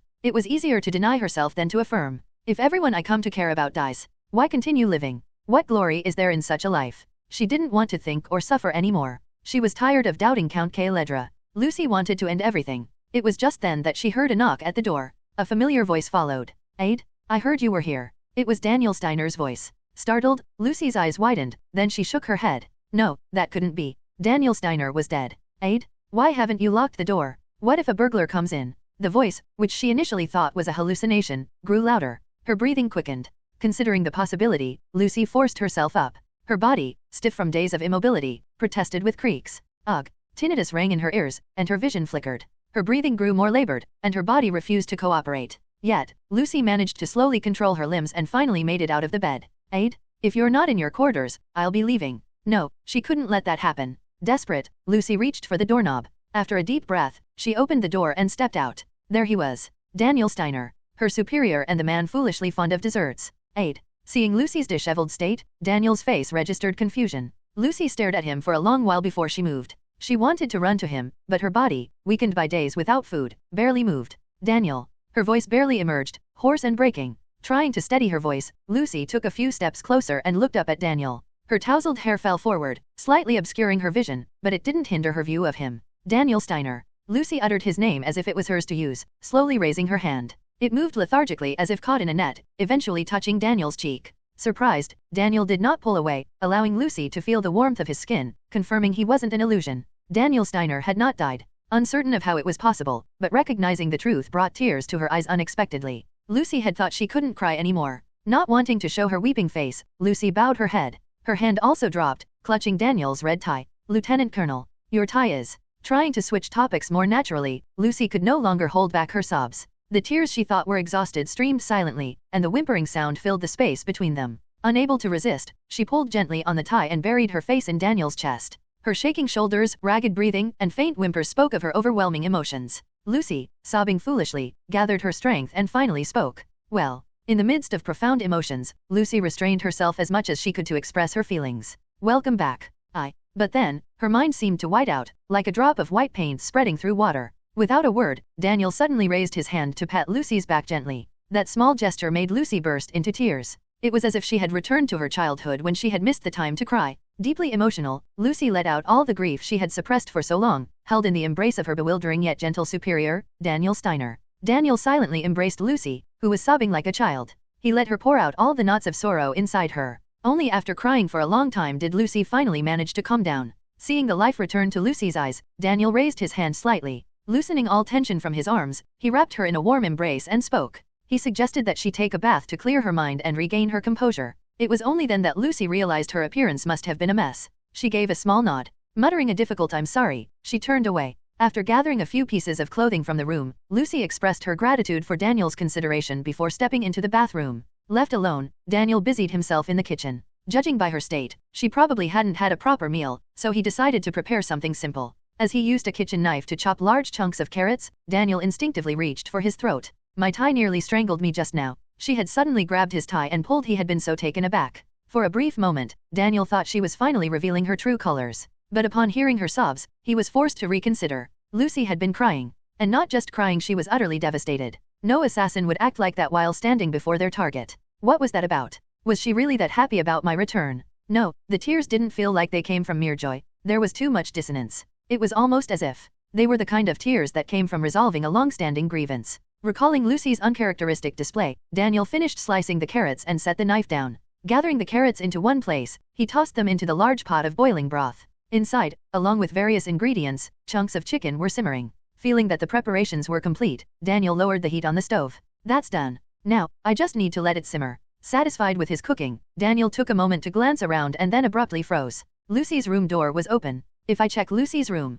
he might be able to gather some useful information. There was no movement from the bathroom. He had plenty of time. Taking a deep breath, Daniel carefully stepped into Lucy's room. Even though he was a spy, he still felt somewhat nervous about entering a lady's private quarters. But once inside, he was only left with disappointment. This is excessively neat. A bed, a desk, a wardrobe, curtains. That was it. There was nothing else to be found. Daniel felt a strange sense of dissonance. A person's room was supposed to reflect their individuality. Yet there was no trace of personality in Lucy's room. No dolls, no posters, nothing. The place was so empty it was hard to believe anyone actually lived here. Does she have no hobbies? Or perhaps she had never even had the opportunity to develop any. Unconsciously feeling a twinge of pity for Lucy, Daniel's gaze landed on the desk. And he flinched. What the? There were books. All right. Having books isn't unusual. But the problem was their titles. To seduce a wolf-like man, become a fox. Love is war? How to conquer the battlefield of love. 3-4 ways to steal a man's heart. There were 3 books, all guides on how to seduce men. And they stood out starkly in a room that was otherwise devoid of any personal belongings aside from the bare essentials.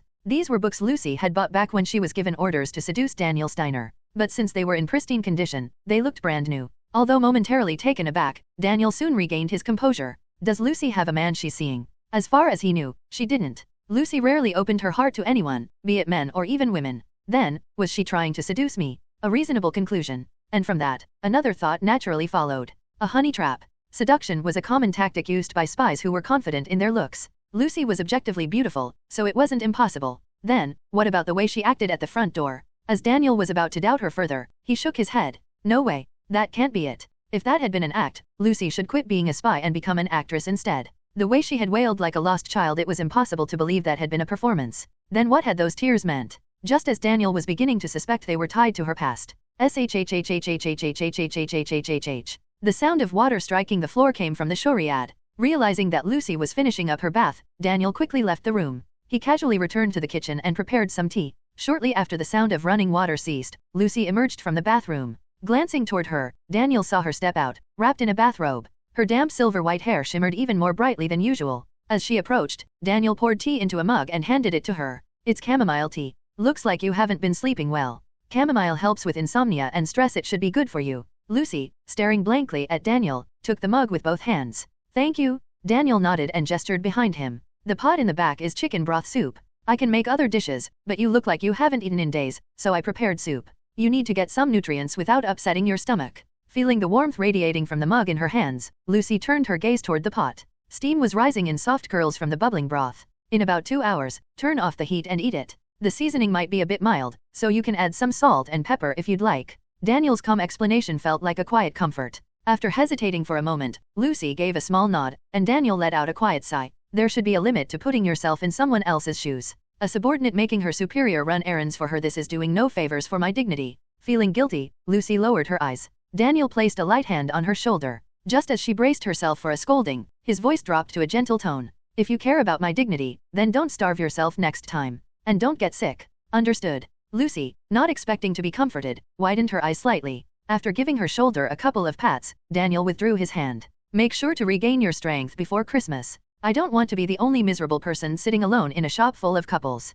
Christmas, sir. Didn't I say we should go have stolen together? Stolen. At that simple, offhand remark, Lucy was reminded once again that this moment was real. The Christmas she had thought would never come again. Time had started moving forward for her once more. I will keep that in mind. Seeing the faint smile form on Lucy's lips, Daniel gave a small nod. She seemed to have recovered enough. It was time for him to leave. Then, I'll be going now. Picking up the uniform cap he had left on the kitchen table, Daniel placed it on his head. And as he moved past Lucy, Lieutenant Colonel Daniel. Her voice was still hoarse, but her tone was clear. After a brief silence, Lucy gathered her courage and spoke again. I will make sure to repay this kindness. At those words, Daniel let out a quiet chuckle. Kindness, huh? A doctor I once saved said the exact same thing. It's an odd feeling. His smile carried a teasing note as he spoke. I'll be looking forward to it. With a soft smirk, Daniel turned and left the quarters. Left alone inside, Lucy clutched the warm mug tightly, her face faintly flushed. Before Christmas, she thought she should buy a nice outfit. Permanent member state of the United Nations, Edria. Count Calidra's office. Report number 2,810,451, Villano's Situation Report, 634788194. Count Calidra furrowed his brows as he read through the intelligence report from the Central Intelligence Bureau's Espionage Division. The report detailed how Daniel Steiner had pressured the Prime Minister of Villanos into a diplomatic agreement that overwhelmingly favored the Empire. Is this true? Deputy Director Beck of the Central Intelligence Bureau gave a firm nod. Yes, sir. The report has been cross-verified. Calidra clenched his teeth, closing his eyes. It was already absurd enough that he survived the sinking of the ship. But Daniel had gone even further, using his supposed death as leverage to bring the Prime Minister of Villanos to his knees. As a result, the Empire had essentially secured its maritime defenses. With Imperial troops now stationed in Villanos, the nation would serve as both a breakwater and a vanguard, intercepting enemy attacks before they reached Imperial shores. A headache. The fall of the Empire had been a foregone conclusion. Everything had been proceeding according to plan, without the slightest flaw. Victory for the Allied nations was within reach. But then, Daniel Steiner appeared, slowly unraveling the plan, one step at a time. Like a hero out of a story, resisting his inevitable fate. Calidra, grinding his teeth, slowly opened his eyes. No matter how brilliant you may be, a mere individual could never overturn the tide of history. The Empire would crumble. The Allied nations would flourish. And I will ensure that outcome. The ongoing war already favored the Allied nations. There was no need to let this cause undue distress. However, Daniel's survival left an unpredictable factor: Lucy's decision. There had already been reports from the Palancha branch in the capital suggesting that Lucy might be wavering. And now, with Daniel's unexpected return, things had become even more complicated. Calidra had meticulously laid the groundwork for Lucy to fill the void left by Daniel's absence. But now, this development was nothing short of a disaster. Lucy's defection must not become a certainty. Anything else could be sacrificed, but Lucy Amelia was irreplaceable. Feeling an urgent sense of crisis, Khalid turned to Beck, his gaze sharp. Send an immediate recall order to Lucy. Right now. Realizing the gravity of the situation, Beck nodded without hesitation. As Beck turned and left the office, Khalid lifted a hand to his forehead. His skin burned with fever, as though he had been struck by an illness. And the cause of this stress was, without a doubt, Daniel Steiner. Your Majesty, the Emperor of the Empire, why are you merely standing by and watching him? From Khalid's perspective, it was incomprehensible. Every rational indicator pointed to one undeniable truth. That man was a monster destined to devour the Empire whole. Early morning, the next day, the Imperial Palace's indoor garden.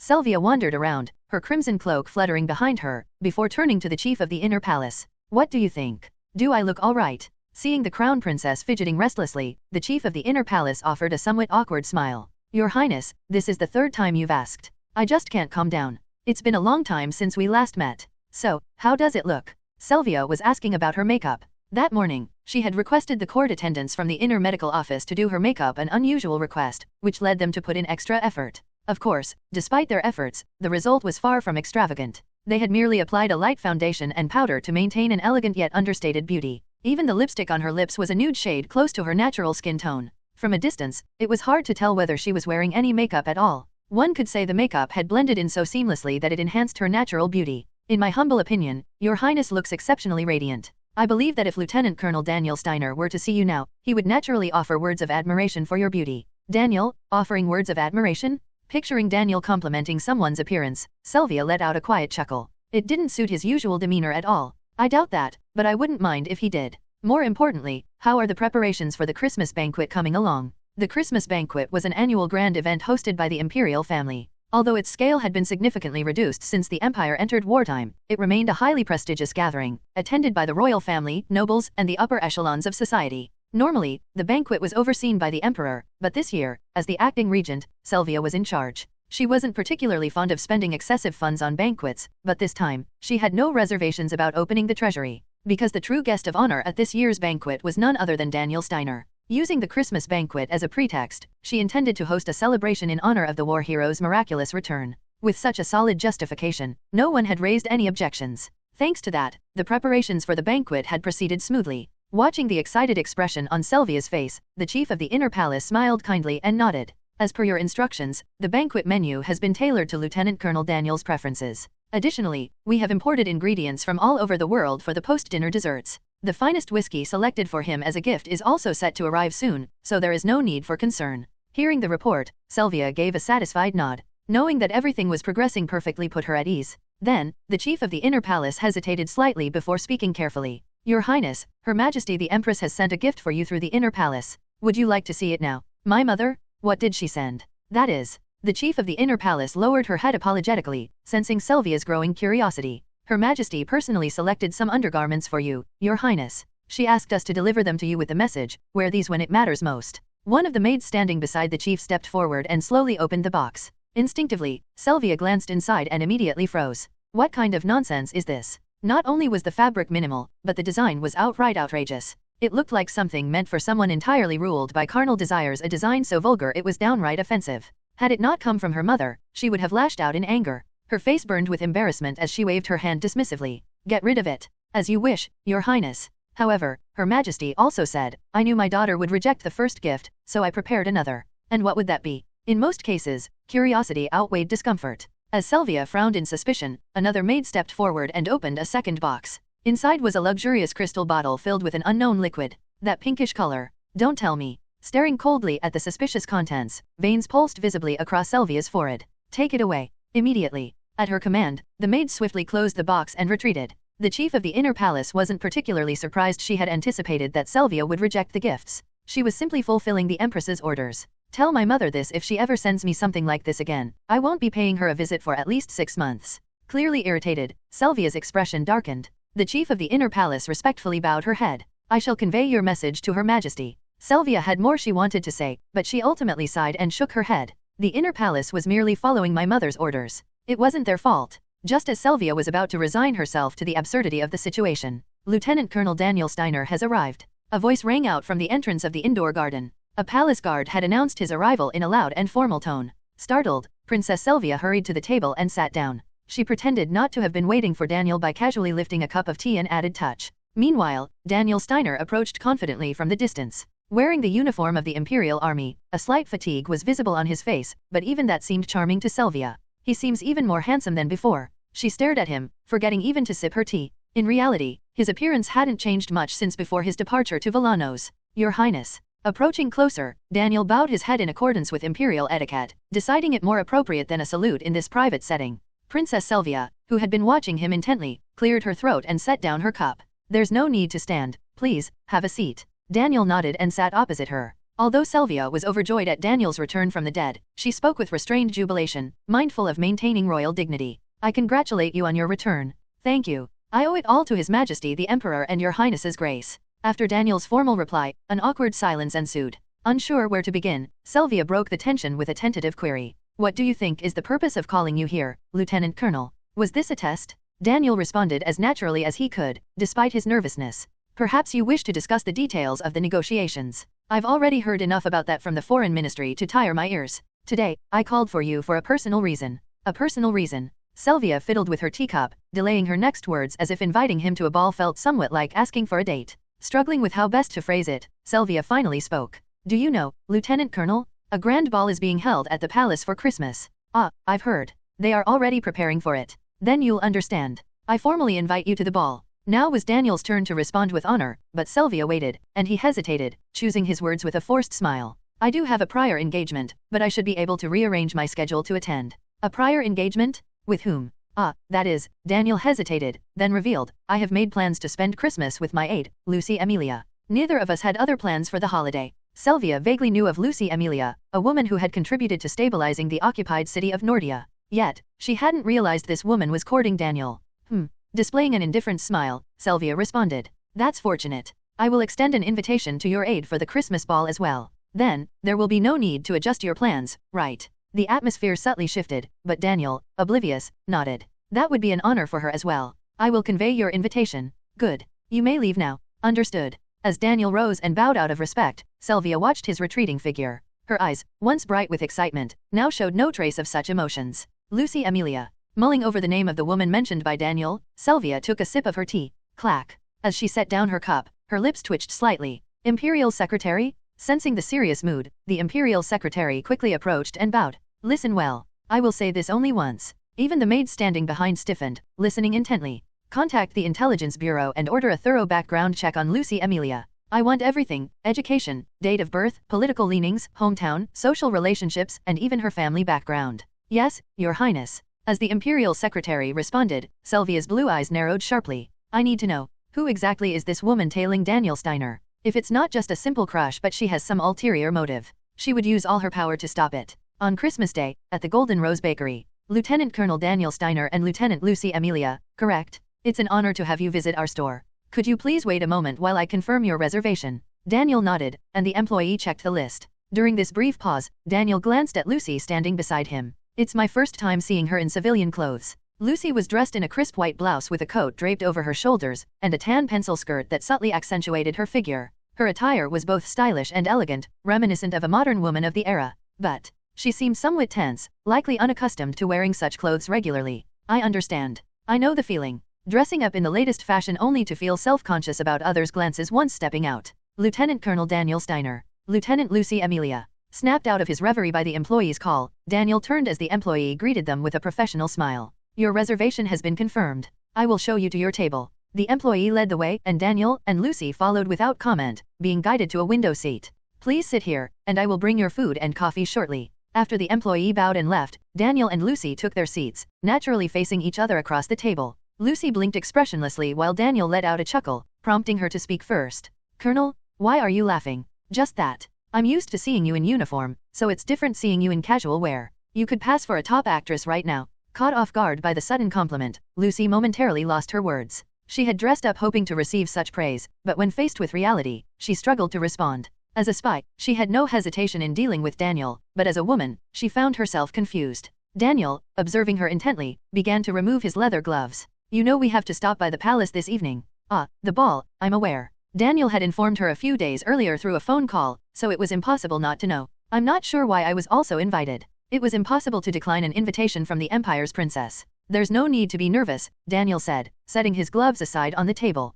The royal ball might seem grand, but it's just a social event. Just be mindful of your words and careful with drinking, and you'll enjoy the dinner. He paused as the employee approached with a stolon. Here's our Christmas special stolon. Enjoy. The cheerful employee set the stolon in the middle of the table and placed 2 steaming cups of coffee before retreating. This is. Lucy marveled at the stolon, which looked as if it had been dusted with snow. It really looks like snow has settled on the bread. It's beautiful. It tastes as good as it looks. I'll slice it for us, just wait a moment. Daniel skillfully sliced the stolon, arranging a few pieces on plates before setting down the knife. Go ahead, try it. Eager to hear Lucy's honest thoughts, Daniel encouraged her to taste it. Lucy nodded slightly, picked up a fork, and delicately tasted the stolon. Her eyes widened in delight. Delicious. The stolon burst with sweetness upon contact, its moist and tender texture spreading a rich, nutty flavor enhanced by the tangy raisins. As she swallowed, ready to express her enjoyment, she hesitated. Seeing Daniel's smug smile made her feel unexpectedly irked, as if he was saying, "See? I told you it would be good." On a whim, Lucy wiped her mouth with a napkin, hiding her true feelings.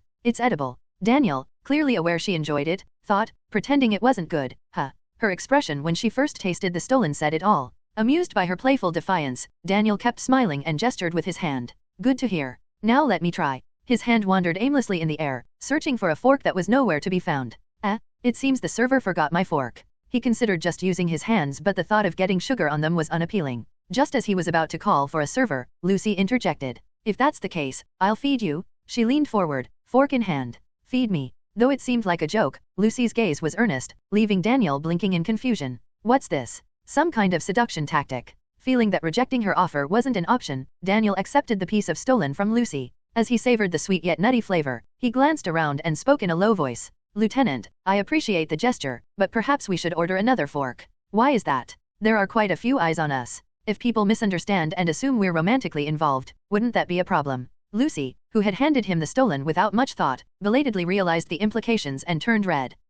The thought that she had unintentionally acted like his lover made her feel inexplicably flustered. Lieutenant Colonel Steiner, I absolutely did not mean. She hurriedly tried to explain, but the atmosphere had already grown awkward. After a brief silence, Lucy murmured in a small voice, I apologize. Her ears burned red. That evening, Daniel and Lucy arrived at the Imperial Palace. They were met by attendants from the Imperial Household Department, who guided them to the separate palace where the banquet was being held. The venue, brightly illuminated with extravagant lighting, seemed to declare its own grandeur. Even in the parking area, notable figures from politics and high society were seen chatting. Inside, a massive chandelier dominated the Great Hall. Tables were laden with luxurious dishes, and at the center stood a magnificent Christmas tree, dazzling in its decorations. The Imperial Orchestra played classical music, further enhancing the grandeur of the event. I heard the Christmas banquet was different from other banquets, but... Silently impressed, Daniel entered with Lucy and chose a table on the outskirts of the hall. Drawing attention wouldn't be beneficial. However, someone as famous as Daniel would attract people no matter where he sat.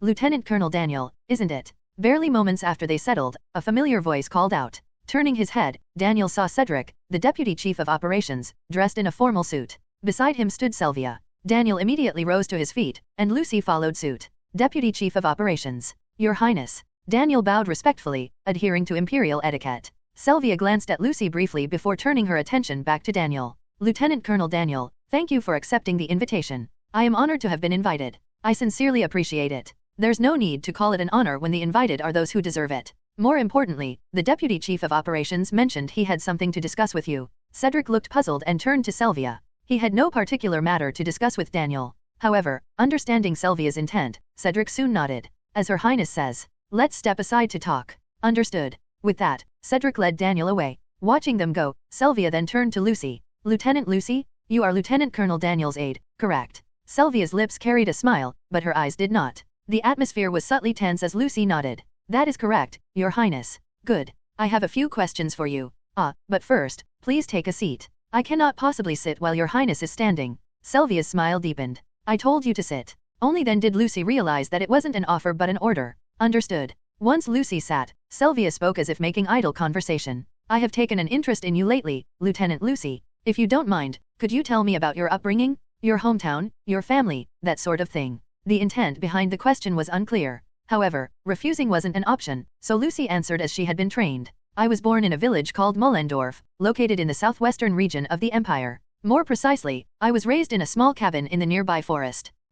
And there, I was raised by my grandfather. He cherished me until I could live independently. Afterward, I enrolled in the military academy, completed my courses, and was assigned to the general staff to serve under Lieutenant Colonel Daniel. Her response was concise and polished. Sylvia appeared satisfied. I see. That must have been difficult. Growing up in a cabin, without parents, raised solely by your grandfather. That couldn't have been easy. I think your past can be summed up in a single word. A single word. Curious? Then I'll tell you. Sylvia placed her hand on the table and leaned forward. Her platinum blonde hair cascaded down her shoulders like silk. The tension between them grew taut, Sylvia's deep blue eyes narrowing slightly, like polished gemstones. Lucy unconsciously shrank back. At that moment, Sylvia smiled and kissed her on the lips. Lies. The atmosphere shifted in an instant. As a spy with years of experience, Lucy instinctively understood. Though Sylvia was smiling playfully, her true intentions were far from innocent. Her gaze was as cold and calculating as ice. This is dangerous. A single misstep in her words, and she could very well lose her life. Sensing Lucy's tension, Sylvia slowly straightened herself. I'll be honest. I had the Intelligence Bureau conduct a little background check on you, and I came across some rather odd discrepancies. The smile faded from Sylvia's lips, replaced by a look of curiosity. Why is it that Lieutenant Lucy never interacted with the people of the nearby village? Strangely enough, none of the villagers seem to know anything about you.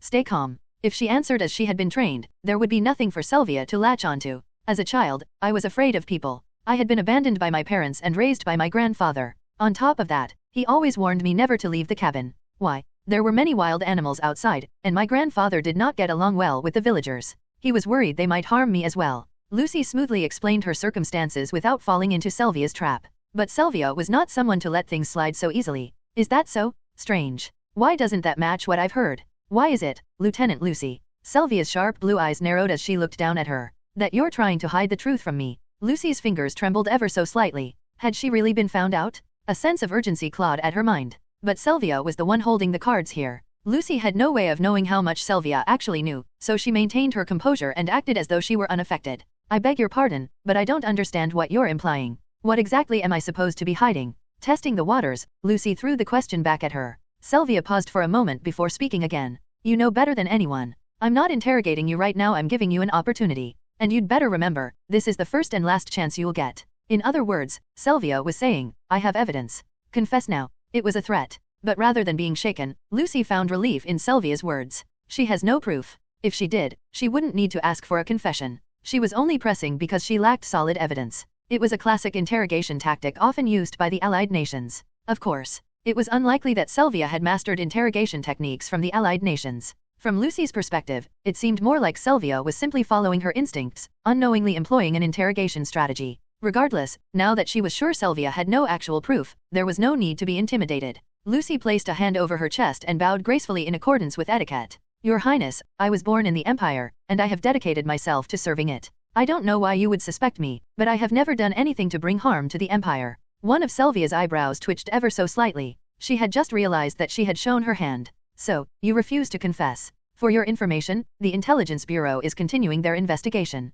There won't be another chance after this. I beg your pardon, but... Lucy lifted her head and stared directly at Sylvia. I truly don't understand what you're implying. It was as if she were saying, go ahead, try to find proof that I'm a spy if you can. Sylvia clenched her teeth. Her instinct was to have Lucy dishonorably discharged and banished from the Empire. Even if there was no solid evidence, there wouldn't be many who would object to removing a mere lieutenant. But the problem was Daniel. Would Daniel see the princess in a favorable light if she dismissed his aid on nothing but suspicion? No, he would undoubtedly see her in a negative light. For Sylvia, who wanted to win Daniel's heart, that would be nothing short of self-sabotage. Which means, even if Lucy acted insolently, Sylvia couldn't take action. And Lucy, fully aware of Sylvia's predicament, was able to stand her ground without fear. It was truly a battle between the spear and the shield. After staring at Lucy in silence for some time, Sylvia finally chose to take a step back. Is that so? Listening to you, I suppose I may have been overly suspicious. To make up for it, would you join me for a meal? If your Highness is willing to share a meal with me, I would be honored. Though both women smiled politely at one another, their thoughts were anything but cordial.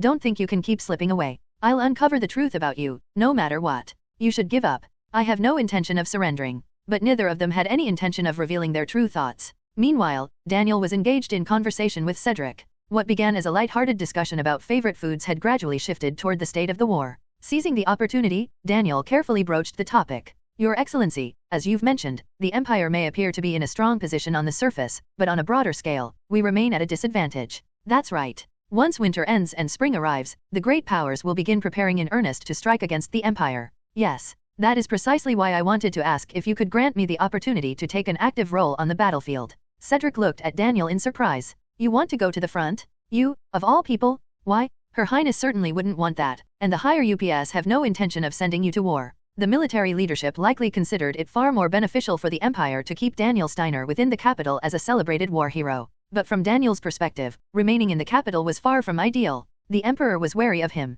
I made it clear that attacking me would mean retaliation, but I can't afford to be complacent. Ironically, a person's thirst for power reaches its peak in their final years. The greatest fear of a ruler is to see everything they built crumble like a sand castle before the tide. Daniel had no way of predicting what the Emperor might attempt before his death. Until Sylvia ascended the throne and inherited Bertram's authority, Daniel planned to stay on the battlefield where he would be safest. That was the logical choice for survival. Of course, he couldn't reveal his true thoughts. Instead, he spoke with solemn conviction. Our soldiers are dying on the front lines as we speak. Yet because I am called a war hero, I am to remain in comfort within the capital? If I truly wish to serve the Empire, then I must fight while I am still young. Cedric found himself silently impressed by Daniel's reasoning. A true soldier, willing to lay down his life for the Empire. Daniel was a man who refused to grow complacent, always thinking ahead. Ashamed of his own momentary hesitation, Cedric nodded. Very well. I will relay your request to the higher UPS. The Chief of Staff favors brave young officers, so he will likely grant your request. I sincerely appreciate your consideration.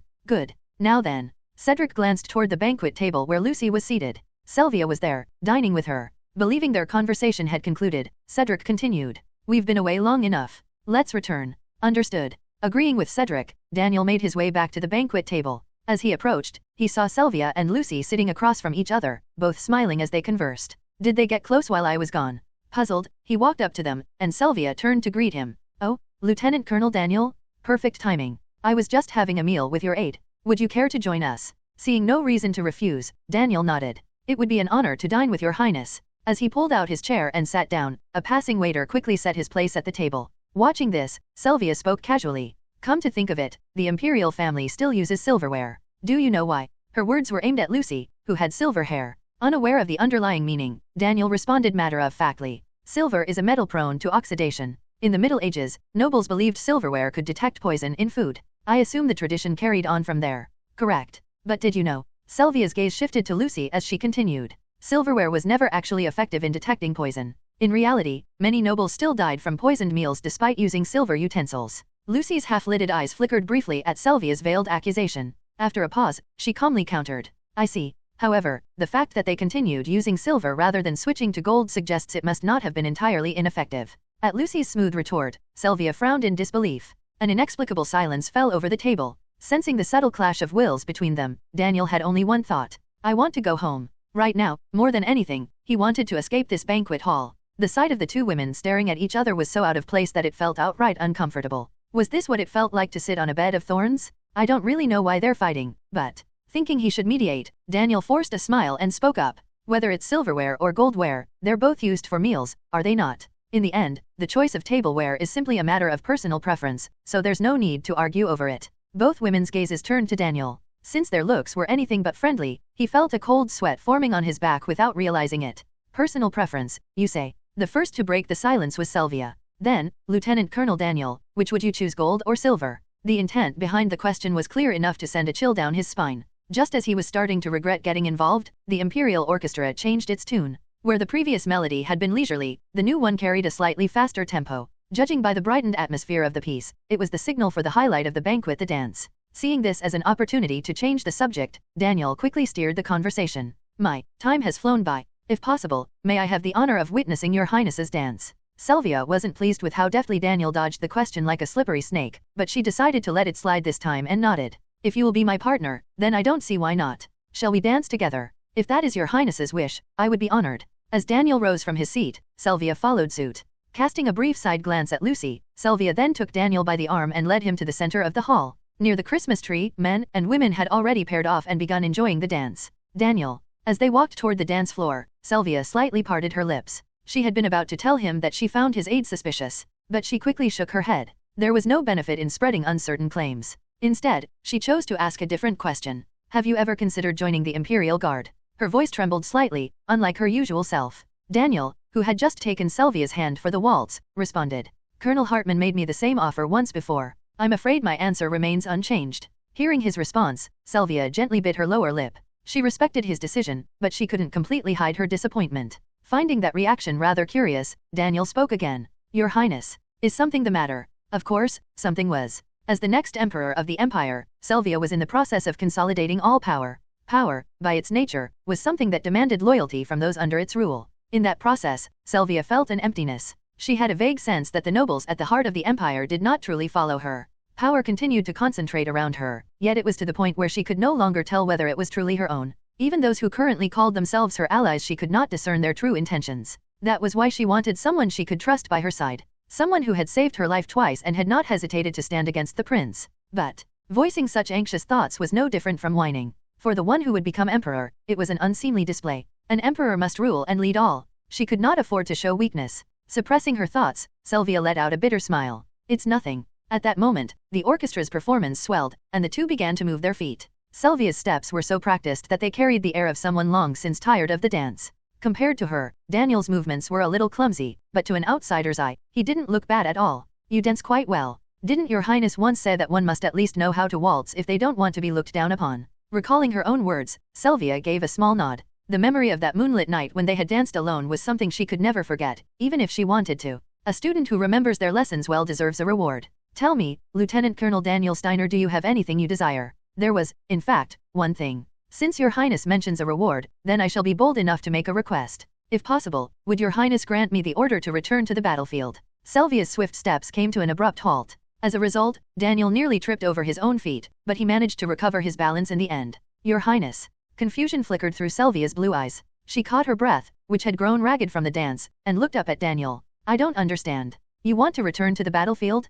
Even after what happened in the waters of Villanos? It wasn't that Daniel didn't understand her concern. But if things went wrong, what had happened in Villanos could very well happen again, this time within the capital. Of course, he couldn't just tell the princess, your father is making my life miserable. So instead, Daniel forced an awkward smile and made up an excuse. Your highness, though you have secured the position of heir, domestic sentiment is not entirely favorable. There are even absurd rumors that I, Daniel Steiner, am the one pulling the strings of the imperial family. And what of it? Why should I care about the nonsense of street rabble? It is nonsense. However, when one dog starts barking, the others tend to join in. And once they begin barking, their owner will start looking for the cause. Daniel gently clasped Selvia's hand. That's why I believe the best course of action is for your highness and me to maintain a distance that is neither too close nor too far. By sending me to the battlefield, you can make it clear to everyone that Daniel Steiner is nothing more than a soldier. His proposal was simple. Sending Daniel, who had barely survived Villanos, back to the front lines would quell the suspicions of the nobility. It was a perfectly reasonable suggestion, but Selvia couldn't help but be seized by guilt.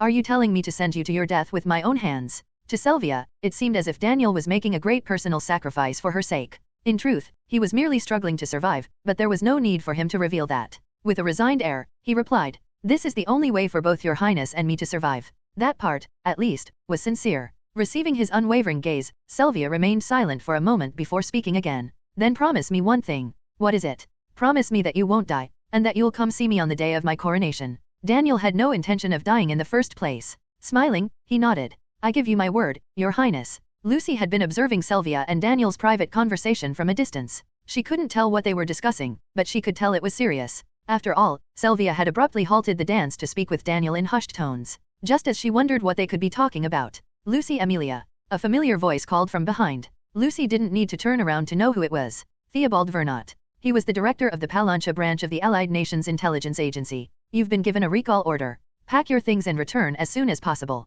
Lucy's shoulders stiffened. Choosing her words carefully, she took a deep breath before responding. I refuse. It was something no spy should ever say, yet Theobald neither reprimanded nor raised his voice. He merely furrowed his brows as he gazed at Lucy's back. Is it because of Daniel Steiner? Has that man bewitched you? No. Then what's your reason? If you were in your right mind, betraying the Allied nations wouldn't even be an option. At his shameless remark, Lucy clenched her teeth. The Lucy Project. You wouldn't dare claim ignorance, would you? Until everything becomes clear, I have no reason to remain loyal to the Allied nations. There was no reply. Perhaps caught off guard, Theobald remained silent for a moment before finally speaking. You'll regret this decision. With that, he slowly stepped back. Only after he had disappeared did Lucy release the tension in her body and look ahead only to blink in surprise. Daniel was walking toward her alone, the dance having ended. Finding it strange, Lucy asked, Lieutenant Colonel Daniel, where is Her Highness?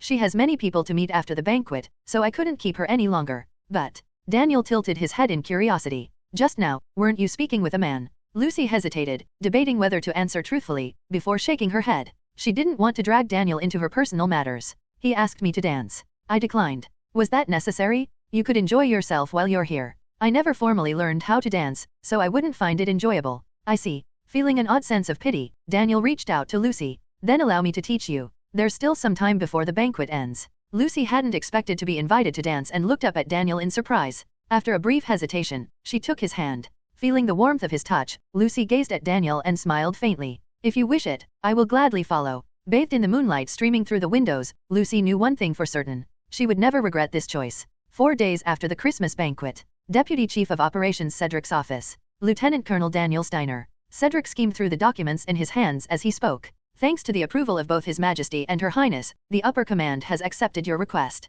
You will be deployed to the Eastern Front this time. Daniel stood at ease, quietly listening. The location is near the border with the Kingdom of Belmore, one of the Allied nations. It's practically barren. Since it's a basin surrounded by mountains, it holds no strategic or military significance, so only a small company is stationed there. It was a reconnaissance unit, meant to detect any movement should Belmore attempt an advance through the mountains. Of course, as long as the Kingdom of Belmore had any sense, they wouldn't attempt such a thing. Marching an army through treacherous mountain terrain was nothing short of suicide. You will be leading a battalion-sized unit under direct headquarters command. Upon arrival, you'll merge with the stationed company and take over command. Your mission will commence after that. And what is the mission? Rescue an Imperial engineering technician currently held captive near the border. Specifically, Hans Zernmehart. He possesses critical classified information on Imperial technology. Understanding the assignment, Daniel saluted. I will carry out my orders. Cedric nodded and returned the salute. As he was about to dismiss Daniel, he suddenly added, "Oh, one more thing, there's no need to risk your life for this mission. The upper command values your survival more than the success of the operation.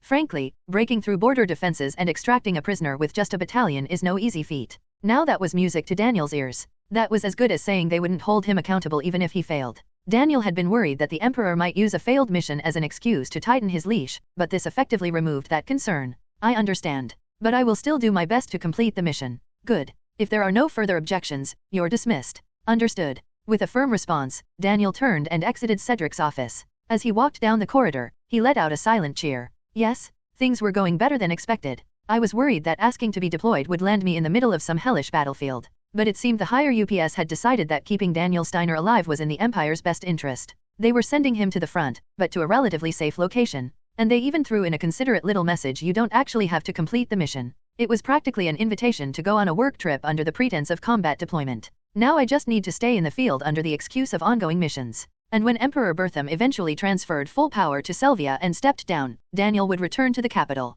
Judging by Selvia's attitude yesterday, she doesn't seem interested in keeping me in check. That meant once she became emperor, he could finally live in peace in the capital. Of course, that wasn't his ultimate goal. Though the empire had grown stronger after subjugating Eldresia and Villanos, the best option was still to escape. Once winter's frost thawed and spring arrived, the great powers would inevitably declare war on the empire. Reports indicated that both the Federation and the Republic were steadily amassing troops. The frequency of meetings between the allied nations and Calidra, their de facto leader, was increasing. A world war was on the horizon, and the only way to avoid being consumed by that fire was to escape the empire. But could he really leave Selvia behind in that fire? Unlike the emperor, Selvia was at least favorable toward him. She understood the importance of public sentiment, but she was not well versed in politics. She would almost certainly fall along with the empire. That thought made his head ache. As he descended the stairs, lost in thought, he came across a familiar figure. A woman with disheveled silver hair and blood-red eyes. Lucy, Lieutenant. Wondering why she had come from the offices, Daniel asked.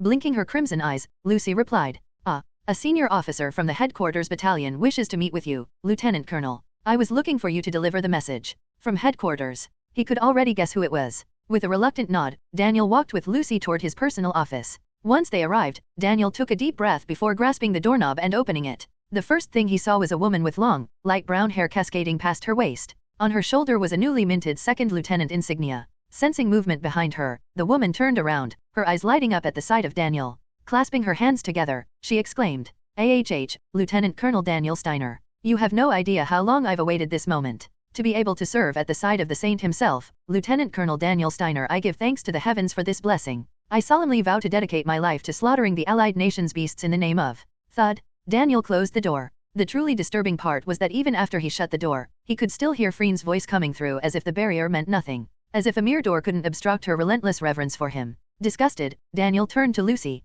"Lieutenant." "Yes." Is there any way to return this? Lucy stared at him, then, for once, furrowed her brows. Lieutenant Colonel, you shouldn't say things like that about a person. A person, huh? Could someone who had warped nationalism into a self-serving religion truly be considered a person? By mental state alone, she was closer to a monster. Daniel held back the words that threatened to spill from his mouth. Like it or not, he would have to work with her for the time being. There was no need to say something unnecessary. Meanwhile, at the border basin near the Kingdom of Belmore, Airborne Special Forces Brigade, Special Warfare Company Command Post. Captain Bernard, the company commander, groggily opened his tired eyes. Blinking blankly for a moment, he let out a low yawn before pulling himself up. His uniform was disheveled beyond recognition, and his bootlaces were barely tied, but Bernard didn't care. After all, this was the kind of place where none of that mattered. What is it? Did we run out of booze? He asked in a dazed tone, only for the platoon leader to shake his head. Seeing that, Bernard scratched his forehead in irritation. Then what is it? Well, I believe it's about time we get to work, sir. Work? Did you just say work? Bernard scoffed in disbelief. Get your head straight, Sergeant. We were abandoned here. It's been over a year since we received the order to focus on border security until further instructions. Since then, the higher UPS haven't sent us a single damn thing. He ran a hand through his messy hair, pushing it back. So, all we have to do is sit tight and drink supply liquor until the war ends. Try to see the bright side of things. Yeah, this place is a godforsaken pit surrounded by mountains, but at least we're not getting shot at, right? He chuckled to himself but then stopped. Normally, the platoon leader would have laughed along, yet today, his face was pale as a sheet. What's wrong? Don't tell me the higher UPS actually gave us new orders. The platoon leader nodded. Yes, sir. Headquarters is sending a battalion directly under their command. We are to operate under the command of their lieutenant colonel. A lieutenant colonel? Huh. And what's a battalion going to change around here? Do they think sending fewer than 1,000 men will let us take on the Kingdom of Belmore or something? What kind of bullshit? Wait. Why do you look like that? Bernard scowled. The platoon leader looked like a deer caught in headlights, trembling in fear. Glaring at him, Bernard silently demanded an explanation. After taking a deep breath, the platoon leader finally spoke. The lieutenant colonel being deployed here is none other than who? Lieutenant Colonel Daniel Steiner. The moment he heard the name, Bernard froze in place. Even in this backwater basin, news from the capital still trickled in. Lieutenant Colonel Daniel Steiner, Operations Staff Officer of the Imperial General Staff. That was a name no Imperial soldier could not know. Sergeant? I don't like jokes. He asked, just in case, but the platoon leader didn't waver. I heard it clearly. Lieutenant Colonel Daniel Steiner is coming here. Bernard slowly raised a trembling hand to his forehead. Daniel Steiner. He's that guy, isn't he? The one who skinned the face off an Allied nation's soldier in front of Eldrege's foreign minister. Rumors tended to get distorted. The further from civilization, the more exaggerated they became. What had started as bar talk had been twisted and passed along so many times that it had turned into truth. And the platoon leader was one of those who had fully embraced that truth. That's not all. Do you know about what happened with Duke Belver? Apparently, when the Duke tried to pressure him, Lieutenant Colonel Daniel Steiner stormed into his mansion and shot a private soldier dead right in front of him.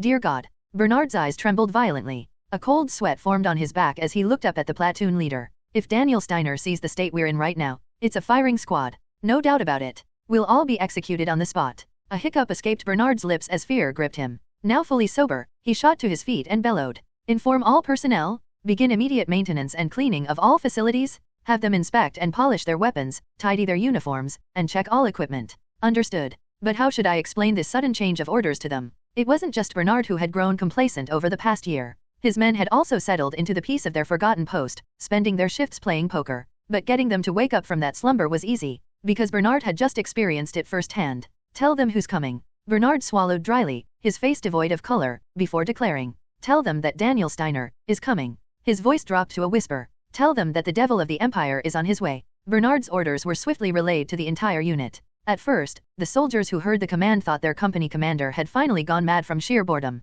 They couldn't comprehend why they were suddenly being told to inspect and clean what was essentially an abandoned outpost. However, the moment they heard the words Daniel Steiner is coming, they obeyed without hesitation. Like Bernard, the soldiers were all too familiar with Daniel Steiner's fearsome reputation. Not wanting to die, they rolled up their sleeves, checked for any deficiencies in the facilities, and repaired what they could on the spot. They even made use of the single iron available at the outpost to press the wrinkles out of their uniforms, and they meticulously cleaned their weapons multiple times to ensure there wouldn't be any reason for reprimand. Some even took it upon themselves to memorize the weapon's manual cover to cover, fearing that Daniel Steiner might quiz them on military equipment usage and maintenance. About 2 weeks had passed like that. He's coming? Lieutenant Colonel Daniel Steiner. No, the battalion commander is arriving? Upon receiving the radio call from a sentry, Bernard reached for the whistle hanging around his neck and blew it. At once, the soldiers gathered at the entrance of the base split into 2 lines and stood at attention. Mere weeks ago, these same men had spent their duty hours playing poker and joking around. But at the mention of Daniel Steiner's impending arrival, they had transformed into disciplined elite troops.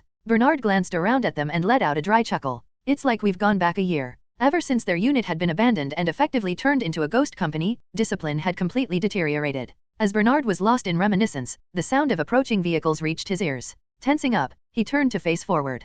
At the front, a military jeep led a convoy of transport trucks rolling in one after another. So its true headquarters really did send a full battalion. Unlike his own neglected unit, these reinforcements had no shortage of supplies and were fully equipped. Does this mean we're about to begin a special operation? Bernard swallowed dryly as the lead jeep slowly came to a stop. The vehicle's door opened, and the first to step out were a group of women, clearly officers. Then, a man with black hair emerged from the jeep, adjusting his uniform. Draped over his shoulders was a military officer's winter coat, and as he moved, the golden embroidery of a National Merit Medal and a Golden Cross of Honor peeked through. That man was none other than the Empire's so-called hero, Daniel Steiner. It was Bernard's first time seeing him in person, and tension gripped his entire body. Unaware of Bernard's anxiety, Daniel let out a quiet breath as he scanned the surroundings. His exhaled breath crystallized in the cold air before dispersing. His sharp gaze swept across the outpost before finally settling on Bernard. The moment their eyes met, Bernard instinctively raised his arm in salute. "Welcome, Battalion Commander." Daniel didn't respond and instead walked forward at an unhurried pace.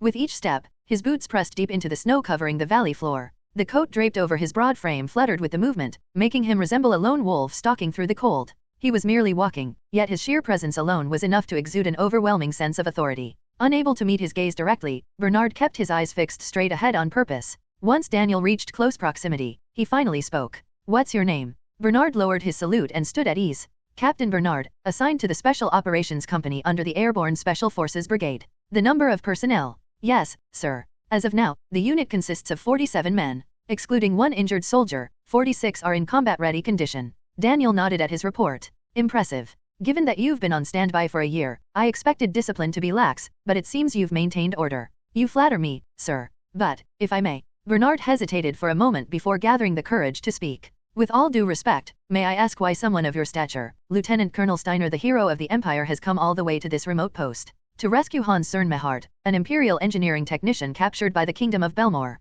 I understand. Then, Battalion Commander, how do you plan to mobilize the troops? If you issue the operational orders, we will execute them immediately." Daniel exhaled, his breath once again turning into mist in the frigid air. He looked down at Bernard and spoke. "There is only one order I have for you: maintain the status quo." With that, Daniel brushed past him and added, "It's cold. Lead me to my quarters." Bernard stood frozen for a moment before hastily responding. Yes. Understood, sir." As he followed beside Daniel, an unsettling feeling crept over him. Maintain the status quo? It sounded an awful lot like he was saying do nothing at all. It turned out that doing nothing was exactly what he meant. Now, 10 days had passed since Daniel Steiner had joined the forward outpost in the basin along the border of the Kingdom of Belmore. And Daniel Steiner had spent that time completely engrossed in reading. Reaching the final page, he slowly closed the book, a lingering sense of emotion settling in his chest. The title of the book was The Baker Who Drinks Tears. That was a good story. To think that in this era, a book could still evoke such deep emotions, it was truly impressive. He even considered writing a fan letter to the author. Just as that thought crossed his mind, the door to the Operations Command room swung open. Standing in the doorway was Lucy, Lieutenant Colonel Daniel. Daniel looked up at her, wondering what it was about, when Lucy let out a quiet sigh. "Are you really not planning to issue any orders? I don't understand what you're implying." "I already gave an order to maintain the status quo. There are soldiers who believe that means doing absolutely nothing. So it started." The complaints were surfacing sooner than he had expected. The soldiers of the Imperial General Staff's direct unit were all elite volunteers. To be deployed to a combat zone only for their commanding officer to issue no orders? Some would find it dishonorable. If their dissatisfaction turns into public sentiment, it'll be a problem. If a report made its way up the chain that Daniel Steiner was neglecting his duties in the field, there was a chance he'd receive an order to return. "I need to justify my presence with some form of activity." Daniel, who had no intention of returning to the capital, began to think. As he tapped the table absent-mindedly, an idea suddenly struck him, and he snapped his fingers. "Pass this to all personnel. At dawn tomorrow, we will ascend the western mountain ridge. The purpose, reconnaissance of enemy movements and defensive position training." Lucy blinked. She didn't understand. "The west, sir? Why? The border is to the east. Which is exactly why we're going west. If they went east and actually ran into enemy forces, an unnecessary conflict could break out." Of course, he couldn't outright admit he was just pretending to be busy, so instead, Daniel furrowed his brows as if looking down on someone too dimwit to grasp his genius. "Lieutenant, do you think I would issue an order without a plan?" Lucy shook her head. From the Nordia invasion operation to his negotiations with the Villano's prime minister, Daniel Steiner had a track record of achieving victories through absurdly unconventional methods. Convinced this was another one of his calculated moves, Lucy gave a short nod. My apologies. I will inform the troops to prepare their gear for movement at dawn. With that, Lucy turned and left the command room, shutting the door behind her. Left alone once again, Daniel reopened his book. He wanted to reread a particular passage he considered a masterpiece. Kingdom of Belmore. Forward command tent at the border. Have you all heard the news? Daniel Steiner has joined the enemy's forward outpost in the basin near the border. The moment Crown Prince Blef spoke, a murmur spread through the command tent. As the officers exchanged uneasy glances, Colonel Gale Bald stepped forward. Is that true? The demon of the Empire is actually there. It is. The information came directly from a contact within the Empire. It's reliable. My God. That means. Dressed in his lavish military uniform, Blef curled his lips into a wicked smile. This is a once-in-a-lifetime opportunity granted to me by the gods. If I succeed in capturing Daniel Steiner as a prisoner, I will no longer have to endure this humiliation. Despite being the crown prince, Blef's position was precarious due to his younger brother's rapid rise. His brother had amassed a series of military achievements on the battlefield, and as a result, Blef's political support had begun to wane. This was why he had recently been forced onto the battlefield yet, by sheer luck, he had now received intelligence that Daniel Steiner was nearby. If I can capture the man who inflicted immense damage upon the Allied nations, his foolish little brother would never be able to challenge him again, and his own status within the Allied nations would skyrocket. I don't know why Daniel Steiner has come here, but the moment Blef acquired this information, the tides of victory had already shifted in his favor. As he indulged in fantasies of the glory that awaited him, Blef finally opened his mouth. Colonel, assemble an elite battalion immediately. At the break of dawn tomorrow, we will strike the enemy's forward outpost. A sinister chuckle slipped from his lips, echoing through the command tent. Wait for me, Daniel Steiner. His greed-filled eyes gleamed. I will personally hunt down the demon of the Empire. Hello, everyone. As we wrap up this video, I want to share a quick note. I have a Patreon account. If you'd like to support me and enjoy on-demand audiobooks, you can become a Patreon member. Alternatively, you can check out my Google Drive link, which has 500+ novel audiobooks available through my Ko-fi or Patreon shop. I appreciate your support.